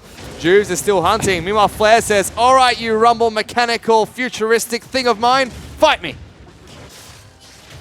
It's going to be Juice jumping in as well. Takes away a blue buff triple. Looking to try and fight back. Can't quite do it. Big shockwave from Ryoma. He's been on the back foot this entire game, but finally gets a chance to shine. Huge shockwave. I mean, that was team fight winning right there. They had a member down. What the heck? Okay. And is still able to pick it up. We can see Zeal items being picked up from Sybil. No form of defensive whatsoever. Phantom Dancer? Potentially. Yes. I mean, I would much prefer to see Sterix. Hurricane? It's not going to be Hurricane. SOFM did it once, and that was too many times. They also lost that game after having Thank a lead. goodness. Sin has still been able to keep up with the gold leader Avant Garde, continually trying to create for themselves. If FBI didn't fall earlier, didn't burn both his summoners as well, you'd have to think that Siege top lane would have been completely different. Big shockwave, double root from Rogue as well as the ultimate. Yeah, for sure. I mean, Rogue nailed him, and then Ryoma was able to knock him down. But at the same time, I mean, as long as you keep flares away from the team fight, that's a lot of the gold advantage that Sin have. And as long as they get an extended kind of fight, or Juice jumped on the triple there, popped his ultimate for it. Yeah, trust me, you don't try and fight triple one-on-one anymore. Oh, he's got 3 items. Rylai's Nash's Tooth as well as Void Staff. Yeah, as soon as he gets Death Cap, this game becomes incredibly difficult to win if you're Sin. Kill the chicken. Shockwave has to hit him. That's as simple as it is. If he doesn't get hit by Shockwave, I just don't think there's enough damage left in the team comp to be able to take him out. Avant Garde gripping. This might be a free turret for flares. But it might be Baron for AV. I mean, they're going to make him come to them. He's just exhausted. Going into Mininar. Here we go. AV. They use both at once. Interesting. That's really bad communication out of AV. They're still waiting, looking to try and slow down Juves, it seems. So they will lose their turret. They need to pull the trigger on Baron eventually. Arrow. Gonna land on FBI. No cleanse for this man or summoner spells. They take down the AD carry with ease. But what do they lose here? Because now all of a sudden the 2 damage item Nara is headbutting the turret over and over. You can see that potentially they're going to go for a Baron steal. Teleport. Triple needs to get into the back of the pit. They're going for the 4-on-5. This is down to 2,000 health. Juves goes in. Will he take it? Does not. Sybil secures the Baron. And the equalizer is good to separate the team. They'll lose their captain and jungler. And Avant Garde continue their push. Yeah, really nicely done. Everyone flashed the shockwave this time around. You can see that flashes down out of the support player. So it was only Jake, actually. Maybe misplaced Shockwave, but that means that they will be able to get 2 picks, be able to pick up the Baron buff for themselves. Now it's a huge gold lead. 5,000 gold, the ability to shove into turrets. And FBI, remember that we keep hyping up. Sybil. He's going to get taken out. Roma picks up a free kill there. As Avant Garde's chance to push, going to be faulted here. Triple knocked into the wall. Good knock up by Flares. He will be able to hop, skip, and jump away. The final auto attack, not going to be enough. They do get it shut down. Roma looking for the kill, but Stasis coming out from Zhonya's keeps the chicken alive and the Rumble. And it has to be the Shockwave. I mean, that's what we just saw. Everything hit right there, but Triple with Flash, with heal, still tanky enough with the Rylai's Crystal Scepter that if it's not Shockwave, they just don't do enough damage to blow him up. And he was able to get back. Actually trades 1-for-1 in a situation where they definitely shouldn't have been able to. Yep. Triple is like just public enemy #1 if you're Sin right now. Kill the damn Azir. And FBI this time around is the one that's been having a pretty disappointing game. Yeah, for sure. He's been caught out time and time again. A couple of crucial Ash arrows have hit him. Juves might be able to catch out a Ash here, but the rest of the team is now Don't collapsing. think he even wins a 1v1, honestly. Against Blinky? Yeah. I mean, Ash Arrow flash as well as heal. Blinky just flashes after the initial pounce and then kites him out. If there's brushes, sure. But without brushes, I just don't think the Rengar can get enough. 5,000 gold lead for Avant Garde. They do have teleport available for their Rumble. Only base turrets, only inhibitor turrets left standing for Sin. Does give them an opportunity to try and force Avant Garde to group up, get a good shockwave going. There's been a couple of sloppy things this game. We just saw, double blue trinkets thrown into the pit at the same time. We just saw having to use a control ward for a ward that they knew was there because Sybil didn't get within range of his sweeper in time. sure they're trying to get rid of all of the flanking information, but really not clean play out of either team in this game too. Shockwave being used to clear the wave, and that's an Ash Arrow. Get a whiff. Interesting choice to clear the wave over trying to opt for a team fight. I think that's the right choice, however, because that was a huge wave of casters, and they would have ripped through it. The problem is, how do you approach from that right-hand side? Especially if they're Oceanic casters. Those guys are buff. Sin, though, looking to continue trying to defend here. Juice wants a flank. They want to go without a Shockwave. It's interesting. He's just waiting there, maybe just looking for vision. Oh, Blinky's been locked down. No one decides to go on top of him, though. Sin just trying to hold on, waiting for this Baron buff to expire, waiting for Ryoma's Shockwave to come up. That's 2 waves, and the Shockwave's at half its cooldown.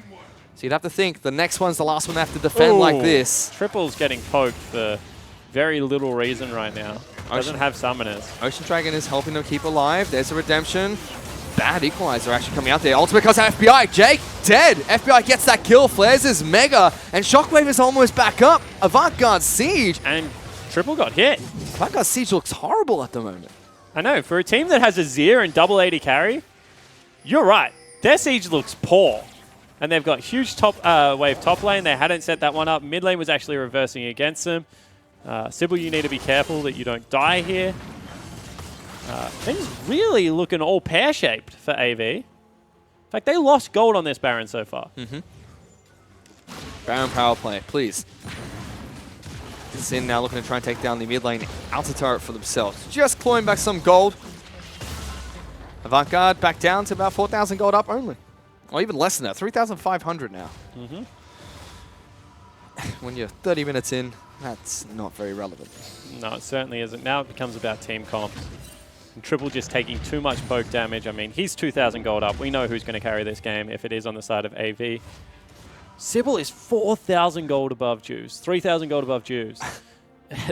Honestly, Fish, it just hasn't looked that way. It has not. I mean, what's going on? It's a pure damage Zyra as well. Leandries has been complete with Sork Boots. I mean, Sybil has himself a rapid fire cannon, and what I assumed is... Actually, no, it's not. What builds out of pickaxe now? Last Whisper doesn't, so... Infinity Edge? Yeah, Infinity Edge. Or potentially something like... Death's Dance? Death's Dance, yeah. I don't even know if Death Dance does. Edge of Night? Oh, yes, it does. So there are some items still. Bizarre pickup. Maybe just want some maximum efficiency right now. Oof, those harpoons still hurt. Oh, Juve's waiting for this one. They have him on a ward. Flares is going in, trying to knock Series back. Good stasis.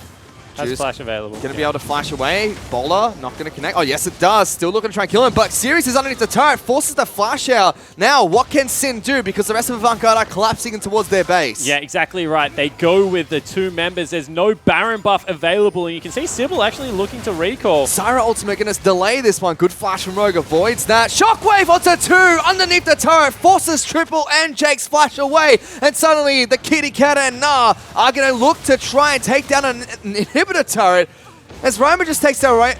What is going on, Spawn? 5v3. Sin just hold onto their base. Huge shockwave out of Ryoma. Unfortunately for Series, he falls down again in a situation where he had vision. I mean, he knew where Juice was coming from and still chose to step forward. Didn't flash the Nara ultimate. Still had to flash afterwards. And they have no way to catch up here. Yep. No arrow available for Blinky.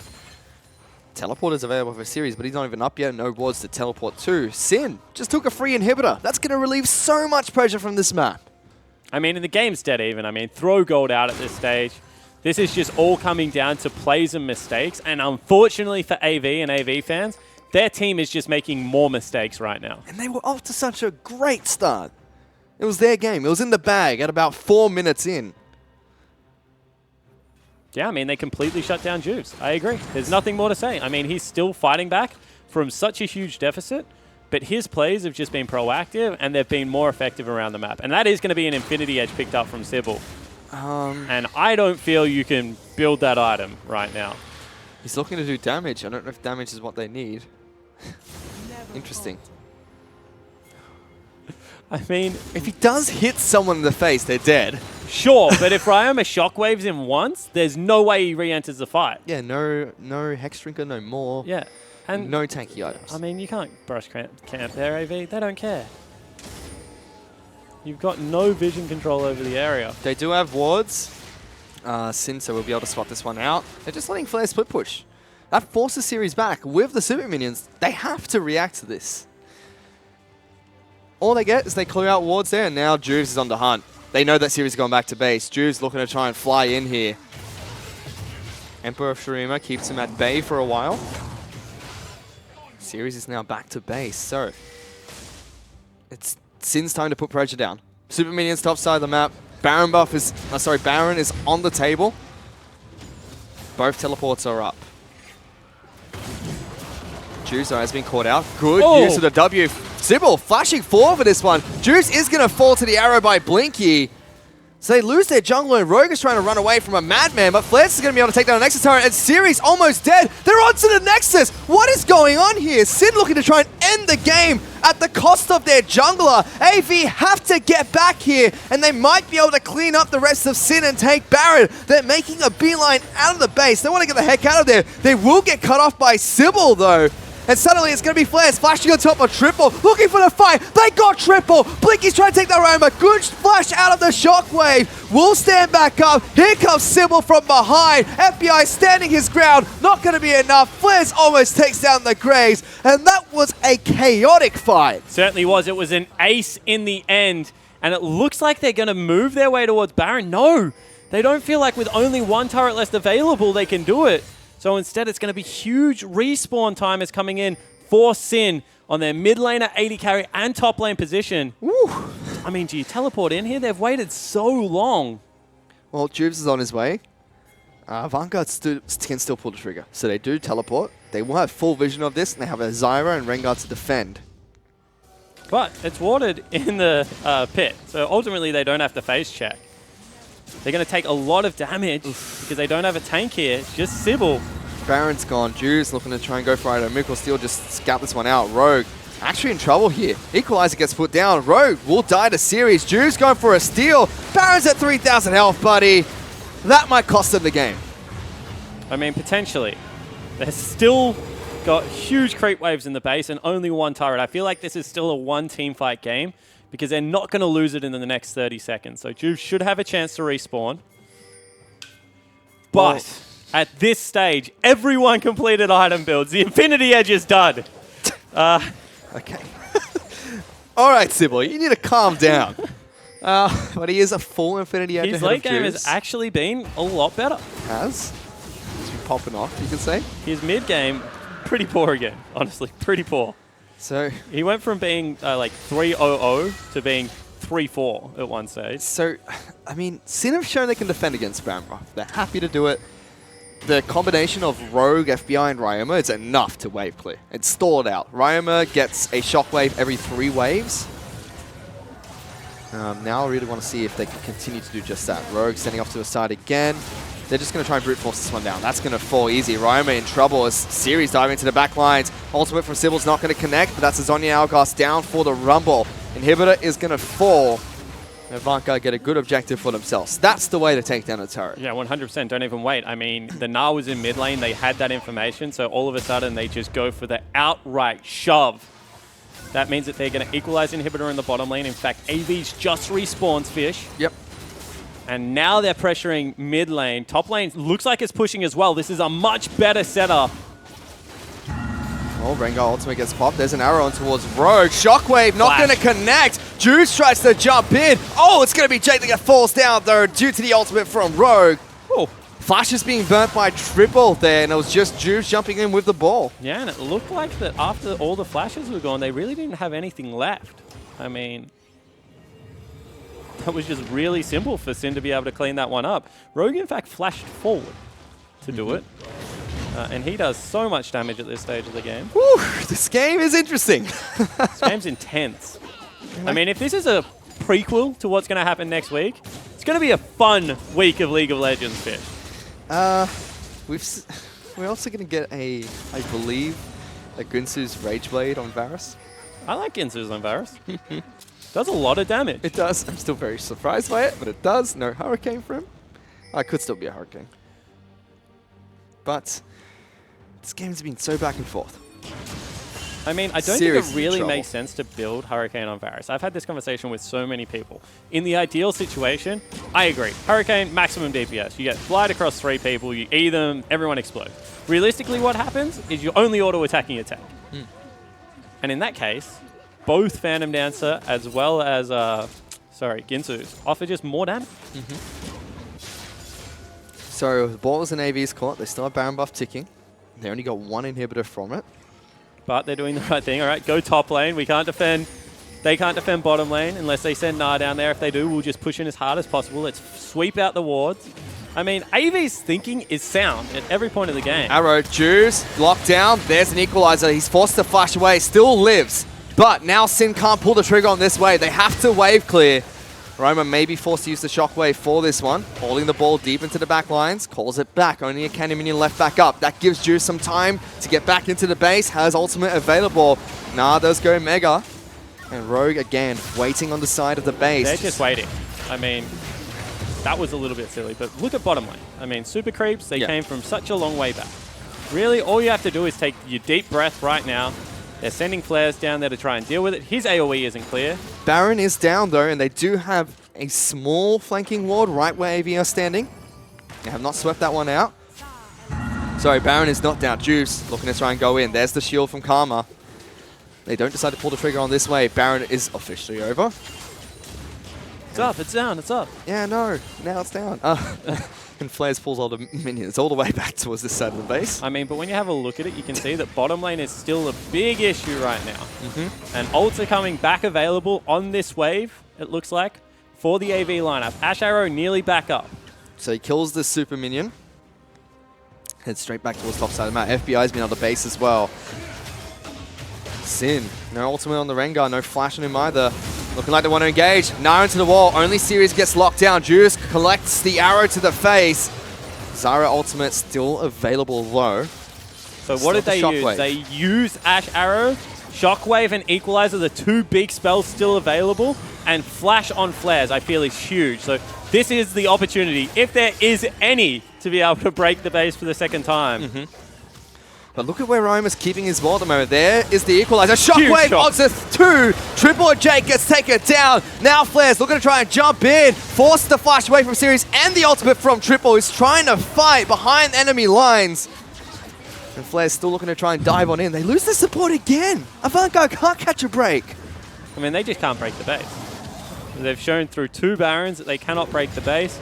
I mean, what do you do now? Do you try and draw them out into the open and win a team fight? I feel like the Azir is definitely not doing as much work late game as we're used to seeing. And Ryoma is coming up trumps every single time. 40 minutes in and Sin is still holding on. Only lost 1 Nexus, one inhibitor turret. There's only 1 Nexus turret left standing for Avant Garde. It's been an interesting game. It feels like whoever pushes lose. Ryoma is the mid laner that Sin have been looking for ages. He can play with no resources, can play assassins, control mages, absolutely everything. He's almost got 6 items as well. Inhibitors respawn in the bottom lane. Breathing room now for Sin. They can sit back and be like, all right, now we focus towards this Elder Dragon that's coming up in 15 and a Baron that's coming up in 40. I mean, there's just... Pushes lose right now. Don't push. Yeah, try and win a team fight, I think, is the last call if you're AV. Get Triple out in the open, get him 3 soldiers down, make sure there's no turrets that are really going to upset his positioning. He has Flash available. That's mega down for Flares. I mean, it stays up for a very long time at this stage of the game, so you still have to be careful. But Baron, Elder Drake going to be started up. They've started it. Juice pops Thrill of the Hunt. They're trying to burst this one down. Sin need to go. They need to go now. There's the Emperor's Wall. Juice jumps over it. Looking to try and steal the dragon away. Doesn't get it, but big shockwave from Ryoma. Locks down 3 members of Avant Garde. It's still a 3-on-4 as Sin lose their support and jungler here. They look like they want to race, it seems. Yeah, it certainly looks for it. It's a 1 for 2 in favor of AV, and they get the man they're looking for. However, you can't do this. You don't have enough time. What? They're choosing Baron. Sin looking to try and take down Baron for themselves. Avant Garde just pushing bottom lane. There's only an inhibitor left. No turret there either. This is such a weird call. They're going for it. Avant Garde don't have a tank to tank up these turrets, but they will be able to take an back in inhibitor. time. Teleport coming in as well. I think that's a bad teleport, Flares. You might die. He's looking to try and defend this one. No, cancels it, or it's forced to be cancelled here. They lose an inhibitor. They do have Baron buff, so again, back and forth from these two teams. Yeah, but all of a sudden, I feel like Baron for 2 inhibs is not worth. I mean, we've seen the ineffectiveness of Baron so many times already this game. Gee, useless buff. Gives you nothing. Gives you the ability to push, which eventually causes you to lose. But still, this game's on a knife edge. Sin really just didn't pull the trigger early enough there, it seemed. Yeah, and when they did, it was actually quite a nice Emperor's Divide, because it didn't stop Juves getting in, but it isolated Juves from everyone else. And it was only really that shockwave from Ryoma, once again, who is just a monster, like absolute god. Popping off. Going berserk again. However, everyone now is at full build. I mean, Rogue's going damage. He's got his Landries and Rallies, which is all you really need as a Zyra. Void Star's coming up next. Juves needs his second life of the Guardian Angel. Let's take another look at it. So they started up, and they're doing it so quickly. I think that is what surprised Sin. They did not expect this amount of damage to come out. And you can see that Series is taking practically no damage, and that's what I'm talking about. No one else can get anywhere near it. Equalizer layered behind, but that shockwave is just, beautiful to behold. Rogue stepped a little bit too far forward there, I think it's fair to say. But now pushing into Baron buff creeps. And Elder Dragon is expiring soon. It's not I mean, very you long go this buff. wave. I feel like it's a shockwave to clear the wave here. And then look for a fight after. Oh, FBI. Careful, buddy. I said it's expiring soon, not it's expired. But now it's gone. I mean, that was the last wave they had with it, and Baron's going to last for a heck of a lot longer, so like you have to be patient. You have to wait for super creeps to come in now. Baron's not going to be able to defend all 3 waves, Fish. No teleport available as well. I think maybe Flares will have regretted using that one, because there is a ward very far back that he could potentially look to get on the team with. Flares is turning mega short leaks. The triple trying to chase on in and do as much damage as possible. Shurima turret falls. And here comes Juice. Looks like they want to go for a fight. He's off to the side.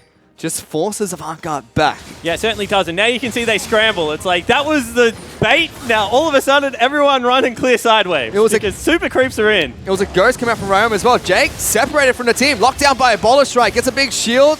Arrow going to be dodged there by Juice and Flares. He's very low. Flares still chasing off forward. This gives FBI time to clear out the base. Potentially. Ooh, that Sybil. gives him time to clear the base. So Careful. much damage. And this is a game that never ends, Fish. We're going to be AV here. cannot push in. It seems like Sin always delivers on those because Juice refused to predict who's going to win the match. I mean, you could tell that Sin were confident coming into this game, but finally AV had the early game, and they are so persistent in the late game. You can see that they're sticking to the call. When super creeps are in and we have a chance, we're going to go for the fight. It's just this close. It's so close, Swan. Oh, Ryoma. Taking a chunk of damage. Zoriana, there's an equalizer. Whiffs. Just separates the two of them. AV don't have that massive spell to go for. Rogue locks him down. Sybil is dead. There's the Emperor's Divide, and Juice is into the backline. Series is his target of choice. Locks him down with a bowler triple. He kills Ryoma before the shockwave, but knocked into the wall by Flares. Series is a madman possessed as he lives through everything. Avant Garde are pushing on through. Juice is back up, but gets taken down immediately after. And off the back of triple, this should be AV's game. And as I said, just force the team fight if you're Avant. You can't push, but the Emperor Shurima can still do one thing, and that should be game. Oh, Ryoma was so close. FBI, the only man left standing. They were persistent here, Spawn, and it comes out trumps as Avant Garde. They're going to be able to take down Sin in game number 2. I mean, and far from a pretty game, Fish. That was still very scrappy.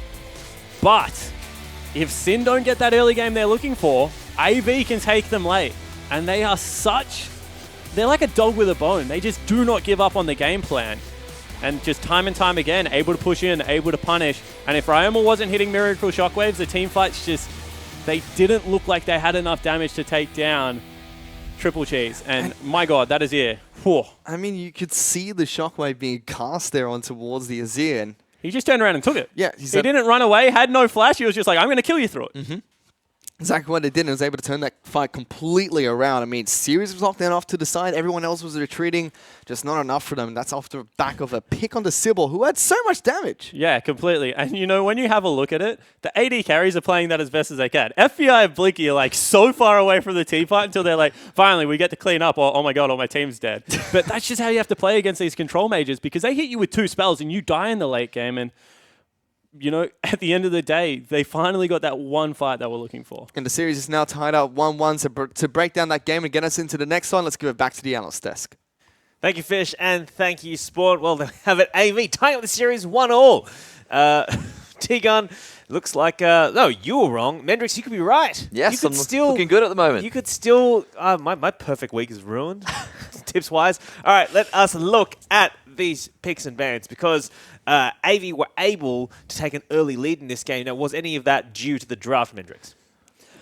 I wouldn't say it's due to the draft. I'd just say it's more due to the fact that AV were playing a lot better. Sybil specifically was playing a lot better in that early game. He put a lot of pressure onto Juves. I mean, by the 35-minute mark, Juves was only level 14 and Graves was at level 17. So you already see the effects towards the late game. His early pressure and what he did ended up going into it.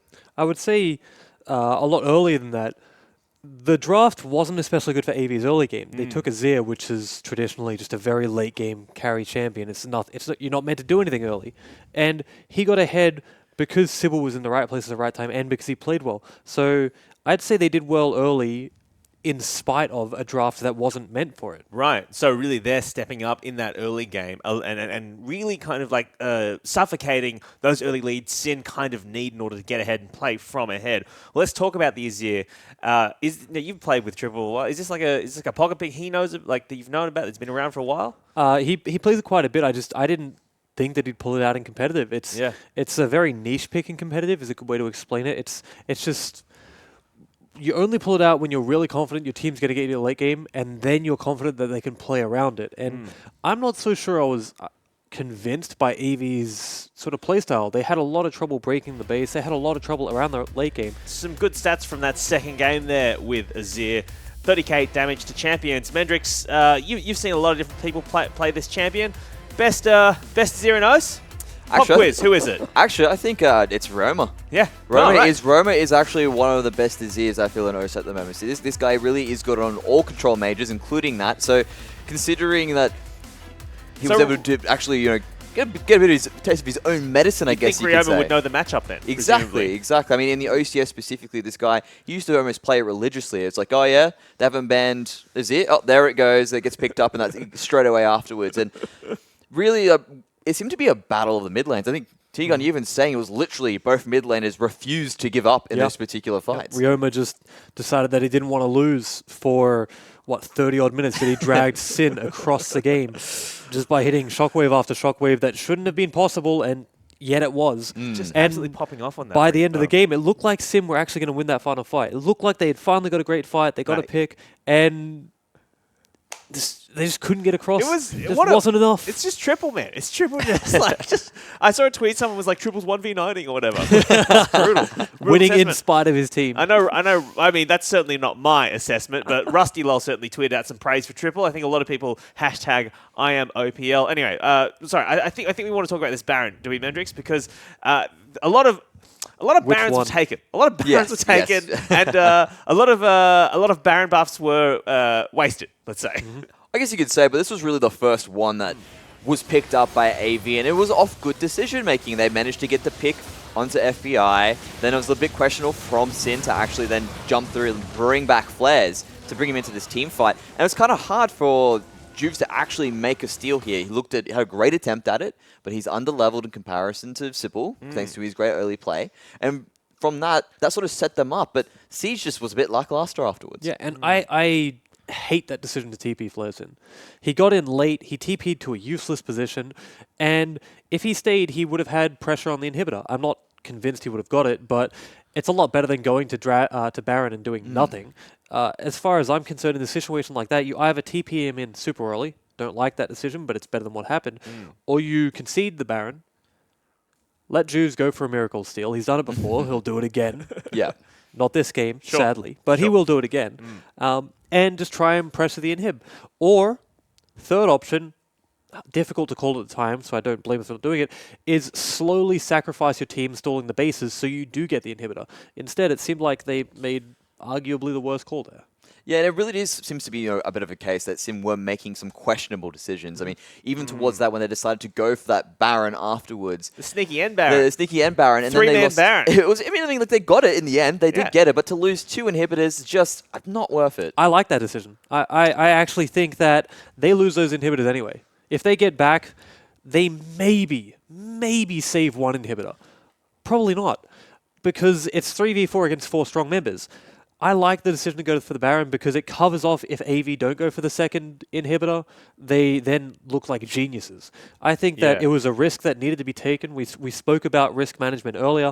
I think that I'm not convinced in saying it was a good call. I'm not convinced in saying it was the right call, but it's a ballsy call that needed to be made. For me, the bigger thing there is taking away the Baron buff from AV being able to take it after they've already taken your inhib, right? I mean, AV were being useless for Baron buffs. So so it's like if AV take the inhib, you've got to go home to defend anyway, and then they go and take Baron, and it's like, well, now we're down an inhib and a Baron. At least this time, we might have lost an extra inhib, but we at least got a Baron. It's not, the trade for me wasn't really inhib versus Baron, or 2 inhibs versus Baron. It was like an extra inhib versus Baron. Well, for me, looking at it was, even if they don't take Baron, getting to base, are they useful there? And going through the situation, I was thinking, I don't see a way where they stop it. The top tower was, I think it was like 300 health. It wasn't a threat. They walk up, they tank it, they kill it. Doesn't matter if you have 3 people there. Probably doesn't matter if you have 5 people there. Right, well, let's move forward, because I do also want to talk about AV sieging, because obviously without Varus, can a siege comp really exist? So Hendrix, talk me through AV sieging.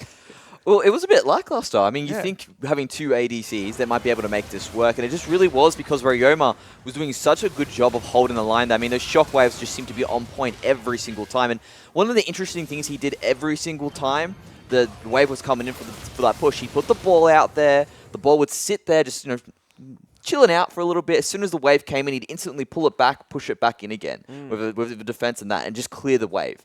And at the same time, it was acting as a threat, just waiting for AV to jump into it. They never could really go in towards that point in time, or they never really had it, and that's how they were able to hold that siege for so long. So is it that AV's siege was lackluster, or is it just Ryoma's just defending like a madman? It's both. They had Barons. Yeah. You should be able to at least push through the Barons. That's the big thing. Like, you just sort of sit there and go, all right, just drop a good equalizer, we'll separate the team, and we'll rush it down. That's all they had to do, and it just never really hit the mark. I do agree that they should have got through it with the Baron, but at the same time, Orianna is an 80s nightmare when you're sieging, because you can't go near the ball. You saw every time he threw out his ulti, he's burning a flash or 2 flashes. And that ulti, when he's at 40-45% CDR, is, I don't know the exact number, but it feels like 0 seconds on the cooldown. Approximately. So you're pretty much just hoping Azir can poke them out. And he was doing a great job. Don't think I'm ever detracting from what people did that game. He dragged a team kicking and screaming over the line, right? But we say they have 2 ADCs for a siege comp, but the 2 ADCs are rendered null and void by the Orianna. All right, well, the series is now tied up 1 apiece, Sin versus AV, but do not go anywhere, because we'll be back with Game 3 right after this. Shockwave hits 2 under the turret. Flash forward, Rogue gets 1. Sybil! It's not going to be taken down here, but almost. Flash being burned as well. They're going for the 4-on-5. This is down to 2,000 health. Juice goes in. Will he take it? Does not. Sybil secures the Baron, and the equalizer is good to separate the team. All right, and Series almost dead. They're onto the Nexus. What is going on here? Sin looking to try and end the game at the cost of their jungler. AV have to get back here, and they might be able to clean up the rest of Sin and take Baron. They're making a beeline out of the base. They want to get the heck out of there. They will get cut off by Sybil, though. And suddenly it's going to be Flares flashing on top of Triple, looking for the fight. They got Triple. Blinky's trying to take that Roma. Good flash out of the Shockwave. Will stand back up. Here comes Sybil from behind. FBI standing his ground. Not going to be enough. Flares almost takes down the Graves. And that was a chaotic fight. On Rogue will die to Series. Juice going for a steal. Baron's at 3,000 health, buddy. That might cost them the game. There is the equalizer. Shockwave onto 2. Triple J gets taken down. Now Flair's looking to try and jump in. Forces the flash away from Series and the ultimate from Triple, who's trying to fight behind enemy lines. There's the Emperor's Wall. Juice jumps over it. Looking to try and steal it, drag it away. Doesn't get it, but big shockwave from Ryoma. Locks down 3 members of Avant Garde. It's still a 3-on-4 as Sin lose their support and jungler here. Go for Road, locks him down. Sybil is dead. There's the Emperor's Divide, and Juice is into the backline. Series is his target of choice. Locks him down with a bowler. Triple. He kills Ryoma before the shockwave, but knocked into the wall by Flares. Series is a madman possessed as he lives through everything. Avant Garde are pushing on through. Juice is back up but gets taken down immediately after. And off the back of Triple, this should be AB's game. And it comes out trumps as Avant Garde. They're going to be able to take down Sin in game number 2.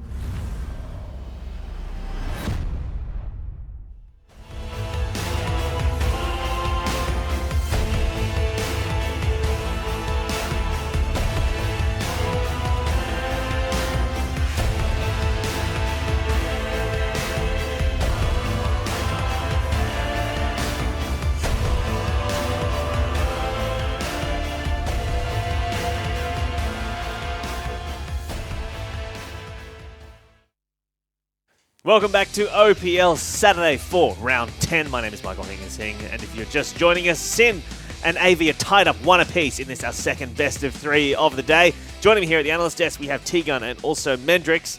And everything on the line in this game, in specifically the caster tipping competition, because Mendrix, you tipped Sin 2-1. Jason Tiberi has tipped AV 2-1, so still the perfect scores up for you guys. I'm out of the, because I said it was going to be a Sin 2-0, so I messed up. But going into this third game, T-Gun, you said it was going to be an AV 2-0, so, I mean, who do you think's going to win this third game? I mean, the first game didn't happen. Sure. Right? Sure. It was a replay of an old game. So they're still on for the 2-0. So do you think AV will take this third game? Absolutely. Absolutely? Absolutely. Why are you so confident? Because I tipped them. Yeah, but like I'm not here. You're here on the desk because you got a brain, all right? Let's use it, shall we? Shall we? Shall we do some analysis? All right. In all, with all humor aside, sure. Sybil has turned it around. The first game he looked dreadful. The second game he didn't look amazing, but he looked leagues above where he was in the first game. Mm-hmm. The third game, if he plays similar, they'll win. If he plays better, they will win in emphatic fashion. All right. So that's where I'm basing my sort of expectations. Is it seems over time Sybil's getting better, just like a fine wine. If these trends continue. Yeah.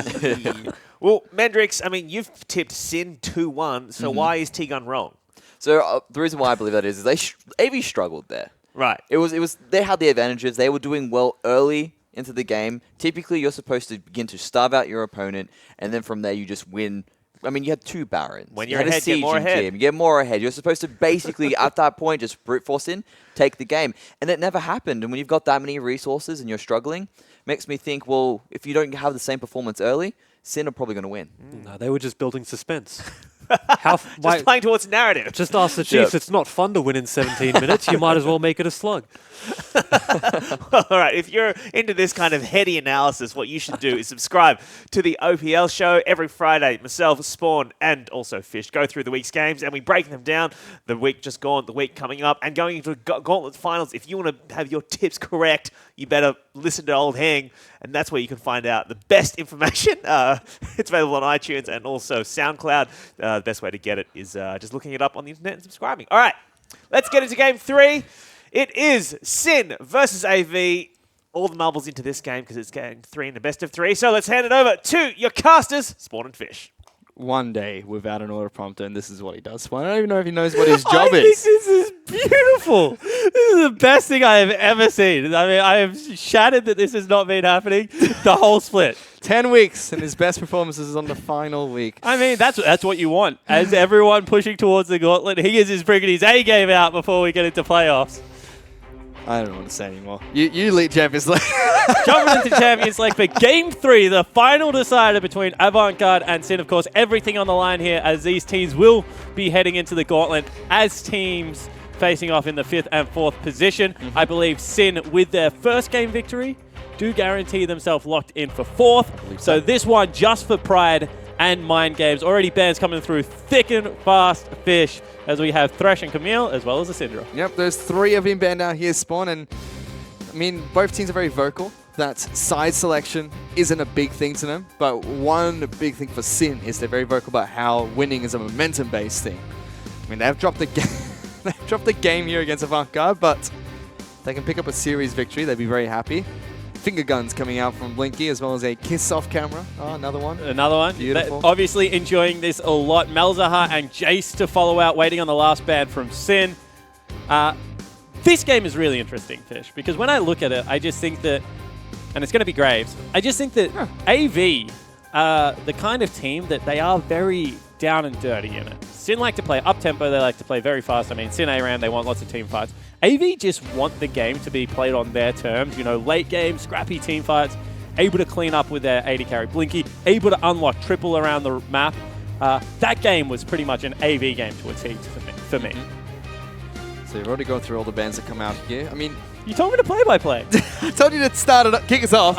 I'm not an analyst here, not really good. But one interesting thing to me is that the last match, we saw them kind of force Sybil onto Graves. Now they're taking it away from him. Yeah. Avant Garde will still pick up the Rumble first, but without Renekton being banned, that's picked up by Flares, and we'll have Juice picking up Elise heading into the jungle. So this is a difficult matchup for Rumble players out there. However, one good news is that you still push really hard. So generally what you can do is you can push and leave, and then as it gets to like level 5, level 6, sometimes you can even eke advantages out by fighting in creep waves and hitting really clutch harpoons. You kind of need to like melee kite him out, which is something that's very difficult to do. However, it looks like we're going to go back to Game 1's jungle matchup. Yep. So we will have the Rengar be picked up by Sybil here. Interesting thing for that Renekton matchup as well is the onus is on Renekton to win that match. Rumble can sit there and be like, if you want to wave clear with me, we can farm. I'm happy. Rumble can honestly fall 30 CS down in that match in the first 100 and be happy when the late game hits, because there's no way that Renekton is as useful as you are in team fights. Teleport advantage will be slightly in Sin's favor though, just to kick things off. Following up with the Rengar pick is going to be Ashe. I like it. I think that Ashe is just a AD carry that suits Blinky's playstyle. And we've been talking about the fact that, you know, he historically has liked to go into hypers, but in a meta where you just need to be able to kick off team fights, Ashe does it better than anyone in the game. And FBI is being taken off his Varus pick. This time around we'll be picking up Ezreal to head into the bottom lane. Oof. Misfortune ban. Hello. So potentially another Zyra pickup coming out of Rogue. Spicy. Makes little sense to me otherwise, because they've already shown that they would rather play things like Karma anyway. And Rogue had a fantastic game on Zyra as well. It was a really nice game, but it wasn't enough to win it. I mean, Ryoma and Rogue looked like they were honestly going toe-to-toe with Triple and Jake, but then that last team fight hit. Oh, pinching the support pool here. I feel like this suits Sin a little bit more. Rogue just plays more off-meta stuff, although Nami's still available. So Blinky and Jake can grab the Ashe Nami lane. Potentially. I'm just told that Rogue in the last game did the most damage for his team. It's not too surprising coming from Zyra's. Definitely not, and I would say that arguably Ryoma's damage was more impactful, because you got to remember that Ryoma hitting those big shockwaves. The final ban from Avant Garde is Zed. Oh, no Vlad ban. Yeah, they don't want Ryoma on that champion. It does leave Vlad open, and this pick as well, Nami being picked up without a Karma, without a Zyra. Whew, difficult Do lane you already. take Vlad right now if you're triple? How much practice do you have on the pick? Because I can nearly guarantee, unless you take Orianna, that it's coming in for Ryoma. I kind of think that that's what Avant Garde have to do, pick up Orianna here. Force Ryoma into that matchup. And then beat it with a counter pick. Works well with the Rengar. Oh, we forgot about Lulu. Yeah. Wow, that makes no sense then. Hello. Why are they banned and support? The best support in the game is still available. I feel dumb. I'm gonna. As the color caster out of this duo fish, why did you not pick this up? Hingers, come back. I've got a job for you. That is weird. Misfortune's being banned over. Okay, I don't understand. You do you, Sin. You can even tell, like, it almost felt like Avant Garde didn't realize it, 'cause they're hovering through, like, Janna, Sana. And what a great team comp now. Ooh, shields everywhere. They've got themselves a Rengar to jump in with an Orianna ball, as well as the knock-up that can come out of Lulu. And obviously, you don't really want to play Vlad into Ori, so they're going to go with Talia. Talia's picked up for Ryoma in the mid lane. Interesting team comp from both these teams. Lulu left to, like, final pick phase. I feel like there's a real lack of damage in Sin's comp play.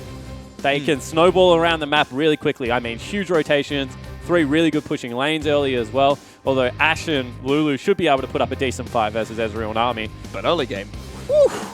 Yeah, but late, ooh, does AV's comp hit hard. It sounds, it's a recurring trend for Avant Garde. Yeah, pick late and just get there. Yep. If we get to late game with a late game comp, we win. It shocks me how many times that happens. They are the quintessential, guys, we're scaling Yeah, team. we're scaling. Don't There's worry always about that one team in Oceania just says, guys, we're scaling. And it used to be Sid. It used to be, don't worry, we'll get Rymeister to the 6 item, don't worry, we're scaling, boys. But right now, AV are definitely scaling. Yeah, Juice's not used to it. He's used to saying, we're scaling. Now, guys, they're scaling. They're scaling. Stop them.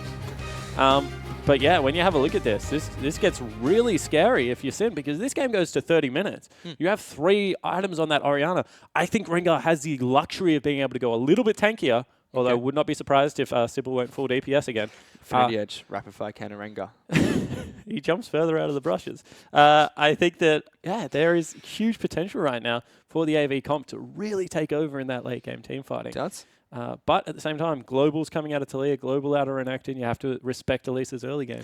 There's still something there. And I think, again, it's going to come down to the top side of the map. We've already seen bottom side. They trade back and forth quite effectively. Blinky as well as Jake have stepped up quite a lot, although FBI and Rogue do control that lane pretty well. Yep. But it's really been on the back of Sybil and Juice, it seems. They're the ones that dictated the flow of the game, and if they can help their solo laners, they then help out, and that's been pretty much the story of both the games. And once again, I just hate to repeat it, but if you are a Renekton, as we jump onto Summoner's Rift for Game 3, if you're a Renekton and you die in lane versus anything, let alone a Rumble, the game is pretty much over for the Renekton. It's GG, well played. Surrender at 15.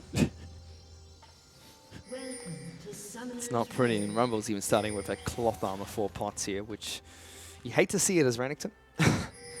Jude's going to get jumped on here. Good damage coming out from Sybil. Roman's there to back him up. That will force the Spider back to base and give Avant Garde some priority inside of jump. Oh, he might die. He has to flash. Get the heck out of there. What are you... I don't understand. That is massive. I don't understand. I mean, Sybil can afford to go back right now.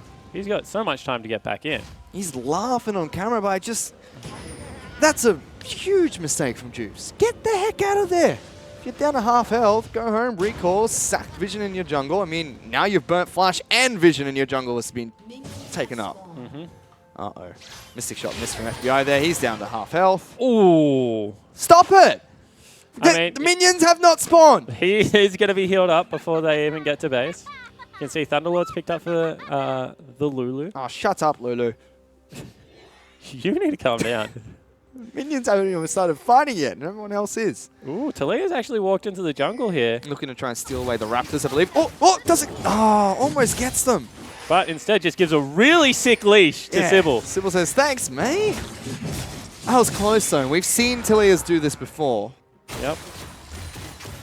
Also didn't see where he went because Talia didn't drop a ward, which is a little bit strange. So you don't know whether doing bottom side clear or top side clear. It's really He's going to go Raptor to Raptor here.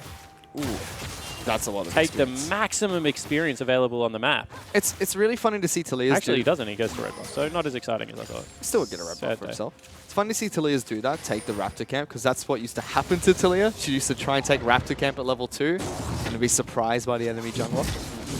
So Sybil is being proactive, taking down red buff for himself. It looks like Juves has a read on this play and is moving straight in towards Sybil's jungle. Yeah, they had it warded. See now whether Sybil does go to Raptors? No. Instead, they're just going to trade buffs. Not as exciting as I thought. I thought that this might be better for Sybil because realistically he gets access to 2 Raptor camp. Juves is going to have access to none. Now, however, Juves is in behind enemy lines and can potentially do Elise things if they're pushing up in the bottom lane. They're picking out the red buffs today. They're reading where Juves is at the moment. Good poke coming out from FBI. Good poke return from Jake, however.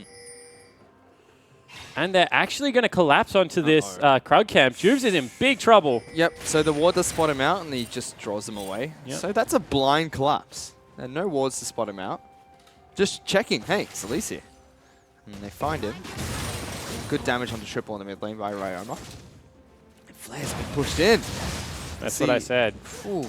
There is always and this is why, this is when champions, in my opinion, get OP. Where they have counter matchups, but every single counter matchup I can think about for Rumble, he still pushes into. With the exception of maybe Riven. But even Riven's wave clear was hit a lot. 12 CS down as well. I'm going to see Sybil trying to make his way around inside the jungle. He wants to catch Juves, but Juves is probably going to go to Wolf Camp. So not really going to be able to get to him. Instead wasting a lot of time now. He's ran back and forth a lot. Dive top lane potential? Nah, definitely not there. You never want to dive Renekton. He's on top of a wall, so they know Sybil's there. Yeah, and Sybil's just wasting like way too much time. Take the Krug camp, do something useful with your time. In fact, he's falling down in CS versus an Elise, which just should not happen. I feel like Renekton's one of those really balanced champions too. He has to get ahead. If he doesn't, he falls behind pretty hard. Elise is making her way up. She has a blast cone to come to. Good damage going down onto Flares. Series doing a lot better in the lane here. And it makes sense if Sybil's called. Oh, Jake gets caught by a bubble. That's a heal first one picked up by FBI. Blinky's trying to trade back. Heal still available for FBI. Stands and delivers. And Sin's bottom lane get an early lead again. Elise though, repel, gonna put him back down. Juves, really low. Series flashes forward, gets the harpoons down. He just walked past Flares then. Yeah, but all of a sudden, they've got the Talia coming up. He can't flash. Sybil, he's going to be able to get away just here. Doesn't get the last auto attack. And Ryoma now flashes for the kill. Can he take series in a one-on-one? He can't because Triple's up here. And Avant Garde have blown the game wide open. That is so huge. All of a sudden, you have a Rumble who is already double the CS with a triple kill. You almost have to lane swap that. That is just so massive right now. Instead, they burn teleport back to lane. I don't understand. How was Series allowed to walk past the turret untouched by Flares? Yeah, I mean, and that's what I was saying. The only way that this play out of Sybil makes sense if it's to just shadow the Rumble and allow him to keep getting his lead naturally. Oh. And this time, Sybil plays it perfectly. He gets the counter jungling, calls over his top lane. Flares is late to it, as you said, and honestly, they use so many summoner spells to almost kill Sybil. And in the end, Ryoma picked him up, but it was just so well played. Incredibly well played by Avant Garde. Again, I think Flares really dropped the ball there.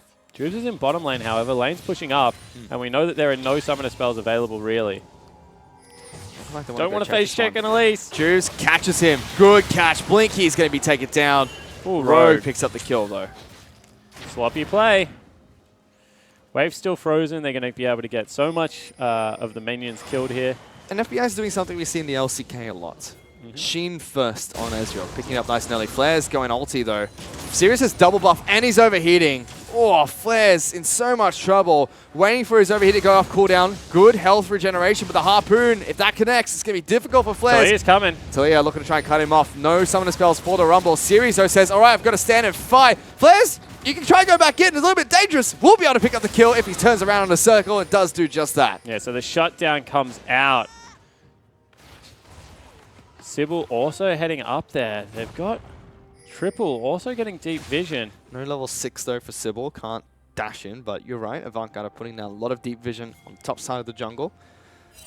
So you have to just say that's a mistake out of series, honestly. I felt like he should have taken it to Flares a little bit earlier there. Yeah, I definitely think he should have gone aggressive as well. When you're overheating as Rumble, especially if Renekton doesn't have any abilities, you win the auto attack rate. Bop him with that red buff and overheat. Yeah. Oof. Now Talia's got doubles. I mean, the goalie's only 400 in Avant Garde's favor. Talia's got 2 kills, which is pretty big. I think the biggest thing, though, is that Avant Garde, all their kills are on Rumble, and if he gets rolling, it's difficult to shut him down, especially when you have a Renekton up there who's still behind. I mean, he's got 2 assists and he's down 20 CS still. He is heavily reliant on his ultimate now. He can't do anything without it. Yeah, he's kind of the singed feeling where when he's got ultimate up, you just don't fight him, you kite it out. But you're going to get pushed in on, you're going to get chip damage underneath the turret.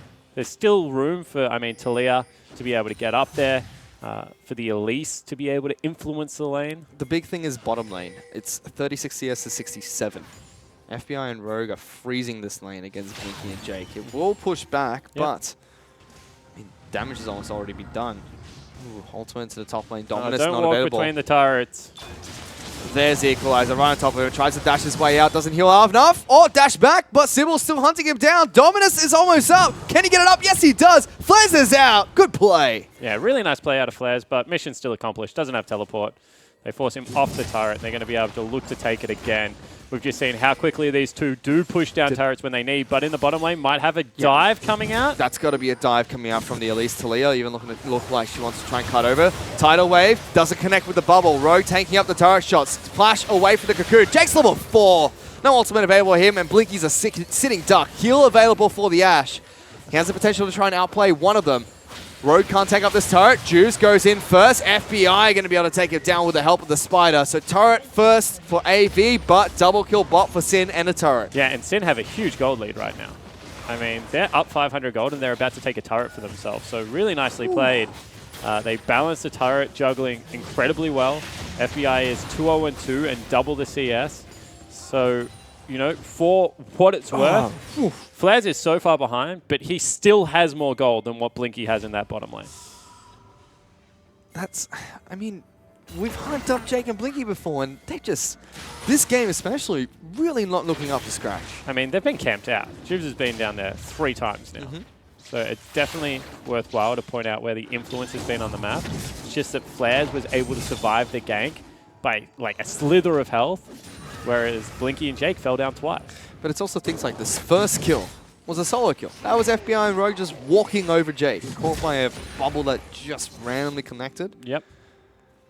I mean, as much as they have been camped out, a lot of the mistakes are still on the two laners themselves. Series now is going to find a Nami up on the top side of the map. Flair's looking to try and get some push priority here. They will eventually swap lanes, which I think is the right call now. Yeah, but does Flair's burn TP? And if he does, that gives a huge advantage because of all the deep wards.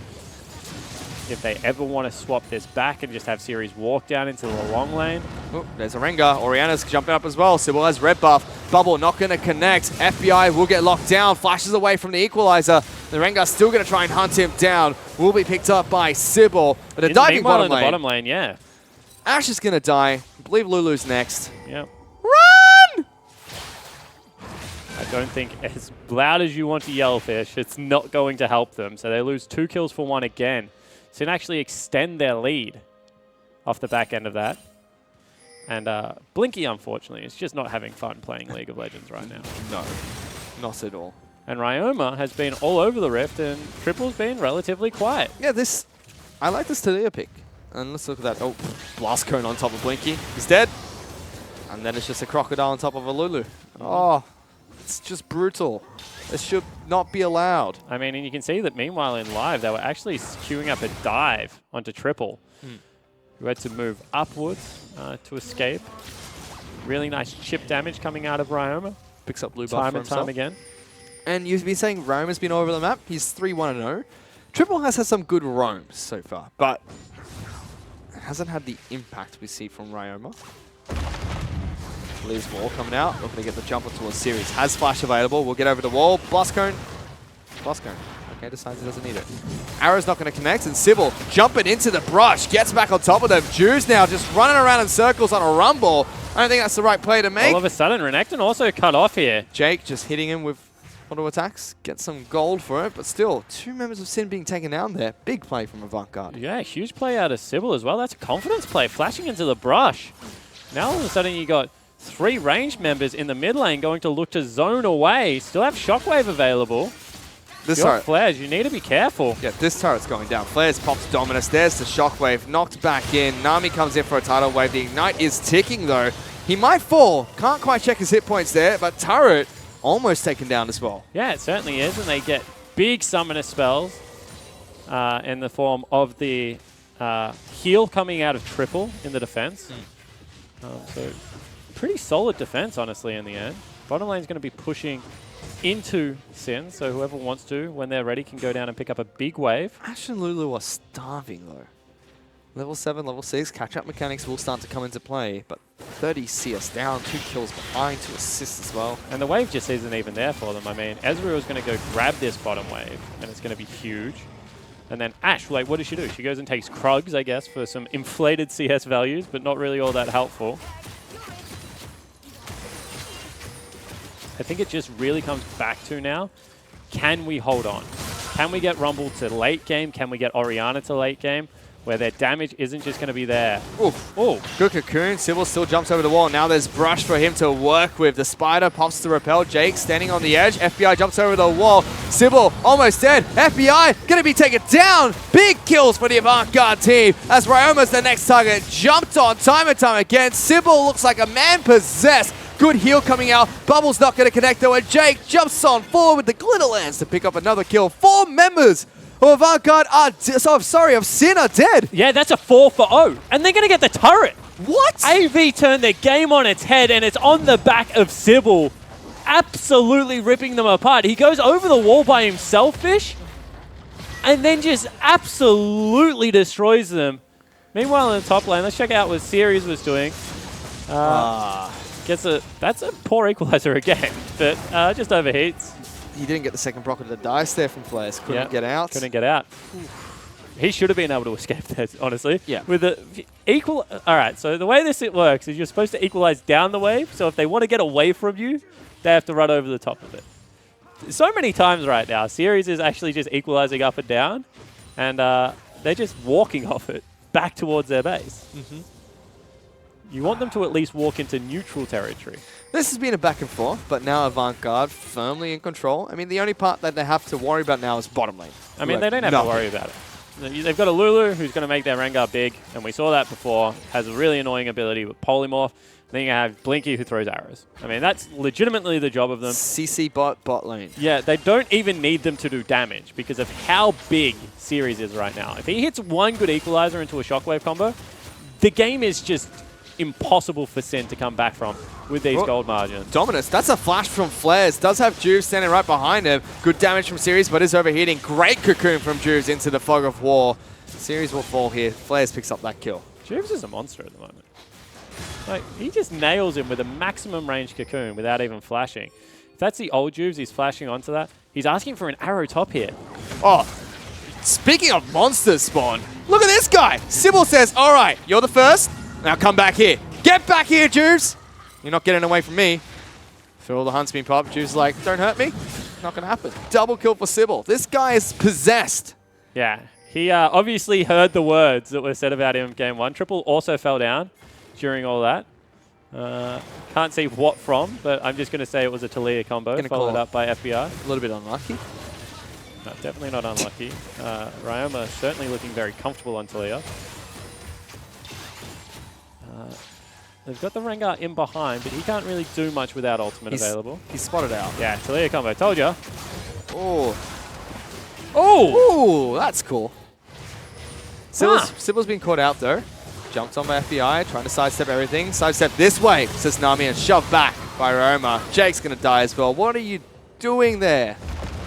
Now Roma's going to surf up on towards Blinky, who's running in the direction he's herded him towards. Flash over from FBI. So many slows coming out, and Blinky just says, I'm going to take a sip of water. My time's done. Yeah, really nicely played out of that Sin unit. And the top side of the map for AV has certainly showed up to play, but you have to say that everywhere else it looks pretty much Sin right now. FBI even tanking up the turret here because he just wants to... Whoop! Shockwave wants to poke Triple. Might be a mistake. Forced to use the heal. That's a flash from Rogue, and Triple says 3-on-1. Yeah, sure. I'll take that. And all of a sudden, Series is heading up. Ryoma's overextended. Uh-oh, he's popped Ghost. Juice misses a cocoon. Over-aggressive from FBI. Over-aggressive from everyone, Fish. This Did not game... need to do that. Calm down. I mean, Sybil didn't need to go to the Cow Jungle, the top side of the map, and now Arrow hits. Yeah. Ryoma's dead. Goodbye. Easy. This game is just a bloodbath. If game one was like all Sin early and game two was pretty much all AV early, this game is so back and forward. Split the map in two. I don't know what's going on. Where are we at right now, Spawn? What's happening next? It looks like Series is going to die. Dominus from Flares. Flash is available for Series. Die still up for another 2 seconds. Uses it preemptively. There's the equalizer. Pretty late. Doesn't matter. Yeah. I mean, there's no point equalizing at that stage. Doesn't even catch a minion wave, and there's nothing to really catch it from. But at the same time, got to applaud the fact that they're pushing the tier 2. Woo! Tidal wave. Is going to be enough? Not going to be enough. Arrow is available for Blinky. Decides not to pull the trigger. Yes, his Blade of the Ruined King now. Double items for FBI, though. Manamune and Trinity Force picked up. It's not even close. Blinky is an arrow bot. I mean, he has... It's luckily enough that his item gives him lifesteal attack speed and a little bit of AD. And percent base damage. Yeah, 8% base damage. Great when you're behind. Of course, especially the further Renekton gets ahead, the more damage Blinky does, technically. Technically speaking. Mid lane turret under fire now, however. Triple's trying to defend.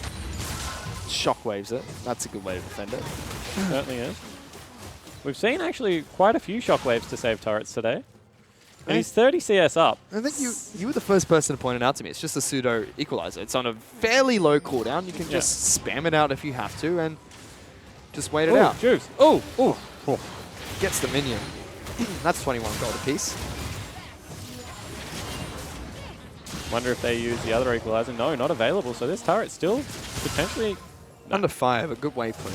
The wave clear is just unbelievably good. They do have Flair split pushing, so he is behind Series, but he's once he gets that second item, which should be the upgraded Tiamat. Potentially. Looks like he's going for maybe a Dead Man's Plate or something like that. He's got a Giant Spell. Just wanted some raw health. Giant Spell, of course, very good at providing that. So normally we see Renekton's go double attack damage item, which is an upgrade TML, which name is escaping me. Not Ravenous Hydra, Titanic Hydra. Yeah. Into double armor and magic resistance. Normally a Guardian Angel. Yep. But Flair's looking to get tanky earlier. Because he's dropped the Equalizer now, Series is a little bit of a sitting duck. In fact, he's down in levels to Flares. Drew's going to be able to pick up red buff for himself. Siri says, thanks for that, Leash. 20 gold is actually not bad for free. I mean, everything in life takes sweeter when it's free. Now they're trapped, though. Blast Cone. Gap gets Juves out. Flair's is not too concerned. He sees a juicy minion wave bot side. Big minion wave top, though. Yeah. FBI will head up there to collect that. I think he's gone to safe way. Very, very patient man, FBI. Would have been charging through all those wards. Potentially dead, but I still would have been charging through all those wards. But this way, doesn't give any information until he's actually in the top lane. And this game is just on a knife's edge because, honestly, if FBI gets first access to a team fight, he does so much damage. Whereas if it's any of Series, Sybil, or Triple, they one-shot him. It's a 70 CS lead for the bot lane AD carry. If he sticks around and shows here, they can speed him up an arrow. On the hunt. Oh, good Arcane Shift, but gets jumped on by Sybil. Whew, that's not pretty. That's the old school Rengar. That's what that looked like. See hero, kill hero. Knife Cat coming up big and now potentially Triple. Zoning away. Was trying to knock him back. Turret's going to fall. Meanwhile, it's bottom lane where the action's at. Flair's going to try and take on Series. And Sybil game 1 to Sybil game 3 looks like completely different junglers. Fight bottom lane. Flair's get some good trade on towards Series, but the overheat's going to come off. Cooldown. Dominus has to be used. He has to get back on top of this Rumble.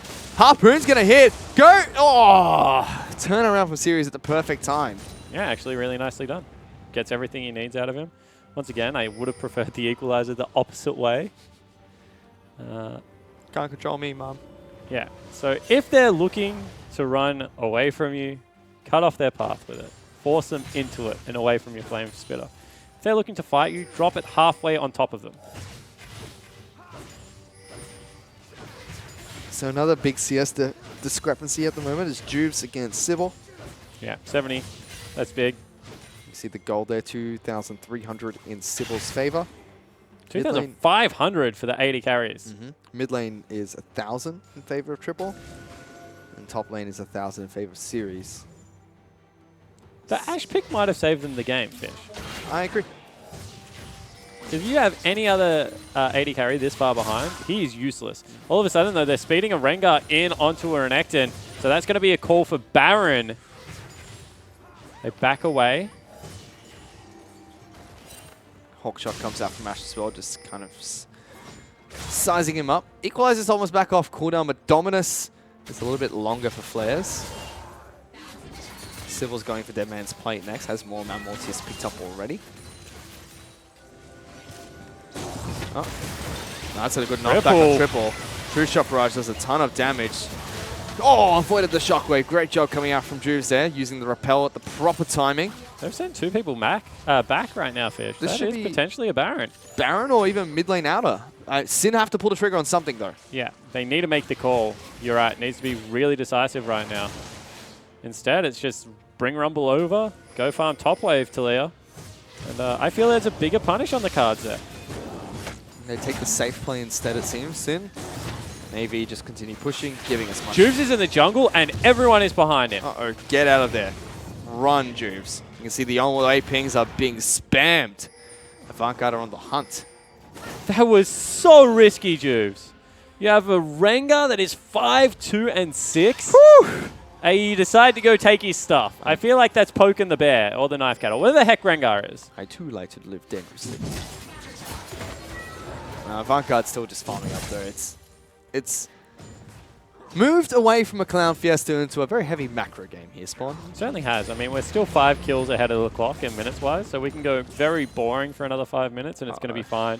Sending members back on the top side of the map while Renekton is being collapsed on. This is where you pull the trigger on Baron. If you see that many people come down. I mean, the problem is they sent Talia back. Yeah, she's primary source of damage right now on Baron with that spammable Q. So instead, it's just going to be Rengar that picks up a solo Drake for himself if he wants it. Because like you can't really do it anyway against the Shockwave as well as potentially teleporting an Equalizer. Sybil doesn't want to go for the Dragon objective. Instead, spots out a ward. His red buff's coming up in 20 seconds. We'll look to try and take that next. Void Staff has been completed by Siri, so he's well and truly online. Void Staff seems to be the next item being picked up by both the mid lane mages, though. Hurricane's being picked up by Ashe. So Blinky still not where he wants to be, but I mean, now your slows are hitting multiple people. More CC bot for the AD carry. I mean, I just feel like Black Cleaver, especially in this situation, is a better pickup.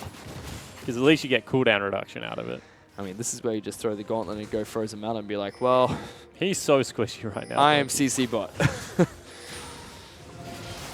Difficult situation for the Ashe. Certainly is. Does have a Lulu though, so Jake can buff him up.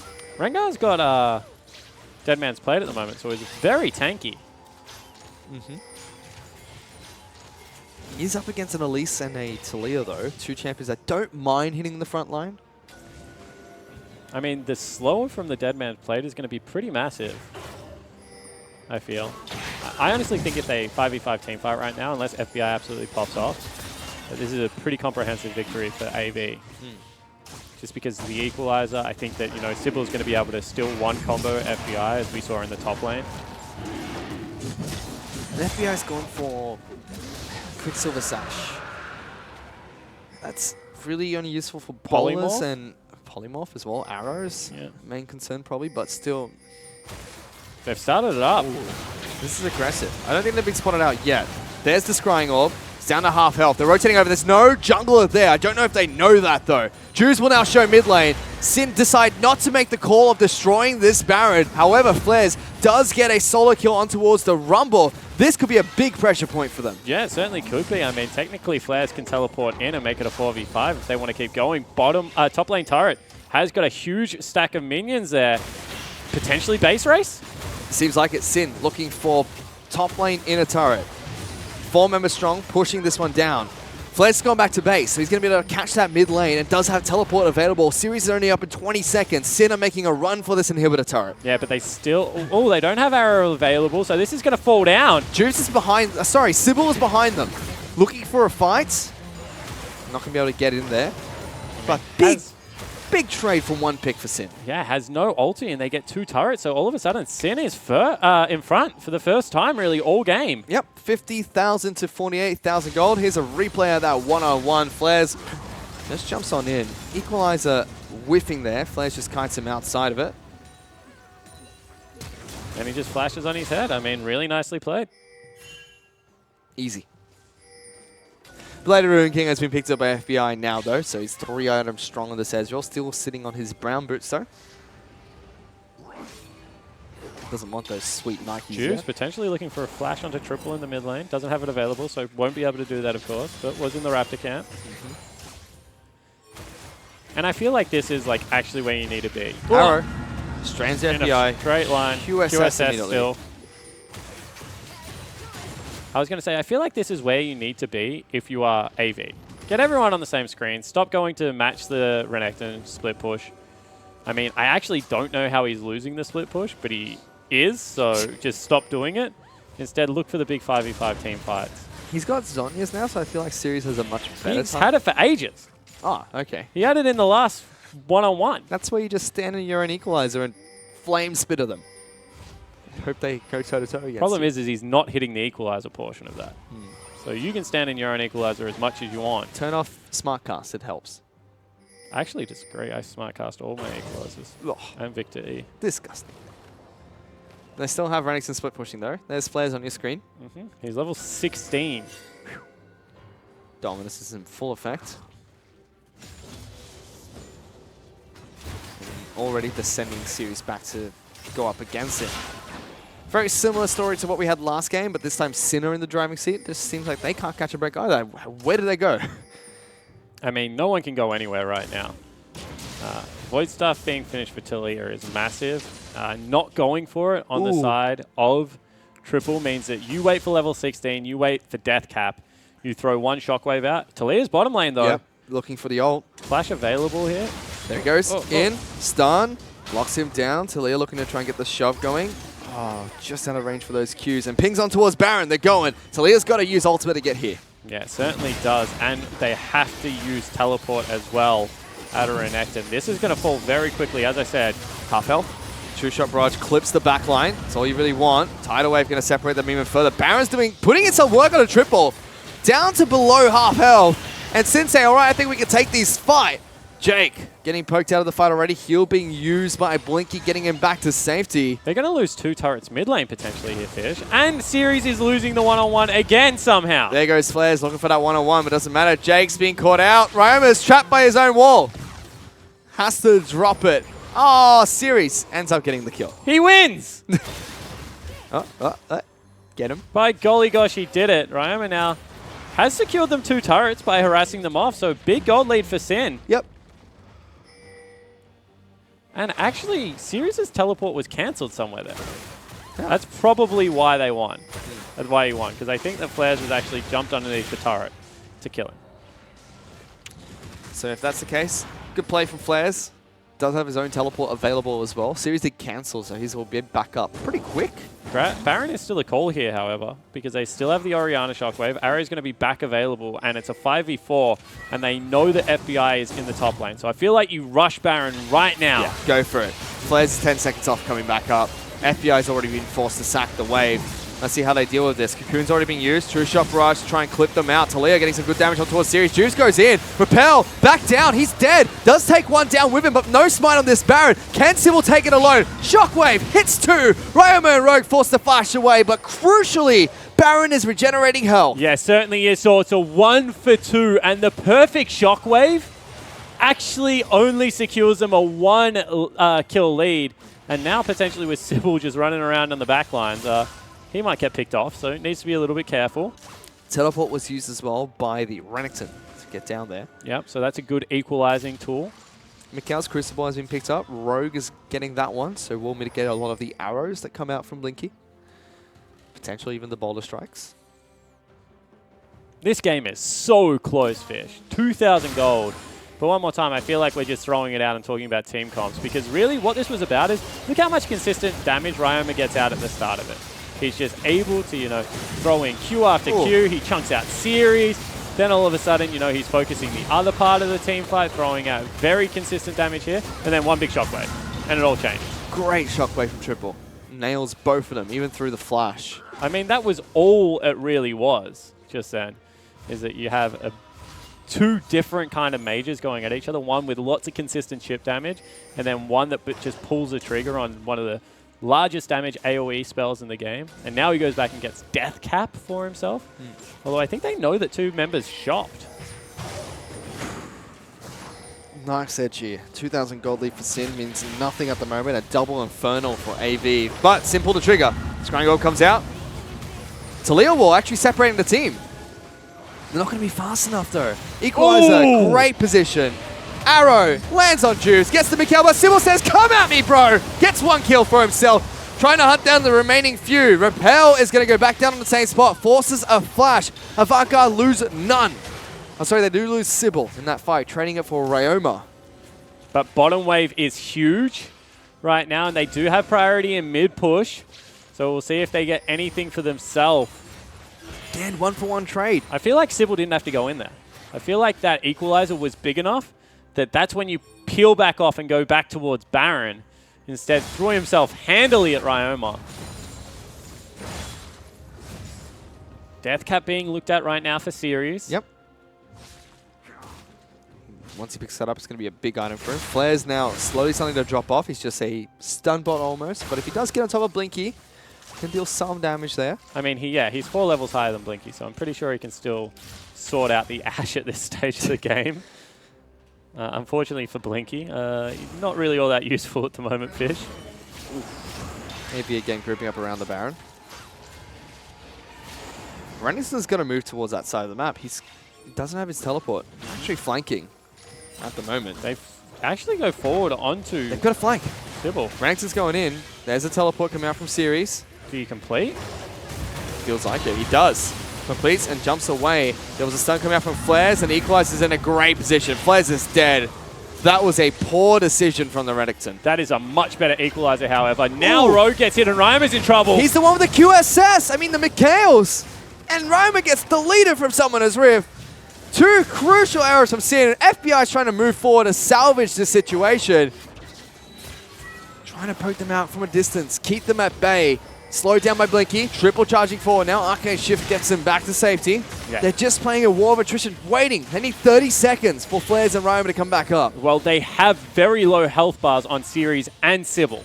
And they're the two people going to be tanking up the Baron. However, I don't know whether they know the Shockwave wasn't spent. They used the Redemption, so Series and Sybil back up a little bit of health. 3,000 hit points.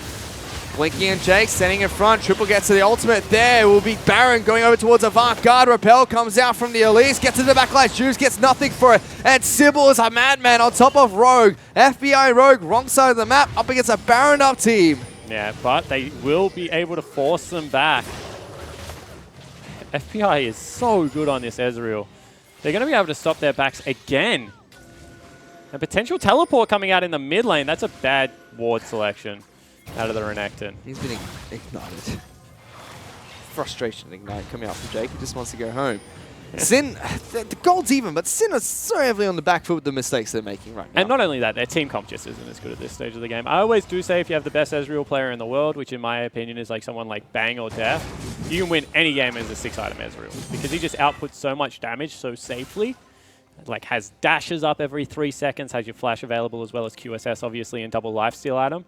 However, at this stage of the game when you're going up against Orianna as well as a Rumble, both of which have got death caps, it is just so hard. And I have no idea what Triple is building with his third needlessly large rod. Ah. Zhonya's doesn't build out of it anymore.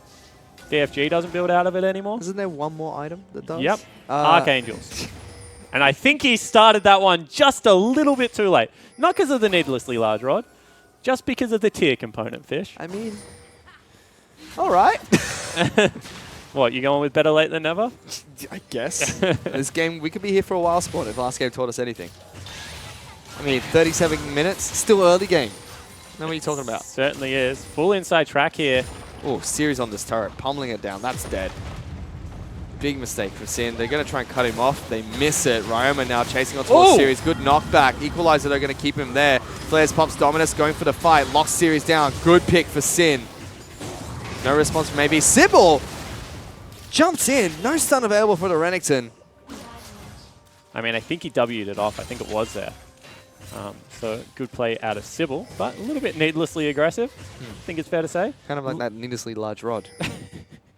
Needless is exactly what would describe that.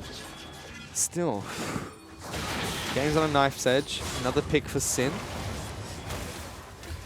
And those Infernal Dragons are really starting to come into play.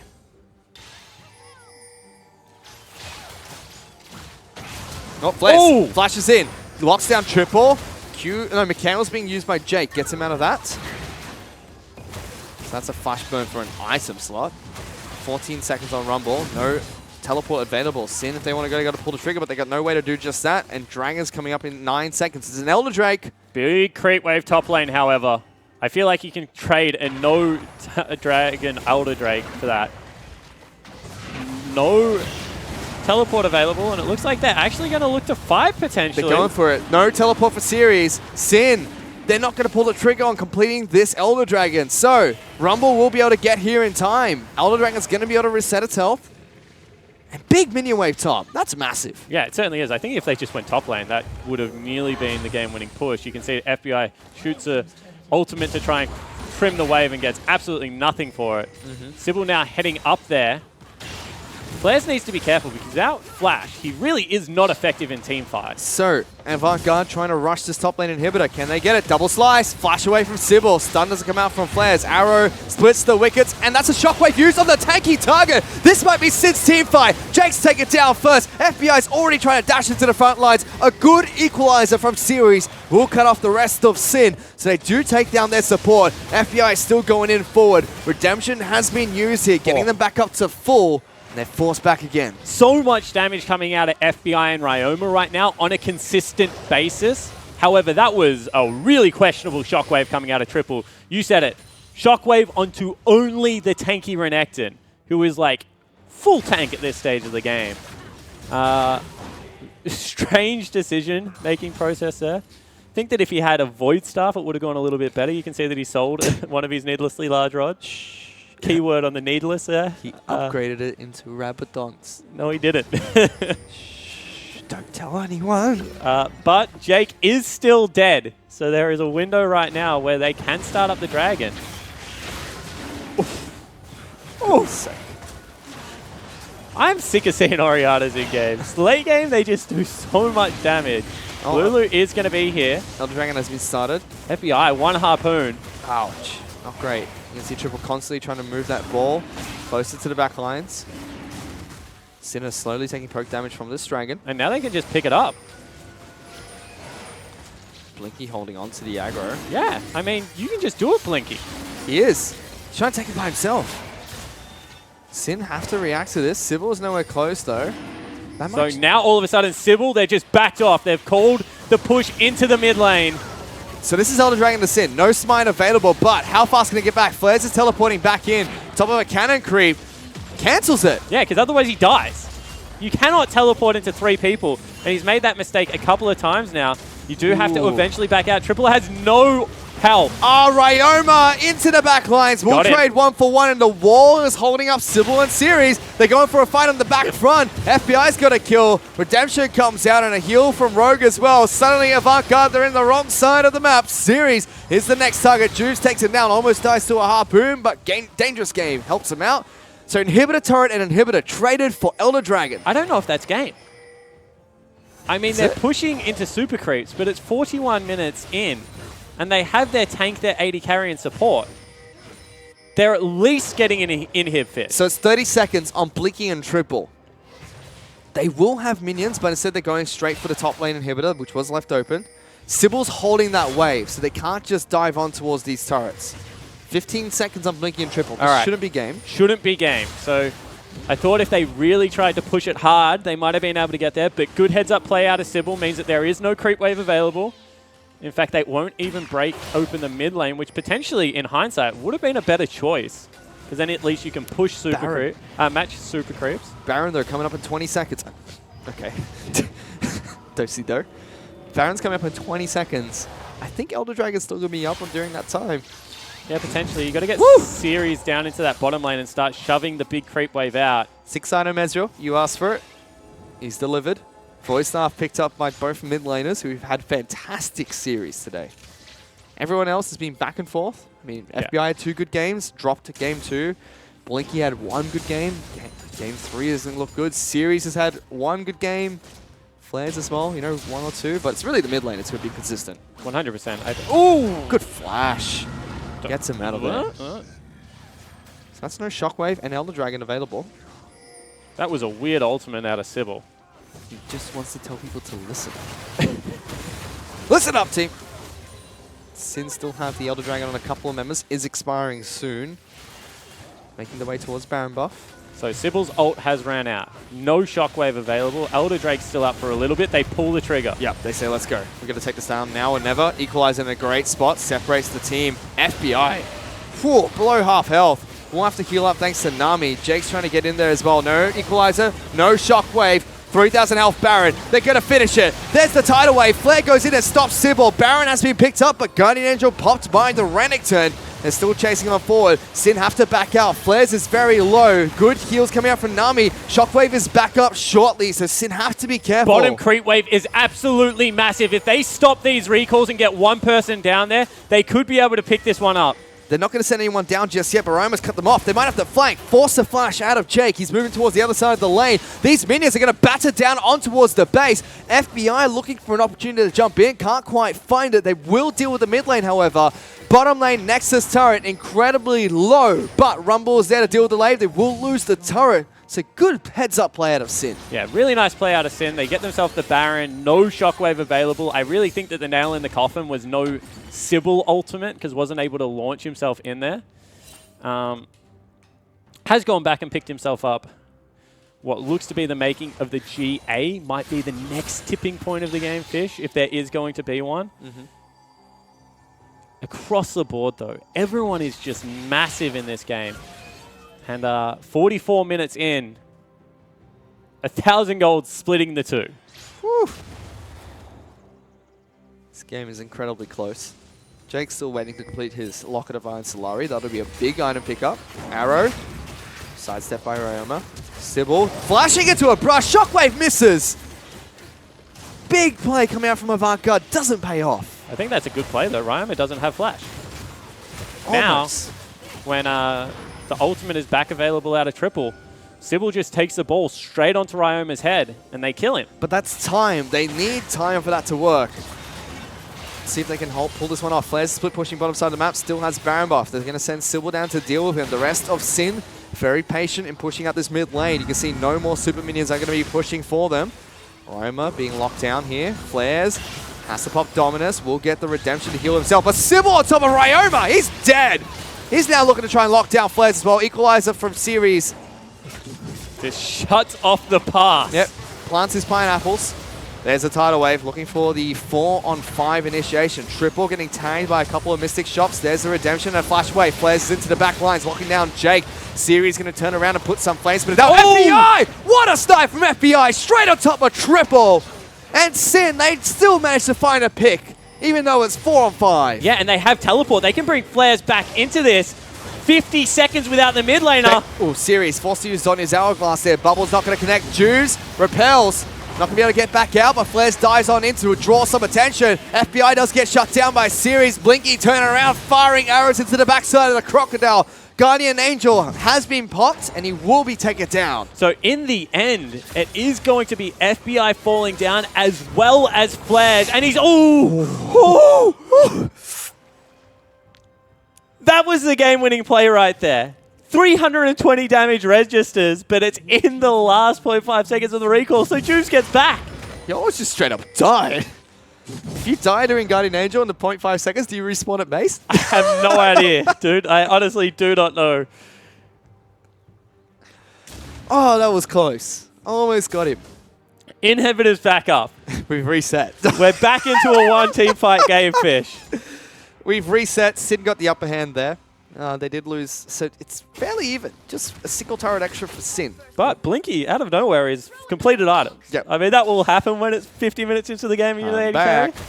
But yeah, I mean, early game didn't happen anymore, Fish. All right, Renixon's starting to fall off. He's now a tank.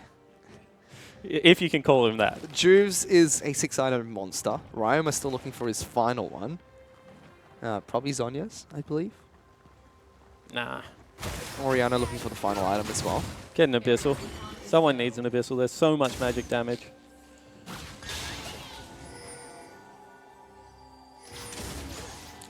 They're just pushing straight up mid lane. Win is lose. Sorry, push is lose, guys. Stop. Everyone just fight in the middle. Salia's actually looking for a flank. There are a couple of flashes down. Sybil, Series, and Triple. I mean, what are they actually waiting for? There's nothing else that they can really get out of this game. Sybil nearly gets caught there. Pick would have been disastrous. Two-shot barrage. Trying to set up side waves, potentially, It's to get all 3 waves pushing in. Series is down there. Has teleport available. Flares does not have his. Flares is so tall. He's got the Iron Elixir going. Pop Dominus. Get even bigger. I mean, I don't understand how Iron Elixir makes your clothes bigger. I understand how you drink something and you get bigger, right? It's magic. It is magic, but you don't pour any on your clothes, or do you? Oh! Juice locked down by an arrow. Does have gun and angel available. Propel comes up. Aroma locked down. He might be dead. He's gone. Sybil gets the first kill. Blast Cone's going to knock Juice back, but the grass is there for Sybil. Leaps on towards Juice. Ignite is ticking. Tick-tock for the spider. And Sybil just locks him down. That's a GA being popped. What does Sin here do here, though? They call on flares. Flanking into the back lines. On top of Series. Triple's taking down Juice. Equalizer. It's 3 on 5. And Sin have their dying breath right now. FBI's gone into the back line. Sybil is possessed on top of both of them. Shockwave locks down Rogue. It's going to be FBI, the last man standing for Sin. And Avant Garde have done it. They're going to be able to push on towards the base. And it's just FBI left available. And AV, after getting smacked game 1, looking to clean up this best of 3. Oh, FBI trying to fight them, but the Zhonya's Hourglass of Series keeps them alive. You can see a Let's Go boys coming out of Series there. No one from Sin's going to be able to respawn in time. Sybil, absolute monstrous play there. Somehow Avant Garde, they hold on. It was back and forth the entire way.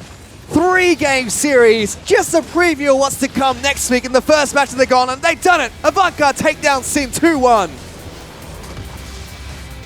And I think maybe more important for the next week's Gauntlet is Triple has found incredible form. Yep. Sybil is back to playing very good League of Legends. The rest of the map looks shaky at times, but that's all they've needed in the past is a really solid jungler, really solid mid laner, and when it counts, they're able to step up. And you can see, for a game that didn't mean anything for these two teams, one team looks very happy, and Ryoma's face, I think, tells the tale of every Sin fan out there. I mean, Juve said it best, it's momentum. Going into playoffs, you want the momentum of a win, and now they don't have that. They just dropped their series against Avant Garde, the same team they're going to play off against next week in the first match of the Gauntlet. Whew, pretty crazy. And we saw some unique picks. I mean, we saw the Gnar, we saw the mid Talia, we saw Azir come out as well. We've seen Ashe with the builds, not going for the Black Cleaver, going for Hurricane instead. I mean, this series really did have some very new and exciting picks in it, so they didn't hide anything for each other. I think they went all out, and AV somehow just drag them to late game time and time again. It just seems to be the trick against Sin. Get them 50 minutes in and try and beat them in team fights. I think I sounded like a broken record because Sybil was a man possessed in those matches, able to help his team pick up the 2-1 victory over Sin. And to break down the day, let's give it back to the analyst desk. Thank you very much, Fish, and also congratulations to Spawn for correctly picking that last game in a way that none of us here on the desk did. And big congratulations as well to AV taking that series 2-1 in what a lot of people, Tigo, would have thought, look, there's not a lot on the line here because these guys have got to play again next week anyway. But, I mean, they were playing with for everything today. Yeah, I mean, Juves is that guy when you play backyard cricket, he's swinging for the fences. He's trying to hit 6 on every ball. Every single He wants to ball. win everything. Doesn't matter what it is. You know how when you were a kid and it was raining in the car and you'd watch the raindrops fall down the window racing? Juves wanted to pick the winner. That's how competitive he was. Every single time. Yeah, competitive guy, and both teams staying in it till the very end. And it was just that one team fight where they just, you know, Mendrix, look, break this down for us. Look at the let's look at this draft, shall we? Yes. Who do you think? Just give me the overview. Who do you think had the better draft going into this? Okay, so they both had different ideas of what they wanted to do. If you look at AV, they definitely have that late game team. They've definitely got that late game team fight. You can see that when it comes to the Rumble, when it comes to Orianna. They've got great scaling in that fact. And then if you look towards Sin, they've got a more bruiser, skirmishy team. They really want to take some fights. They've got lane priority in the mid lane. They've got lane priority in the top lane. So these guys needed to win early, and it was a bit of a slugfest for about 30 minutes. And eventually, yeah. And then with AV, they had the scaling team. Eventually, something had to give. If I was to say one thing about the draft is AV win. If it just by the draft alone. You were right in that both teams had an idea going in of what they wanted their team comp to do and what they were going to execute. And yes, Sin probably got pretty much what they wanted going in, but I think AV had a better idea of how the game was going to go and what they needed to do to win, because especially the game before this showed AV weren't going to win the game really quickly. They weren't going to cross them in 20 minutes. That wasn't going to happen. They knew it would be a drag-out slugfest that's going to go on forever. And it did, and AV were prepared for that, whereas Sin had a bit more utility, a bit more early game So even though it was a bit of a fiesta, it was all over the shop, AV just feels like they had a better game plan going into that third game. Well, let's talk about this game in context of the entire series, because game 1, Sybil obviously looked like he was underperforming. I don't think he would have been happy with how he played. Same with a lot of AV. Then game 2 and game 3, every single player on that team improving. Yeah, it's like I said before this game. I believed in AV because I believed Sybil would get better. And he did. Yeah. Game 1, dreadful. Game 2, pretty good. Not Game amazing. Pretty 3. good. Game 3, really bloody good. Yeah. Still, I'd give more credit to Triple in winning that game, or just to Oriana in general for this whole series. MVP Oriana. But he just gradually got better, and as he got better, the team seemed to do better. So they ended up winning just purely because their one player improved over the course of simply a series. And that's not very much time to improve on, but the difference was just incredible from game 1 to game 3. I think the word said for him was specifically a man possessed. And he really was. He just wanted to make sure he could be what he wanted to be for the team. I mean, it seemed like he wasn't sort of like the idea is he settling in? We can say now with some confidence that he's at that point. Now, there was a point in the game, because we're talking a lot about how like AV were outscaling, and so Sin needed to win early. There was a point in that middle of the game where I thought, all right, Sin have got this. It was when they took that Baron, because that, for me, looked like they could have pushed on from there. This is the early game advantages that we talk about, how they can eke out of it. But it just didn't work, Mendrix. No, it didn't work. There's a big thing about it is it's too late into it, because even though they managed to get the Baron off the back of this, the big thing that ends up happening is that AV still have advantages in terms of they've got the dragons, and I think this is a bit interesting, to see how this ends up coming through here. And they're going crazy with the fights. They're doing a great job of holding on. That's a beautiful shockwave, and it seems to just sort of hold everything off. And it is the idea of that idea. It is a slugfest, right? The big thing that's going on is that it's changed up a little bit in terms of that case. And the Baron didn't go down there specifically. It was a different Baron that we were talking about. Right. Sorry, my apologies. Yeah, that's okay. I was confused because I was like, we're going to do this Baron, and then it was the wrong Baron replay. I mean, there's like 7 Barons. Yeah, there was quite a few Barons going through there. AV were really patient, okay? They started it, they stopped it. They didn't want to throw at Baron like Dignitas have done before. They just... Why are you going to throw shade at Dignitas for? Like they're the only team that's ever thrown on Baron before. Mate, I mean, do you want to throw shade at me? Because I've done it too. We're in the OPL. And literally every single team has taken a dodgy Baron call and then thrown the game. Everyone knows Dignitas' Baron throws, so everyone. Every single person that's ever watched League of Legends. They're already in the mud. Leave them alone. Leave them alone. And then the next, you know what happens Shout afterwards? out to Raz who got them relegated. Anyway. What ends up happening afterwards is the exact same thing at the Baron, at the Dragon, at the Elder Drake for who knows how long. So it ends up being like a bit of a back and forth. So a lot of dances around these neutral objectives in these games. All right. Well, to maybe make a bit of sense of what just happened, because obviously we're quite confused here on the desk, let's throw it over to Jake, who is standing by with Jake for the interview. Thanks so much, Higgins. I am Sport. This is Jake. Let's just go with my gamer tag. Want to talk about that game, especially the third game, because obviously you and Blinky, pretty vocal on comms, fall behind, I think, 6 or 7 kills. Yeah, Blinky's running around on one item and brown bags for the majority of the game. How do you guys actually continue to talk positively? Because your top side of the map is so strong.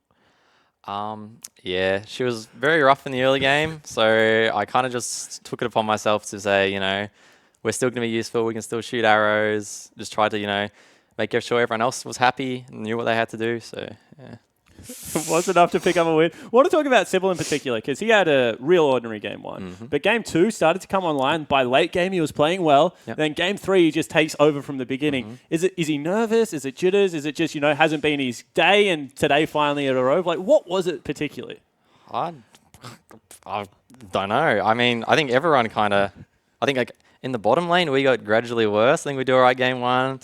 But then everyone else, they got better. We got worse. So, yeah. I can't say much more. All right. That game meant absolutely nothing. You guys win, but you're still 5th place. Yep. But talk to me about what it does for you guys heading into next week. Because obviously you're going to have the rematch next week going into the gauntlet. I mean, what did you guys want to get out of this series?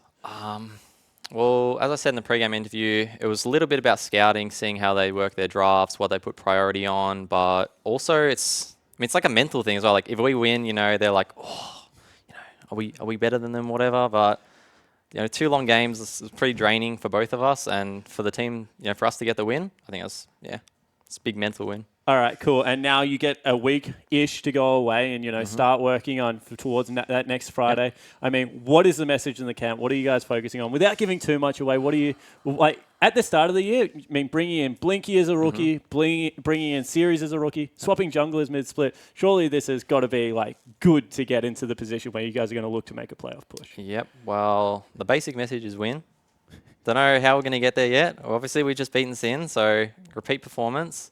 But I don't know, just take it one game at a time in the gauntlet. We're practicing best of fives all this week, so just got a mental fortitude is really the key in the best of five, I think. So. All right. Well, congratulations on the victory today. I'll let you get back to the rest of your team. However, let's throw it back to Hingers and the rest of the guys at the desk to close out the night.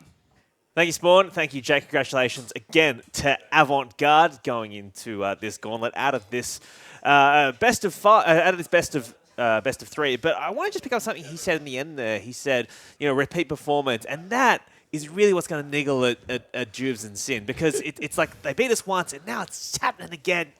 Because they love to win. All right, let's take a look, speaking of winners, at the Radiant Medal winner for this series. And it's going, no surprises, to Triple, who absolutely dragged his team over the line in Game 2. And T-Gun didn't have a bad Game 3 either, I would say. Yeah, I would say he performed pretty well in Game 3 as well. Yeah. I'd say that game was just a tale of mid lane as well. By the end of Game 2 and Game 3, you were just thinking, which mid laner wants it more? And it turns out, I guess Triple wanted it more today. Hopefully he does the same thing next week. And Mendrix, when you look forward to next week, what does today's performance tell you about what we're going to see Friday night? You have to worry about mid laners when it gets to that late game, because they absolutely hit like trucks the moment they get in. And ADCs, I mean, we saw it in Game 2, they had to scramble the entire time. And when you actually do draw it out, they hit really hard. Yeah. I will say that Game 3, FBI was just going crazy in that late game. He was really, really aggressive when the time came. You saw him just arcane shift in multiple times, trying to just get something done for them. It just wasn't working. But I as much as mid laners are really, really strong, especially in the late game, I would still say you have to watch out for players like FBI who know when they can be aggressive, because they will try and just turn the tide. All right, well, we will be able to get this rematch direct to you on Friday night. So let's take a look at that finals gauntlet, because fourth will play fifth, which is currently Sin v AV. That is locked in for Friday night this coming week. Then the Saturday will be the winner of that playing third place, which is likely to be the Chiefs. Winner of that will play second place, which is likely to be Legacy, unless T-Gun, your boys can take a win, take a game of that currently first place team, Direwolves. So let's take a look at tomorrow's games, because you guys are taking on Direwolves, and I want to get your. We're taking a game off them. Yeah, That's you're right. taking a game That's off them? right. All right, this is it's going to be first v last, right? There's no surprises. There is no hiding that fact. But you reckon you can take a game? I mean, we have to do it for our boys at Legacy, right? Well, get them their deserved minor premiership, just like last season. Speaking of Legacy, they will be taking on Abyss. And T-Gun, because you won't be around tomorrow, I'd like to thank you for joining us. But give us a preview of Legacy versus Abyss. Well, you won't be around on the desk somewhere. I Thank apologize. you. Sorry. I will be there Give tomorrow. us the preview of Legacy versus Abyss. Who are you picking in that one? Legacy are just Abyss. So they brought in Pabu. He's looking very good, but at the same time, they still seem like they're having issues as far as making the team mesh, getting a goal to work in the games. So unless they've made some absolute incredible improvement in the past week, I just see Legacy rolling them over, taking the 2-0, and then if we've done our job for them, getting their first place spot. All right, well, we will see tomorrow, and Merrick will be joining me then to see if XL5 can take a game off Direwolves, if Legacy can 2-0 Abyss, or if Abyss can play spoilers as well. I'd like to thank my guests here, and I'd like to thank you for joining us. So, from T-Gun, Mendrix, and myself, this is all from the OPL. We'll see you tomorrow at 3 p.m. Bye. He's going to be able to get away just here. Doesn't get the last auto attack. And Ryoma now flashes forward for the kill. Can he take series in a one-on-one? He can't, because Triple's up here. And Avant Garde have blown the game wide open. FBI jumps over the wall. Sybil almost dead. FBI going to be taken down. Big kills for the Avant Garde team, as Ryoma's the next target. Jumped on time and time again. Sybil looks like a man possessed. Arrow lands on Juice, gets the big kill, but Sybil says, "Come at me, bro!" Gets one kill for himself. Trying to hunt down the remaining few. Repel is going to go back down to the same spot. Forces a flash. Arrow splits the wickets, and that's a shockwave used on the tanky target. This might be Sid's team fight. Jake's taken down first. FBI's already trying to dash into the front lines. A good equalizer from Series will cut off the rest of Sid. 3,000 health Baron. They're going to finish it. There's the tidal wave. Flare goes in and stops Sybil. Baron has been picked up, but Guardian Angel popped by the Renekton. Siri's going to turn around and put some flames, but now FBI! What a snipe from FBI! Straight on top of triple! And Sin, they still managed to find a pick. Flanking into the back lines, on top of Series. Triple's taking down Juice. It's 3 on 5, and Sin have their dying breath right now. FBI's gone into the back lines. Sybil is possessed on top of both of them. Shockwave locks down Rogue. It's going to be FBI, the last man standing for Sin, and Avant Garde have done it. Somehow Avant Garde, they hold on. It was back and forth the entire way. 3-game series, just a preview of what's to come next week in the first match of the Gauntlet. They've done it. Avant Garde take down Sin 2-1.